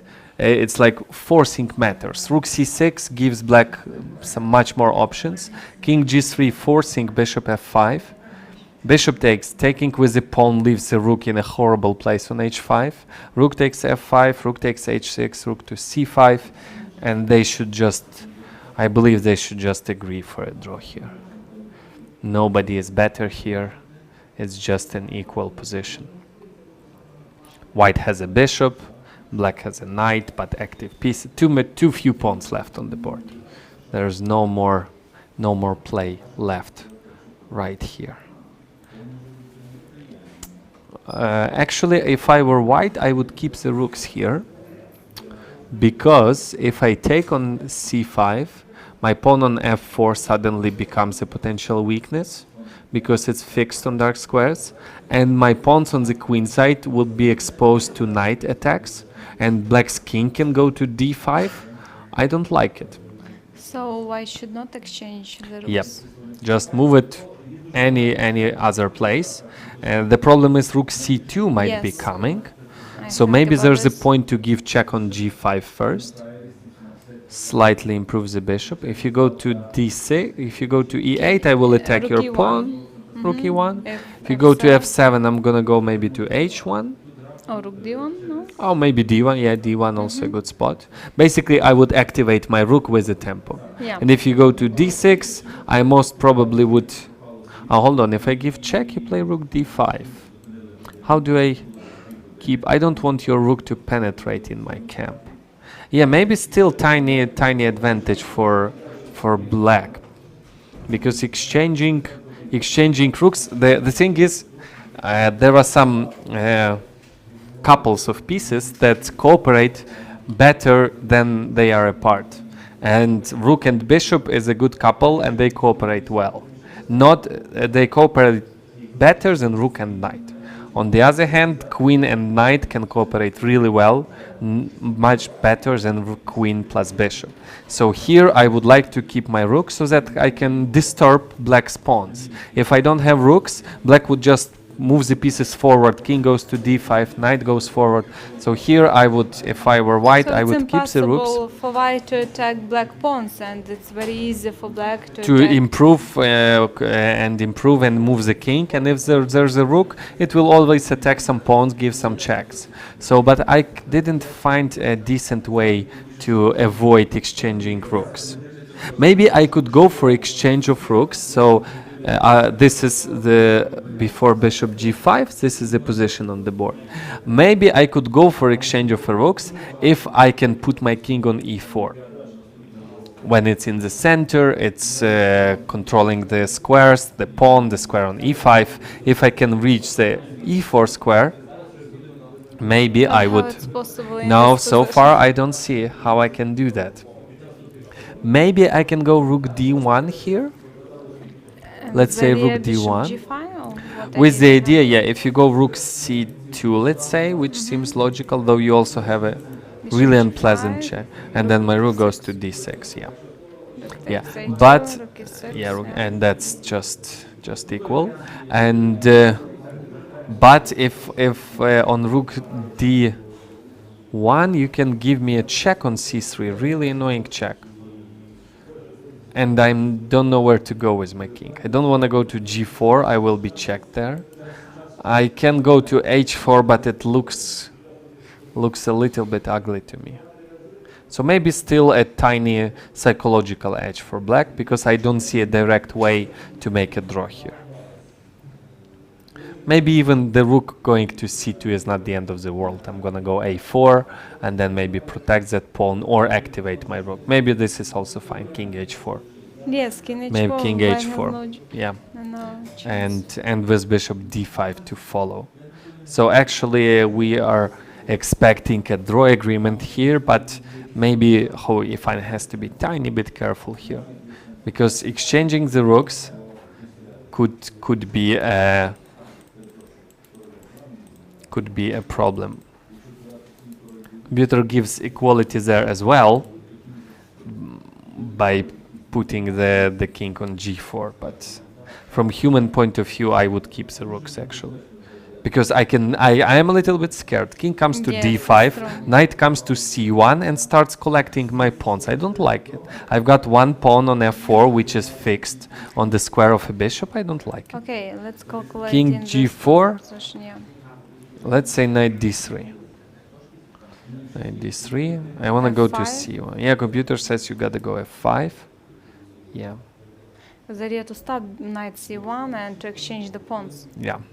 But there's no knight e5? c1. Yeah, f5 leads to equality. So maybe I play king f6 first. On king g4, I play king f6. This is also a draw, but maybe some psychological edge. Yeah, Ho played rook f1 instead of exchanging all of this. Computer claims white is doing fine, and he's not afraid of putting the pawn on dark squares. So this is his line. Bishop g5 check, king g6, bishop e7, knight d3, and a4. B takes a, b takes a, knight b2, and a5. By the way, a5 I like, and a5 I don't like, even though it's objectively still a draw. A beautiful suggestion from a computer: instead of a5, bishop to c5. And if you take, I play bishop d4. Yes. Yeah. With a nice domination, yeah.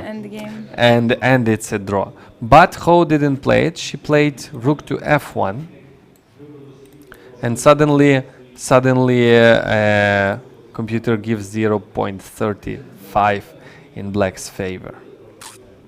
Or even more. Huh. No, something like that. So this is still objectively a draw, but now computer prefers black. Maybe I don't like the square. Why did she choose the f1 square? Do you have any? I thought maybe she want to push f5, but I don't see how it's possible right Me now. neither. Me neither. Rook f1. Or maybe rook c2, rook f2. She Yeah, but if she didn't want to exchange rooks, maybe. So yeah, let's consider rook c2. This is a very natural move here. I don't know.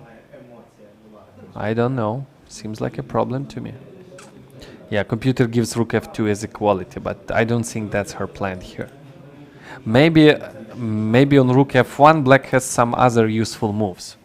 Instead of rook c2, maybe some other useful moves, like the knight is misplaced. I want to move it. I want to move it to f6, but I don't want to go to rook endgame. So maybe king f7.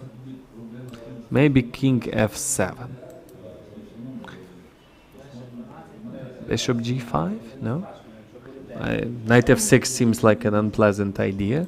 Maybe bishop g5 is the move to go. And now, let's say knight b6. But where am I going? I'm not sure myself. Computer gives already edge for black. They have the same time on the clock. There's 11 minutes each till the end of the game. But clearly the psychological and frankly positional advantage is now on black's side. I'm not sure how to continue. Computer gives some advantage, but maybe king g6. Yeah, maybe the king f7, bishop g5, just keep on improving the king. King goes to f5. King g6 I go. What do? You go. If you go king g4, now you don't have rook f2. I can go rook c2 and disturb you a little bit. If rook d1? If you go rook d1, I may go rook d... no. Rook d5 takes king g4. Yeah, rook d1 is a good move. King is too far from the knight. Yeah, the rook comes to d6. I missed it. Yeah, okay, so king g... No, I'm not sure what to do for white, for black here, in order to play for a win. So this is the position now on the board. Move 48. White played rook f1, and Maria is thinking.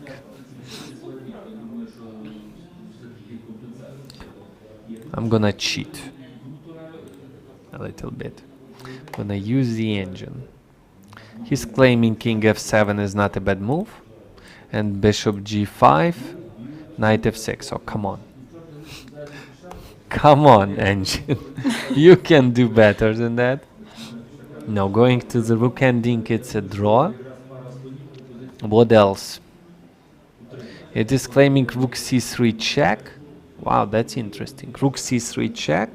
And if you go rook f3, by the way, that might be her idea, to go to e4. And now b4.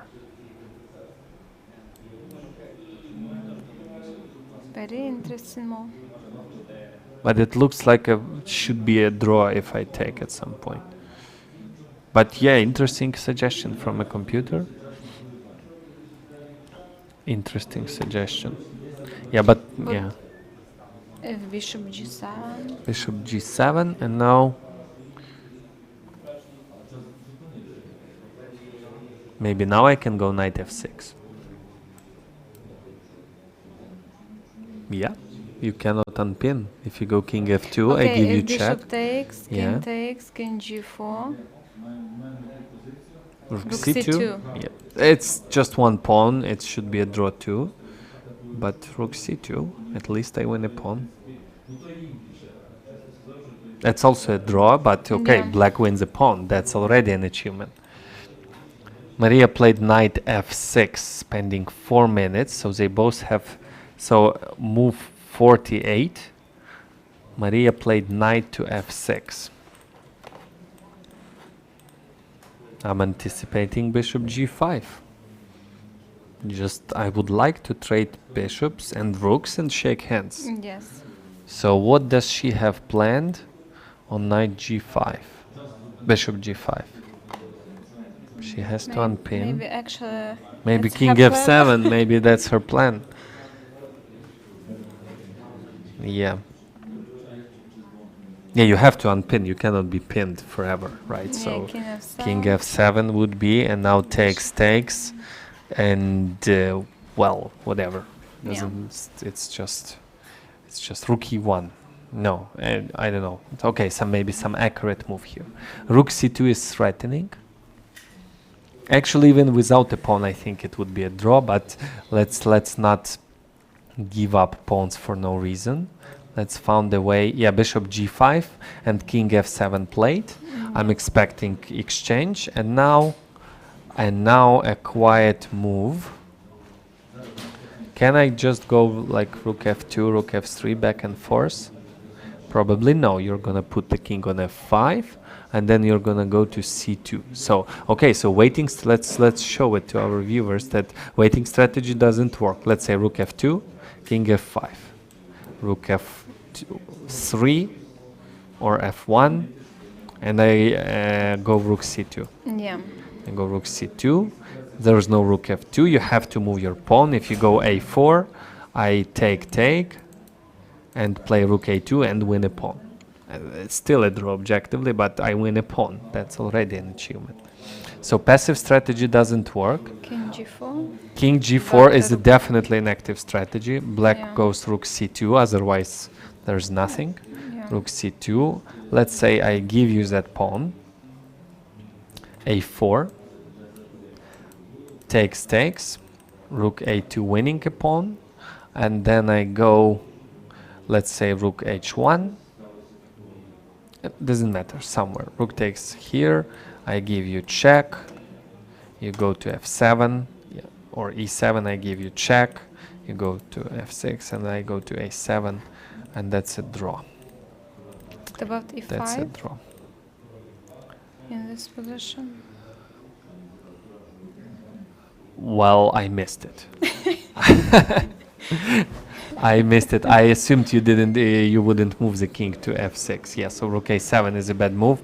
I'll give check or move the king, and then I would put the rook behind the a pawn, and that should be a draw. But okay, one pawn down. I think Hoi Fan should find some. She's thinking now. She's trying to find a more or less clear draw in this position. But I don't think she played bishop g5 with intention not to take. Yes. That knight would be better than that bishop. It's completely misplaced. I think she's thinking what to do after bishop Yeah, I takes think f6, king exactly, takes f6. exactly. I think she's gonna think that through. So there's also a passive strategy to let's show what can happen in rook endgame if you play really passively and not. You're supposed to sacrifice a pawn and activate the rook. So for example, let's say king g4, rook c2, and beautiful move rook a1. Let's consider it. Let's consider beautiful move rook to a1. Black goes, let's say, rook b2, and suddenly white is in Zugzwang. You cannot move the rook, you lose a pawn. If you move the king someplace, I move my king too and improve it, and then and basically you will give me up the pawn, but in much worse conditions than you could have. So passive strategy is not a way to go in rook endgames unless this is a fortress. Yes. This is not a fortress. So rook should be active in the rook exactly, endgame. exactly. So It's after very rook important, c2, more important than the pawn. yeah, rook activity is the most important thing in rook endgames. Not even king activity, rook activity. So here I'm expecting a4 in case it happens, that we analyze takes, and rook a2. Yeah, and instead of rook h1, there is a much better way to go. So b takes a, rook a2, let's say rook c1, rook takes a4, and rook c6. I put my rook at extremely active position. I attack the passed pawn. I attack the pawn on e6, and probably you will To go stop e5, yeah. stopping e5, exactly. A5, rook we can a6, play. and the only thing black can do here is push the pawn to a2. So let's say rook a1. Let's say we are waiting with the rook. f5 not possible here yet, but let's say we are waiting rook a8, a4, rook a5, cutting off the king. These are not only or necessary moves, just to paint the picture. a3, and now we have to run back with the king because a2 is threatening. So now it's no time to delay. King g3 and a2, and king goes to g2, and Stop rook h1, yeah? yes, this is still actually not over. The black king can pass the rook, king e7 through g6. I'm gonna go king h2, king g2, so, so I cannot go that way, but you can go to b6.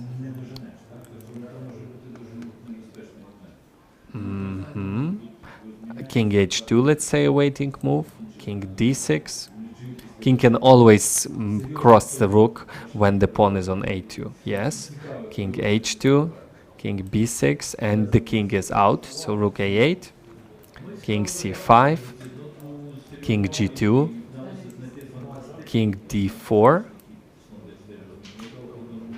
Hold on. The king will go to Rook a3. rook a3, king e4, rook a4, king e3, and actually black is winning. Huh. The rook cannot move, it has to protect the a2. The pawn cannot move, the only move is king h2. My apologies, this is winning, king f3. Or even rook f1, but okay, no, rook f1 is a king f3 and the Zugzwang. And this is winning for black. So in which position we made a mistake? Where we did the mistake, maybe with this is it's not as easy endgame as I thought. The black has really strong plan. I thought I can just wait with the rook, but black pushes the pawn to a2 and suddenly it's winning. So I think white has to come up with active plan. We should have attacked that pawn. So we do have to activate the rook. We have to put it on a6, and now we wait. No. It's not an easy endgame. I thought it was an easy draw. Maybe it's better in this line, which we look before. Rook h1, rook takes a4, rook h6, king e7. I think king f7 is better. Okay, doesn't matter. Yeah, king f7. King f7. Yes. Rook h7 still. King g6. King g6.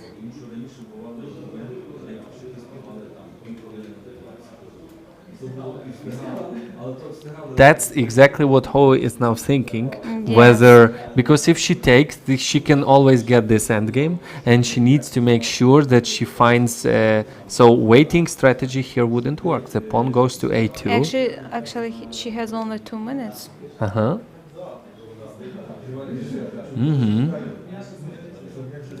Ooh. Okay, rook a7. We should Okay, play, 7, yeah. a5. Yeah.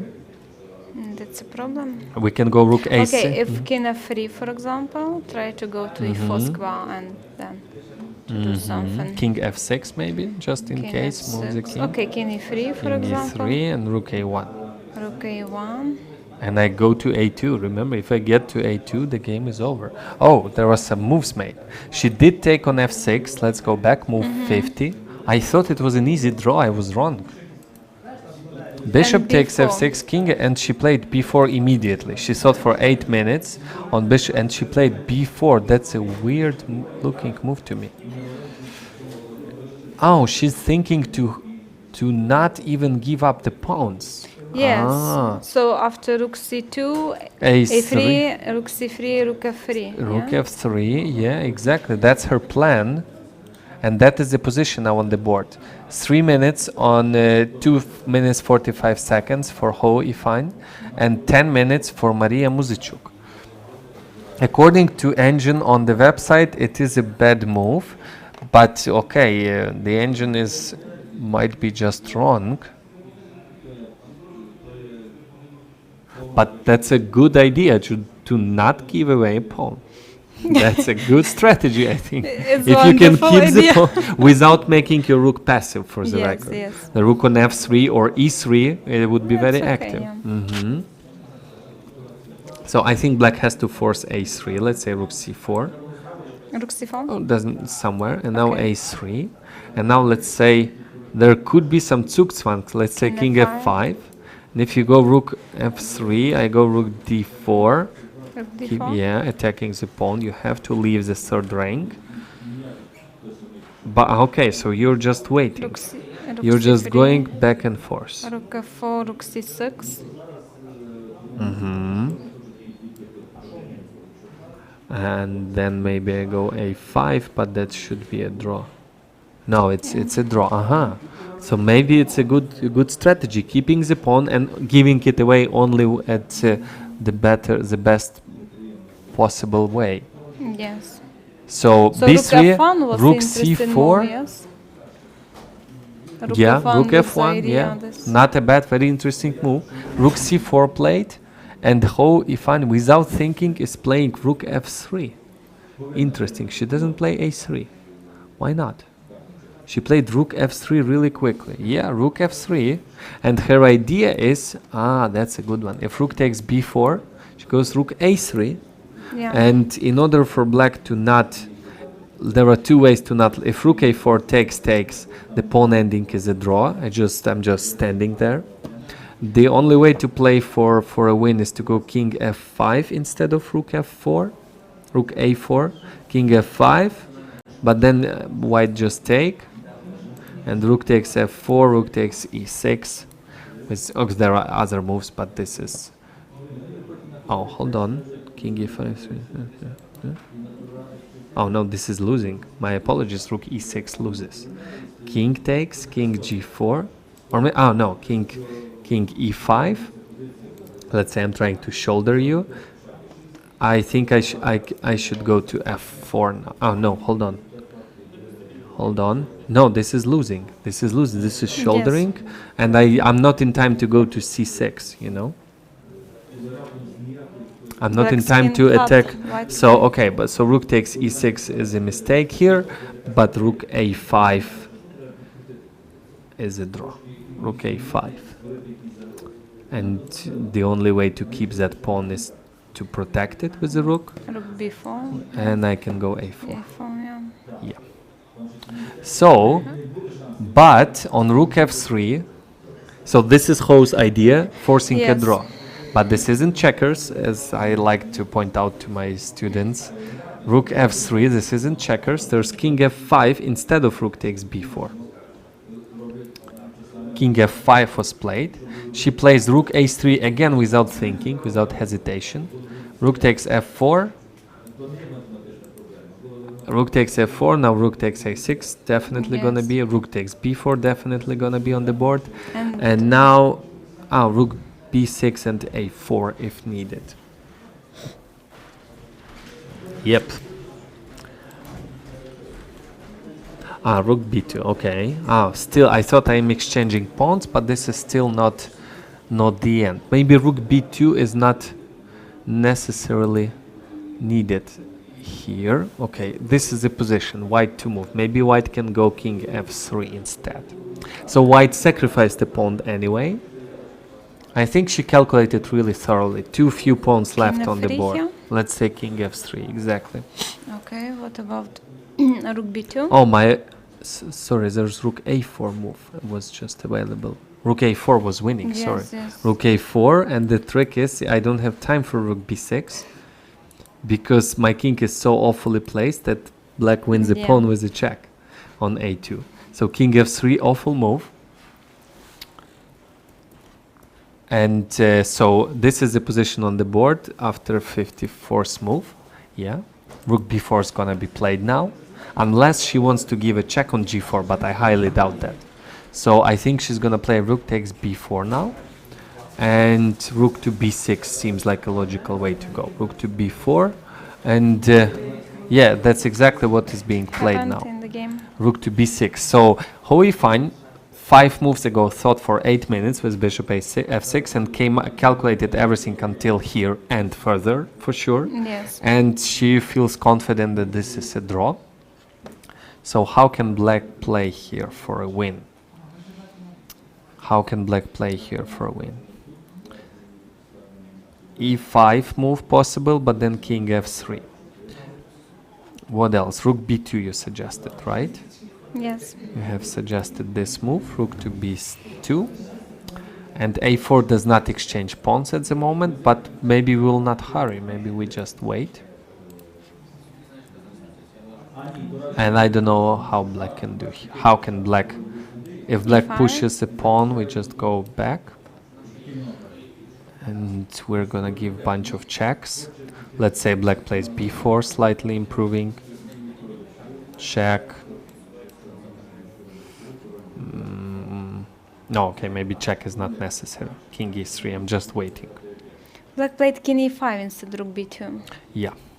So instead of rook b2, black played king e5.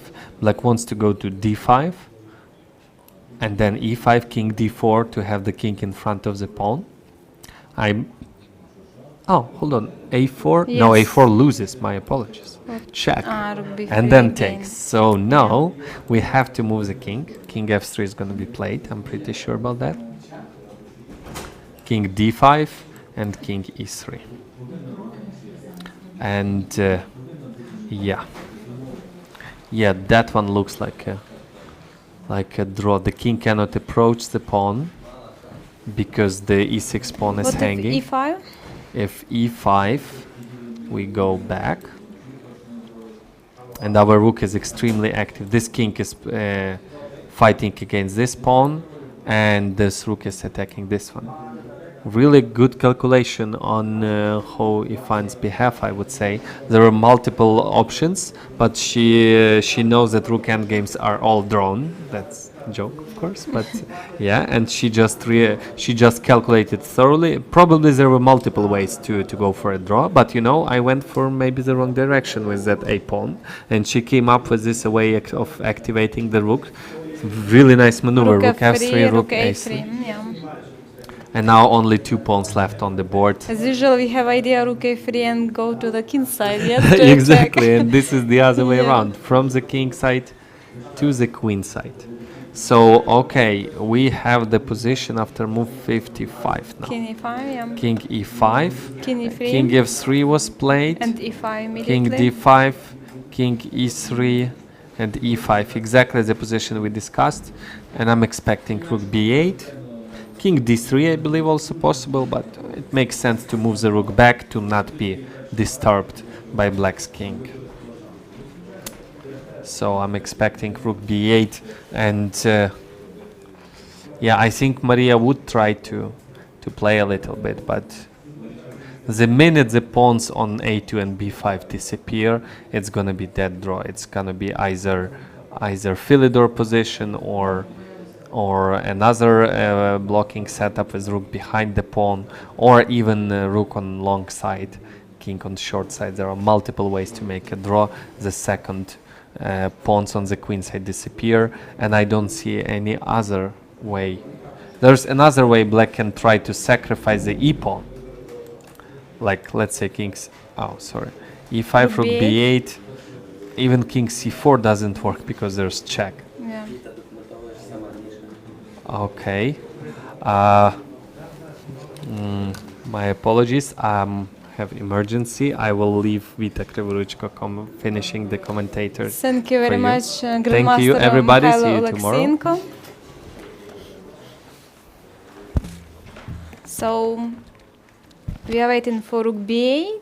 Maria has 8 minutes, 46 seconds, and Huifan has 1 minute, 22 seconds. But of course, it's draw. So I think Huifan will find a way how to make it. As I told you before, she is very well at the end game. She played it very good. She played king d2. Okay, so instead rook b8, king d2, very interesting move. We don't afraid rook b2, of course, because king c3, rook takes a2, rook takes b5.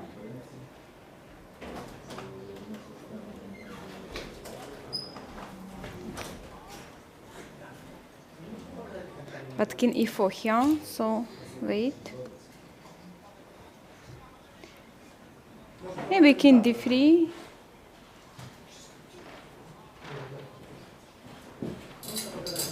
If king d3, we have move b4. b4. Yeah, but the rook b5.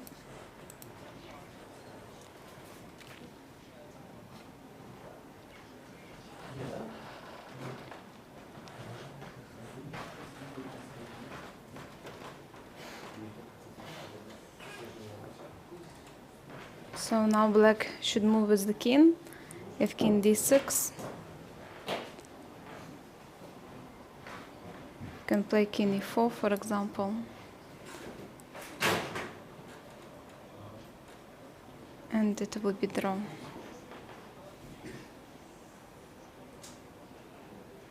King c6, rook b8, king c5. Can make check rook c8, for example, to cut the king. Always. Yeah. Okay, so she made king d2, and we are waiting for Maria's move.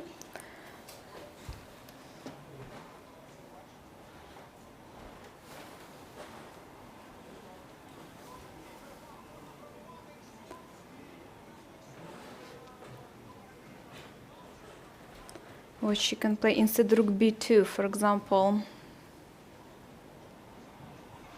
She can try to push the king and cut the king, king d4.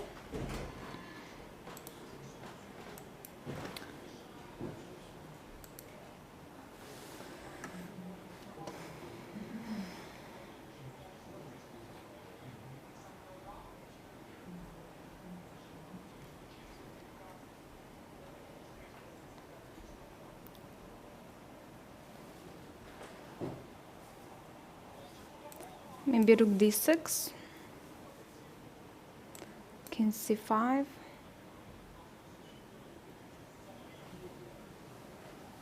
rook e6, for example, but e4.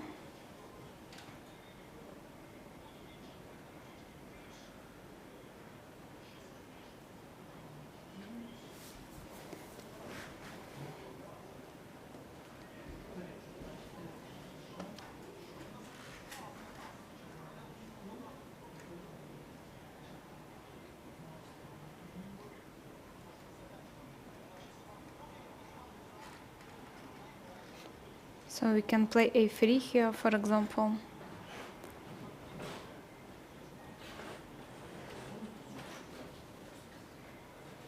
But rook a4.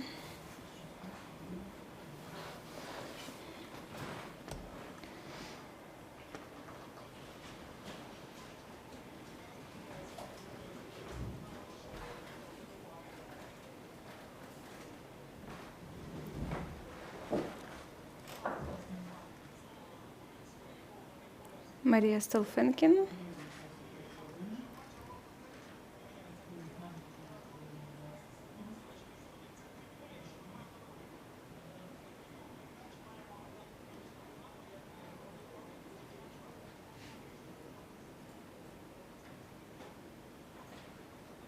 We can play, I think, rook e5 here. So we cannot play king c4 because rook takes c4. If king d4, rook takes b5. If king c6, still rook e6.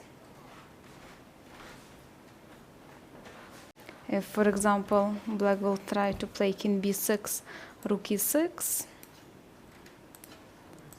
king a5,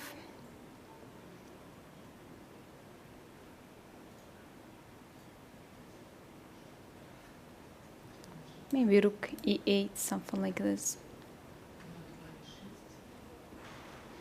Rook takes rook e4 and it's draw. Okay, if, for example, Maria played rook b2 in this position,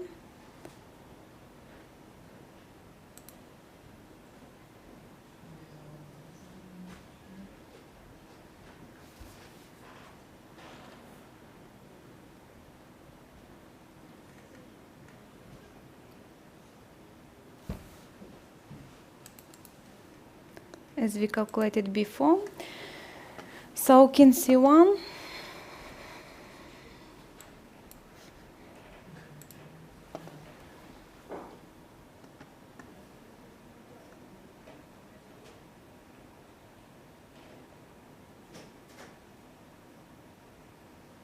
and rook b4 go back. They have 2 minutes both. So she can play king d2 and to make a draw if Hoifine will want.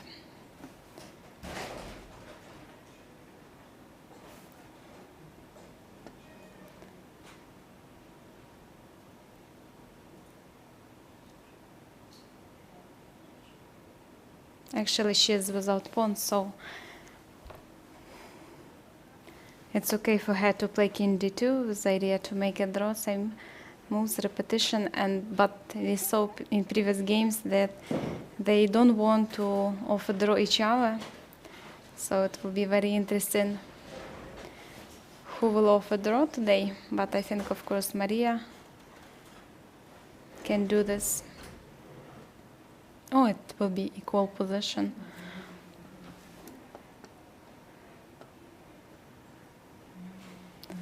A3, very interesting. Who you find is without pawn, but she doesn't want to make the same moves.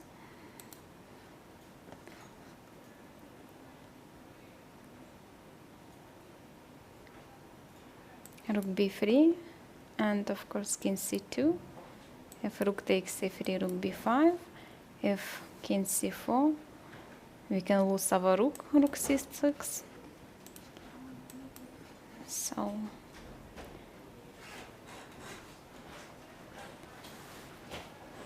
I think it should be draw after a few minutes.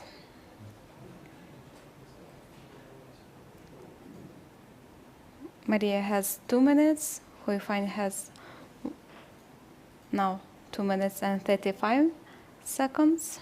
So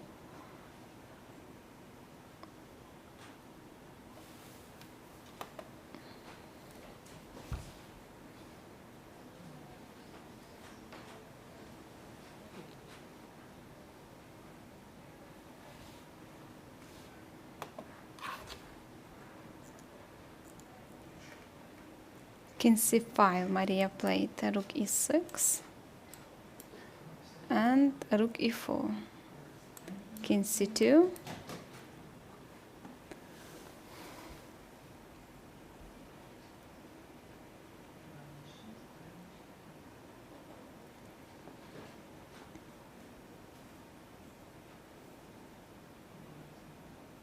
of course with idea king d3, rook e1, king d2, rook e4, king d3 again. If king d5, still rook b6, attack the pawn on b5.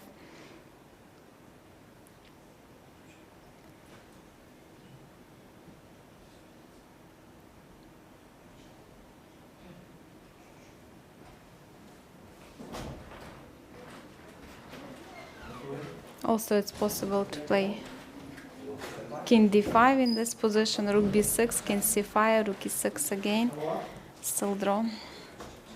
So it was a really very interesting game today, and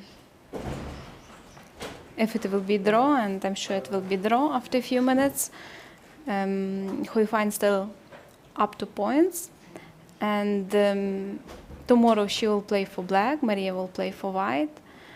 Of course, Maria will try to fight to win this game. Draw is good result for Huifan also, of course. King d4 here.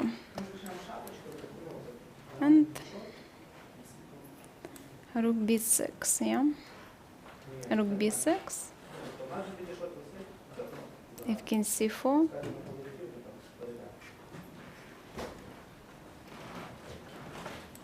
Rook c6, we can make check like this.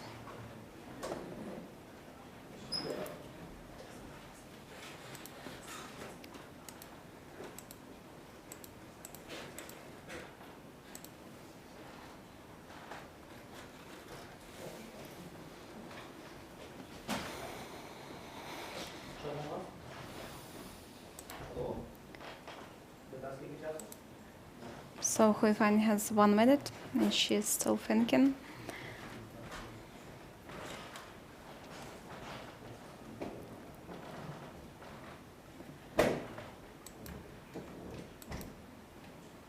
Rook c6.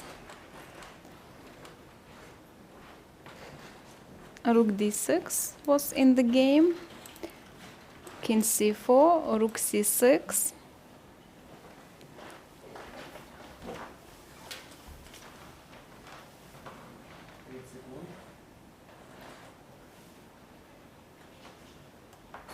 And if king d4, rook d6, it will be. Hello again, dear viewers. I apologize for this emergency. The organizers called me for some important issues. Where did you stop the analysis? What's Here. the position now? Move 64, rook c6 check. Rook c6 check. King will go to d4, I assume, or to d5. It was just on d4. So far, I think Huifan is defending well, right? Yes, yes. Yeah. It feels like. But you know, it was situation then she could make could make a repetition. Okay. In this moment. It was just a second. I'll show you. In this moment. Okay. Yeah, king c1. It was position like this first Yes. of all. Mm-hmm. Then Maria played rook b2, king c1, rook b4, and actually Huifan could play king d2 in this position. Exactly, And she didn't play. She played a3. Yeah. Very interesting. She is without pawn, but she doesn't want to. Yeah, but make I think she's just trying to stay objective. You know, she knows that Yes, b3 of is course, objectively a still good draw. move, or it is possible. Is it possible that she overlooked king c5 possibility? King, maybe she thought she's forcing a draw, like rook b3, king c2. Yeah, maybe she thought that she's forcing a draw. maybe not, maybe I'm wrong, but a3 is just not a bad move objectively, so she decided that it doesn't matter which one I choose, I guess. So what happened in the game? In the game there was After king d4, 64 moves. king d5. After Rook c6. Instead king d4, king d5. Yeah? king d5 was played, Okay. rook back to b6, rook c4 check, and king to d2. Indeed, king has to stay in front of the e-pawn. If it goes to the b-pawn, the e-pawn can start moving really fast. So this is a important problem in rook endgames, is dividing the duties between your pieces. So the rook has to do this, take care of this, and the king has to do this. If you choose the wrong duties, that would be a big mistake. Yes, but as usual, our king should stop opponent's pawns. Exactly. If the king can stop that pawn, he's just standing personally in front of it. The rook will not stop it, so that's why king has to be there and the rook has to be active. So king d2, king c5, and rook b8. This is the position. Maria is trying hard to find resources to play for a win, but so far it seems that, well, the only way black can try to win this one is either by pushing the e-pawn or winning the a-pawn. If black aims on winning the a-pawn, white would start attacking black's pawns, and king cannot protect both of them. And if black wins the a-pawn, white would win either of the pawns, and the king is really close to stop the one that is left. Another way to try to win here is to push the e-pawn. But then your rook needs to protect your king from checks. But if your rook is protecting your king from checks, it cannot push white's king away. So just trying to find a word explanation to what is going on here. This is a draw, but of course black is trying to find more and more resources, hoping for a mistake in a time trouble. Both players have 2 or 3 minutes on the clock. So 67 move, rook a4, rook c8. I think rook e8 was also possible, but it's always nicer to give a check, especially in time trouble. Rook c8 check was played. King goes to d4. I think there could be another check, or hey, Maria's idea is to go king c4 and king b3. So if I keep checking you, the king goes to b3. But what about rook b8? Rook Still b8, king c4, king c4 still, exactly. The pawn, you have to attack a pawn or give a check. You can attack the pawn. I think attacking is the best. Okay, if I'll protect my... Yeah, spoiler pawn, alert, this like is what rook happened. c3. 69 move rook b8. And rook b8 it was? Rook b8 was played, and this is the position on the board. Yeah, so we're expecting something like king c4 to try playing for a win. But yeah, white would just attack a pawn or give checks, and one of the pawns would fall, and well, it should be a draw. What do you think about the small rook c3? Is it passive or no? Which one? In this position.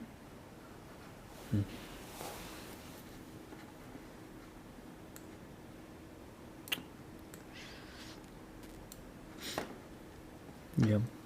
So you mean rook c3 instead of rook b8? Rook b8 is already played. Rook c3. Yeah. Yeah, I'm afraid it might be too passive. But how black can use it? Let's say e4. e4, yeah. e4. You probably go rook b3. Here you go rook b3. Maybe I go rook king a. c4. King c4, you give me check and go back. So maybe rook a5 I try. And then rook b4. Rook b4 and then back. King e5, you go back. King maybe e4. I go to f4 and then you go king e2. Yeah. Yeah, also good enough. Okay, so what happened in the game? Rook b8, king c4. Rook b8, rook a5 was played on move 69. Rook a5, okay. Wow, this is a long game. This is a long one, 70 moves plus. About 5 hours already the game is live. Rook d8 check. Rook d8, okay. Yeah. What is what's the plan? What if king c4? If king c4 and going to b3, how do you defend against that? Maybe king c4, rook d3. Oh, I found a way to lose for white. Oh, no, I didn't. King c4, I think rook d3 as a move here could be played. Rook d3, and I want to give lots of checks to your king. And I thought b4 is winning. Let me show this variation. So king c4 looks like a logical move with the idea to go to b3 and then go eat the pawn. And there's move rook d3, also playable. I thought b4 wins, but okay, I have king e3 and I'm fine. So b4 is not winning. If you go e4, we already had this position in our analysis. Yeah. Yeah. So this is actually how did our king go to f4? It's not even possible here. What did we do? Something. How did our king went there? I don't know. Okay, king d5, rook b3, king e5, like this. Rook b3. If king e5, I go king e3, and that's yeah, okay. So this is a draw anyway, and we have king c4. There's move rook d3. There's move rook c8. There's move rook e8. Basically any move. Those pawns are way too far, even after exchanging them. Even after exchanging them, there's only one pawn left, and king is really close. The only way I can think white can lose this one is when the pawns on a3 and e5 disappear, and somehow black's king goes to a3 or a2, and that pawn is really far advanced. Then white's king is on long side and black is winning. But I don't see that one happening anytime here. So for example, yeah, rook e8 was played. Rook e8 was played. So for example, if rook takes a3, rook takes e5. B4. If black had king, let's imagine the king on a2, black would be winning. Or on b3. On this square? Yeah, on a2. If the king was on a2 and black plays b4, b3, that would be a win. But black is not in time to do that. Rook a2. Rook a2, king c1 closer to the corner. Yeah, F king and to the let's show our strong. viewers the fortress here. King, okay, there's check. b4. b4, king b1, rook and moves. Tower, yeah. We can use the Philidor position after Yeah. rook e3. We can go rook e1 and stay rook there e3, against the b pawn. Even passive defense is working, Go back. so it's not gonna be a problem. So we have move 71, king c4 played, 71 rook e8. I don't see a way how. Oh, lots of exchanges happened. Rook e8, king d5 was played. 71st move, king d5. Instead of rook takes a3, king d5, rook d8 check, king e4, rook d8 check, king e4, hiding from checks, rook b8, rook takes a3. Maria realized that there is no point of postponing the inevitable. If she wants to play for win, the pawns has to disappear, but that's just a draw. It's just a draw. I don't know. King f4. What can possibly be a problem? King f4. So I think Philidor position is not gonna happening here. So white will have to defend using the second method. I don't think I don't see the rook going to third rank here. Black's gonna play e4. Okay, rook b8 is the right move here. Rook, if e4, I give a lot of checks from behind. And if you go rook a2 is a little bit stronger, king e1. And if king e3, I get Philidor position. Oh, I do get Philidor position. e4, rook b3, Philidor position. So, yeah. So we have on the board 2 minutes. Both players have 2 minutes on the clock. Move 74. I think you pretty much guessed what is going to happen. On king f4, 74 move. This is Maria will check who you find that you know Philidor's position. No, I think the second Philidor position is on the board. I would agree, but for a second it was not clear to me if white's gonna get it. But so there were 3 ways to make a draw against one pawn. It's Philidor position, it's rook behind the pawn and king on short side, and another one king on short side and rook on the long side, still a draw. So this is the last. So the first one is Philidor, second one rook behind the pawn. Actually there it doesn't matter from which side is the king, depending on the pawn, but okay. But there's gonna be Philidor here. Just rook b8, and there's no way. There are lots of checks coming. Yeah, so we're expecting a draw agreement in a few minutes. Yeah, it's definitely 30 minutes for this. I'm expecting to expect. So yeah, I think we can do a little summary of the game, because it's gonna be a draw, no questions, just a matter of several minutes. So in the opening, Hooifan really surprised Muzychuk, and Maria spent a lot of time and got in some positional trouble. Then Hooifan chooses a not very aggressive but very safe way to go with e6 instead of f4. Ruining the pawn structure, keeping solid small edge. Then Maria defends well, and the position equalizes. But then somehow Hooifan manages to push the pieces back with h4, h5, f4. And then on move 40, Hooifan had excellent chance with knight f5 check, regrouping the pieces with big advantage. That she should go back with the pieces, so... Yeah, it was not obvious at all. And after that, move 40, Muzychuk found a really strong move, bishop takes d4, which is not obvious at all. And actually Exchange the bishop on the knight. Exactly, yeah.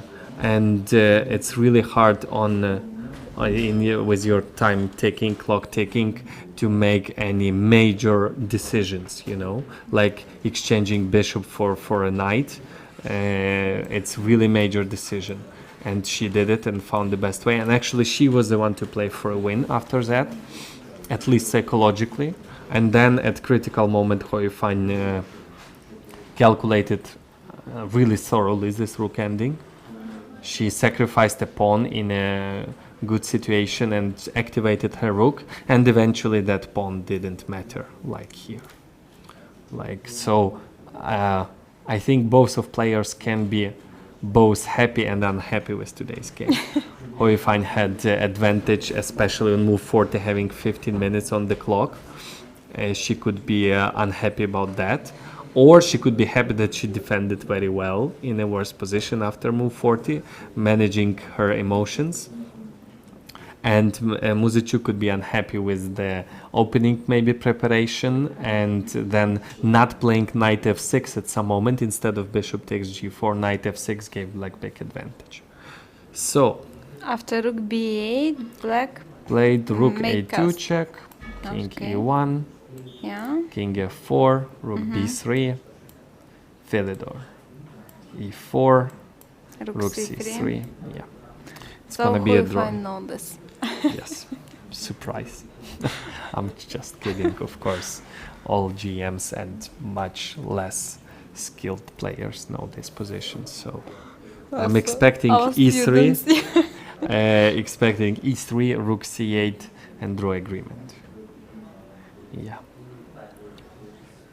So what do you think about tomorrow's game? I think tomorrow Maria's more or less last chance to win the game and fight for the result of the match. Because if she doesn't win tomorrow, if she loses, the match is literally over. And if she doesn't lose, the game is still on, but in next game she will have black. And if white wants draw in modern chess, and if a strong player with white wants a draw, most likely she's gonna get it. So tomorrow is her last chance to get a full point, and I think she would try to squeeze it, try to use all of her possible chances tomorrow, because after that, if not a win tomorrow, there's almost no chance at all with the next black game. Hoi Fine can find. It's really hard to play for a win with black if your opponent wants a draw. Even if your opponent is much weaker than you are, like 200 points of elo difference, or even 3. If he wants a draw against you, it's really hard to find the opening where white doesn't have a forcing equality, even against much weaker players. Hoi Fine rating-wise is stronger, so if she wants a draw with white, she's gonna get it. So do you think tomorrow last chance for Maria? More or less. Okay, theoretically there's always chances, but practically speaking, tomorrow would be her last chance to score first win in this match. So, rook c8, draw offer. There's no point of postponing it anymore. But they play till the end, so... No, but this is the end. That's it. Okay, she could break in a free draws. check. Yeah, I draw. can see a draw. They agreed for a draw. Hoi Fine played rook c8 and they agreed for a draw. Wow, that was a long run today. Yeah. Thanks for watching, our dear viewers. I hope you Till enjoyed it. end. Till the end. I will see you tomorrow in a really important game, and I think we'll see a beautiful struggle tomorrow. Thank you, Thanks Grandmaster. for watching. Mikhailo Alekseyenko. And Vita Krivoruchko.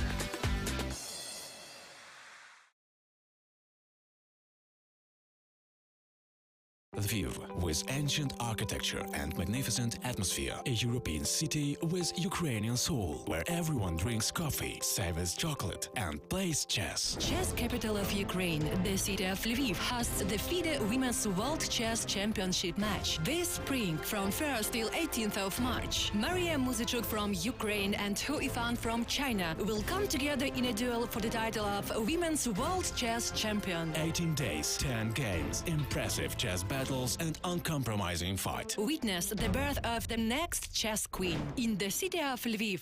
What would be cool to have in your company? Let's ask our ladies. Have my lunch in the park. Have a relaxing massage. Band and acquire. Looking for your IT partner? Symphony Solutions. Cool to work for, cool to work with. Загальновідома формула успіху. Мріяти і діяти. Формула, якою керуються перші. Прагни першості. I've always wanted to introduce them. Classic style, elegance, sense of rhythm, slow tempo, tart flavor. They've so much in common. Scent of rain and flavor of sweets. They know how to surprise day and night. Being with them makes me feel cozy. Which one of them do I love more? Lviv is worth meeting. Не боятися падінь. Загальновідома формула успіху. Мати силу встояти. Формула, якою керуються перші. Прагни першості. What would be cool to have in your company? Let's ask our ladies. Chat with my colleague at the fireplace. Morning yoga classes. To have my coffee served. Looking for your IT partner? Symphony Solutions. Cool to work for, cool to work with.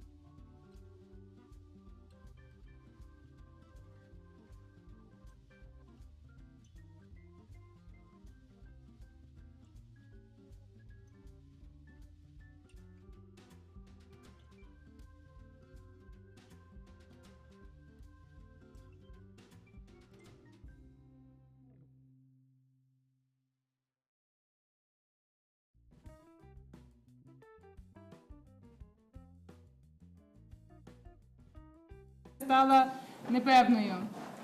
Okay, Masha, how did you see the game, and especially why did you spend so much time at one point in the opening? I was even thinking that first half of this time you were thinking about the moves and then what to answer here. Питання до Марії. Що ви скажете про партії? Дуже цікаве питання. В якийсь момент ви так довго задумалися. Про що ви думали? Можливо, першу половину часу ви думали над ходом, а далі ви думали, що ви будете відповідати на прес-конференції? Чого ви так задумуєтеся? Я трохи забула варіант, який в мене був записаний. A bit I forgot the variation I had. І тут я довго вибирала між слон c5 і слон f8. Але я пам'ятала, що десь на слон c5 є хід турець c5, але точно не пам'ятаю, що в цій позиції. Here I was deciding between bishop c5 and bishop f8. I remembered that at some point there is capture rook c5 on bishop c5, but I was not sure whether it is this moment or not. It doesn't work. Okay. Oh. If we... Еще раз, наверное, да. Можливо, саме тут воно проходить, тому що в мене щось не зросталося. Maybe at this moment it works, but in my variation it didn't work out. Я не пам'ятаю, треба перевірити. I don't remember exactly. Must check it. Yes. And what about this position after move e6, f takes e6? How did you estimate this endgame? I think you can now give your estimation. Скажіть, будь ласка, як ви оцінювали цю позицію, цей ендшпіль? Добрими шансами на вирівняння в чорних. With good chances to equalize for black. You fine? What about you? Пані Фан, що ви скажете? Yeah, I mean, there's only e6, a bit too weak to isolate the pawn, but I mean, the pieces are very active. Є лише одна слабість, це пішак e6, але фігури дуже активні.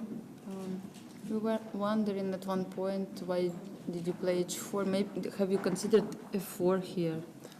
Хотіли запитати, в певний момент ви зіграли h4. Чи ви розглядали тут хід f4? Yes, knight c6. Кінь c6. Yeah, okay, just there were two options, I believe, yes, in at this moment. And what did you calculate here? Well, it's just some variation. I mean, h4, of course, I mean, not as obvious as f4, but also an option, I guess. Загалом було всього дві опції, h4 і f4, як ви обирали. Ну, це одна з опцій, h4 теж було можливо, хоча воно не таке очевидне. Okay, what was another critical moment for you in this game? Що ще було для вас критичним моментом в цій партії? Ну от, коли пішла тура c3, мені під час партії здавалося, що білі можуть піти слон d2. This moment where I played rook c3, I guessed maybe white could have played bishop d2.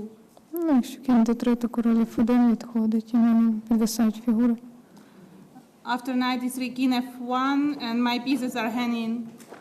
Можливо, я можу відійти назад, слон e3, якось король e7. Але я не думаю, що це можна грати чорними на перемогу. Maybe I can just move back, rook c8, but I don't think as black. Sorry, Maria, I didn't hear. Щоб чорні можуть грати на перемогу. That black may play this for a win. But when you say so, it means that you considered your position as better one at this moment. Але коли ви це зіграли, ви вже вважали свою позицію кращою на даний момент? Ні, я вважала, що вона просто іграла. I believe it's just playable. Later on, there was a moment when you had only 2 seconds on your clock. Is it true? Ну так, тому що мені спочатку здавалося, що на слон b1 на слон g2, але в останній момент я побачила король g2, тура e3, кінь c6 і стало зовсім не весело. В якийсь момент у вас на годиннику було лише 2 секунди, чи це правда, так? Тому що Марія гадала, що є хід слон g2, але в останній момент вона побачила цей варіант, який вона щойно показала.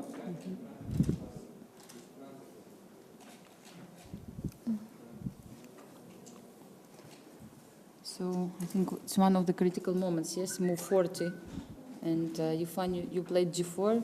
Don't you regret now that you made this move? Це був один з критичних моментів. Пані of Фань, course. There, well, not a regret, but there are many better options than the stupid g4. Пані Фань, ви пішли G4, чи ви потім не пожалкували, що ви зробили цей хід? Ну, звичайно, було багато кращих опцій, ніж хід G4. Maria, you had only 30 seconds left at this moment, and how it was difficult to make the decision. Bishop d4 is quite responsible decision, I guess. Марія, у вас було лише 30 секунд на даний момент, і чи як важко було вам зробити це рішення, слон d4? Ну, я би сказала, що дуже важко, так як перед 40-м ходом білих я також думала, і на G4 збиралася бити на D4. I can't say it was too hard, because before white have played g4, I considered this possibility, and I prepared bishop d4 on it.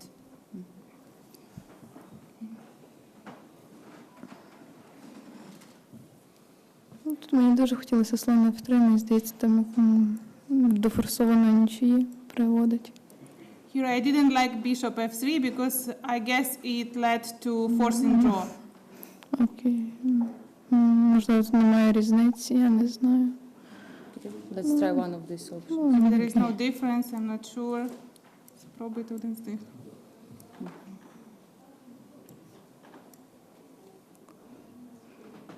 Ну, якось тут зовсім без шансів. You Після... wanted to keep on playing. Yes.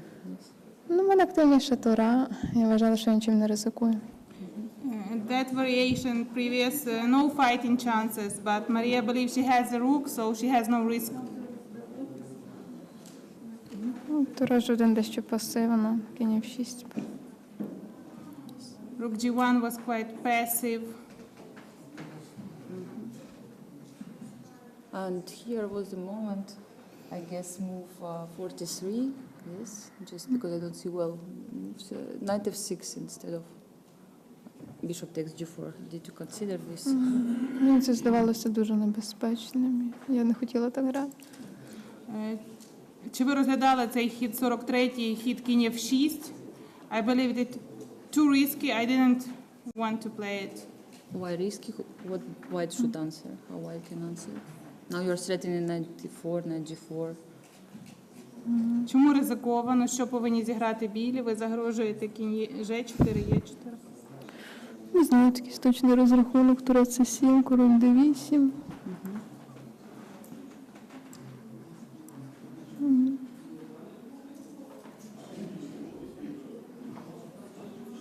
Тура G7, кінь G4. For example. Я не знаю. З двома слонами мені так не хотілося грати. I didn't want to play this with pair of bishops. Король F1, наприклад. Тура H1, слон G1. All this looks forks, yes. Не хотілося сюди йти. I didn't want to go into this line. Okay. So, and later on, again, that's another critical moment. If white, I think, wanted to make a draw, could they just change the rooks, or it's not obvious? Черговий критичний момент. Якщо білі хотіли нічі, чи не можна було просто поміняти тури, це не була помилка? And so then, how did you estimate the position at this point? Як ви оцінювали позицію в цей момент? Yeah, I think it's possible, but I mean, how to say? But of course, white has no chances. I mean, just trying to see somewhere equalizing. Я думаю, це було можливо, але в білих є різні шанси якось урівнювати. And okay, can you say add something else about this endgame? And do you think, Maria, that you missed some winning chances in this game later on? Чи можете щось додати про цей еншпіль? Чи, Марія, ви гадаєте, що ви упустили якісь шанси на перемогу в ньому? Ну, мені здається, що в якийсь момент просто не хватило часу. Але я не знаю, під час партії я нічого не бачу. I think at some moment I just lacked time, but I cannot say. I didn't see anything concrete. And you find?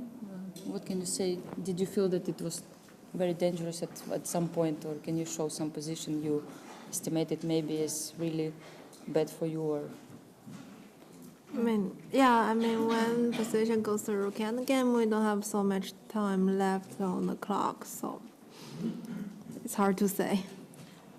Пані Фань, що для вас було небезпечним моментом, чи ви не відчували, що в якийсь момент ваша позиція погана? Так, саме коли ми перейшли в цей туровий еншпіль, було ще й мало часу на годиннику, важко сказати. Do we have questions for the players? Okay. Okay.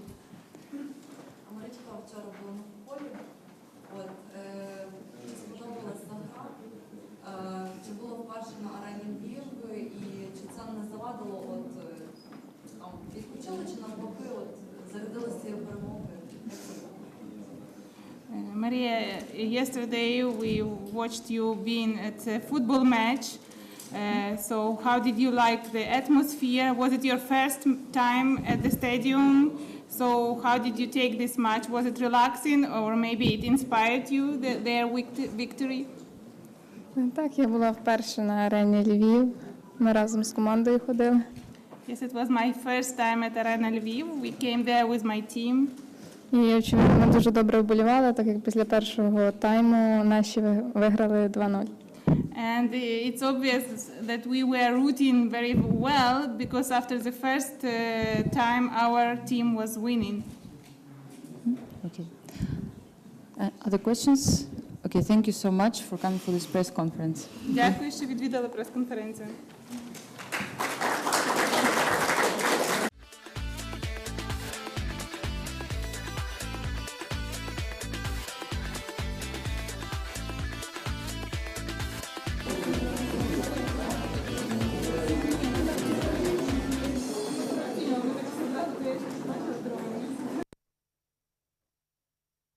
Lviv, with ancient architecture and magnificent atmosphere, a European city with Ukrainian soul, where everyone drinks coffee, savors chocolate, and plays chess. Chess capital of Ukraine, the city of Lviv, hosts the FIDE Women's World Chess Championship match this spring from 1st till 18th of March. Maria Muzichuk from Ukraine and Hu Ifan from China will come together in a duel for the title of Women's World Chess Champion. 18 days, 10 games, impressive chess battles, and uncompromising fight. Witness the birth of the next chess queen in the city of Lviv. What would be cool to have in your company? Let's ask our ladies. Have my lunch in the park. Have a relaxing massage. Band and acquire. Looking for your IT partner? Symphony Solutions. Cool to work for, cool to work with. Мріяти – загальновідома формула успіху. Мріяти і діяти – формула, якою керуються перші. Прагни першості. I've always wanted to introduce them. Classic style, elegance, sense of rhythm,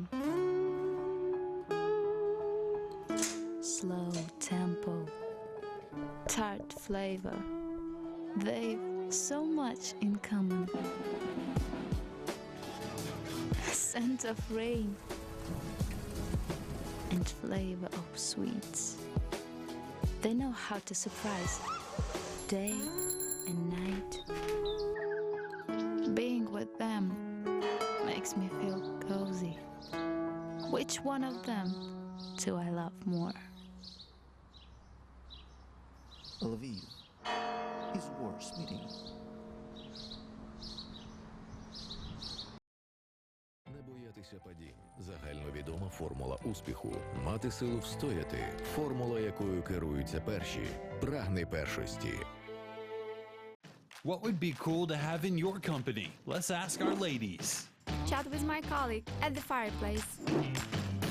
Morning yoga classes. To have my coffee served. Looking for your IT partner? Symphony Solutions. Cool to work for, cool to work with.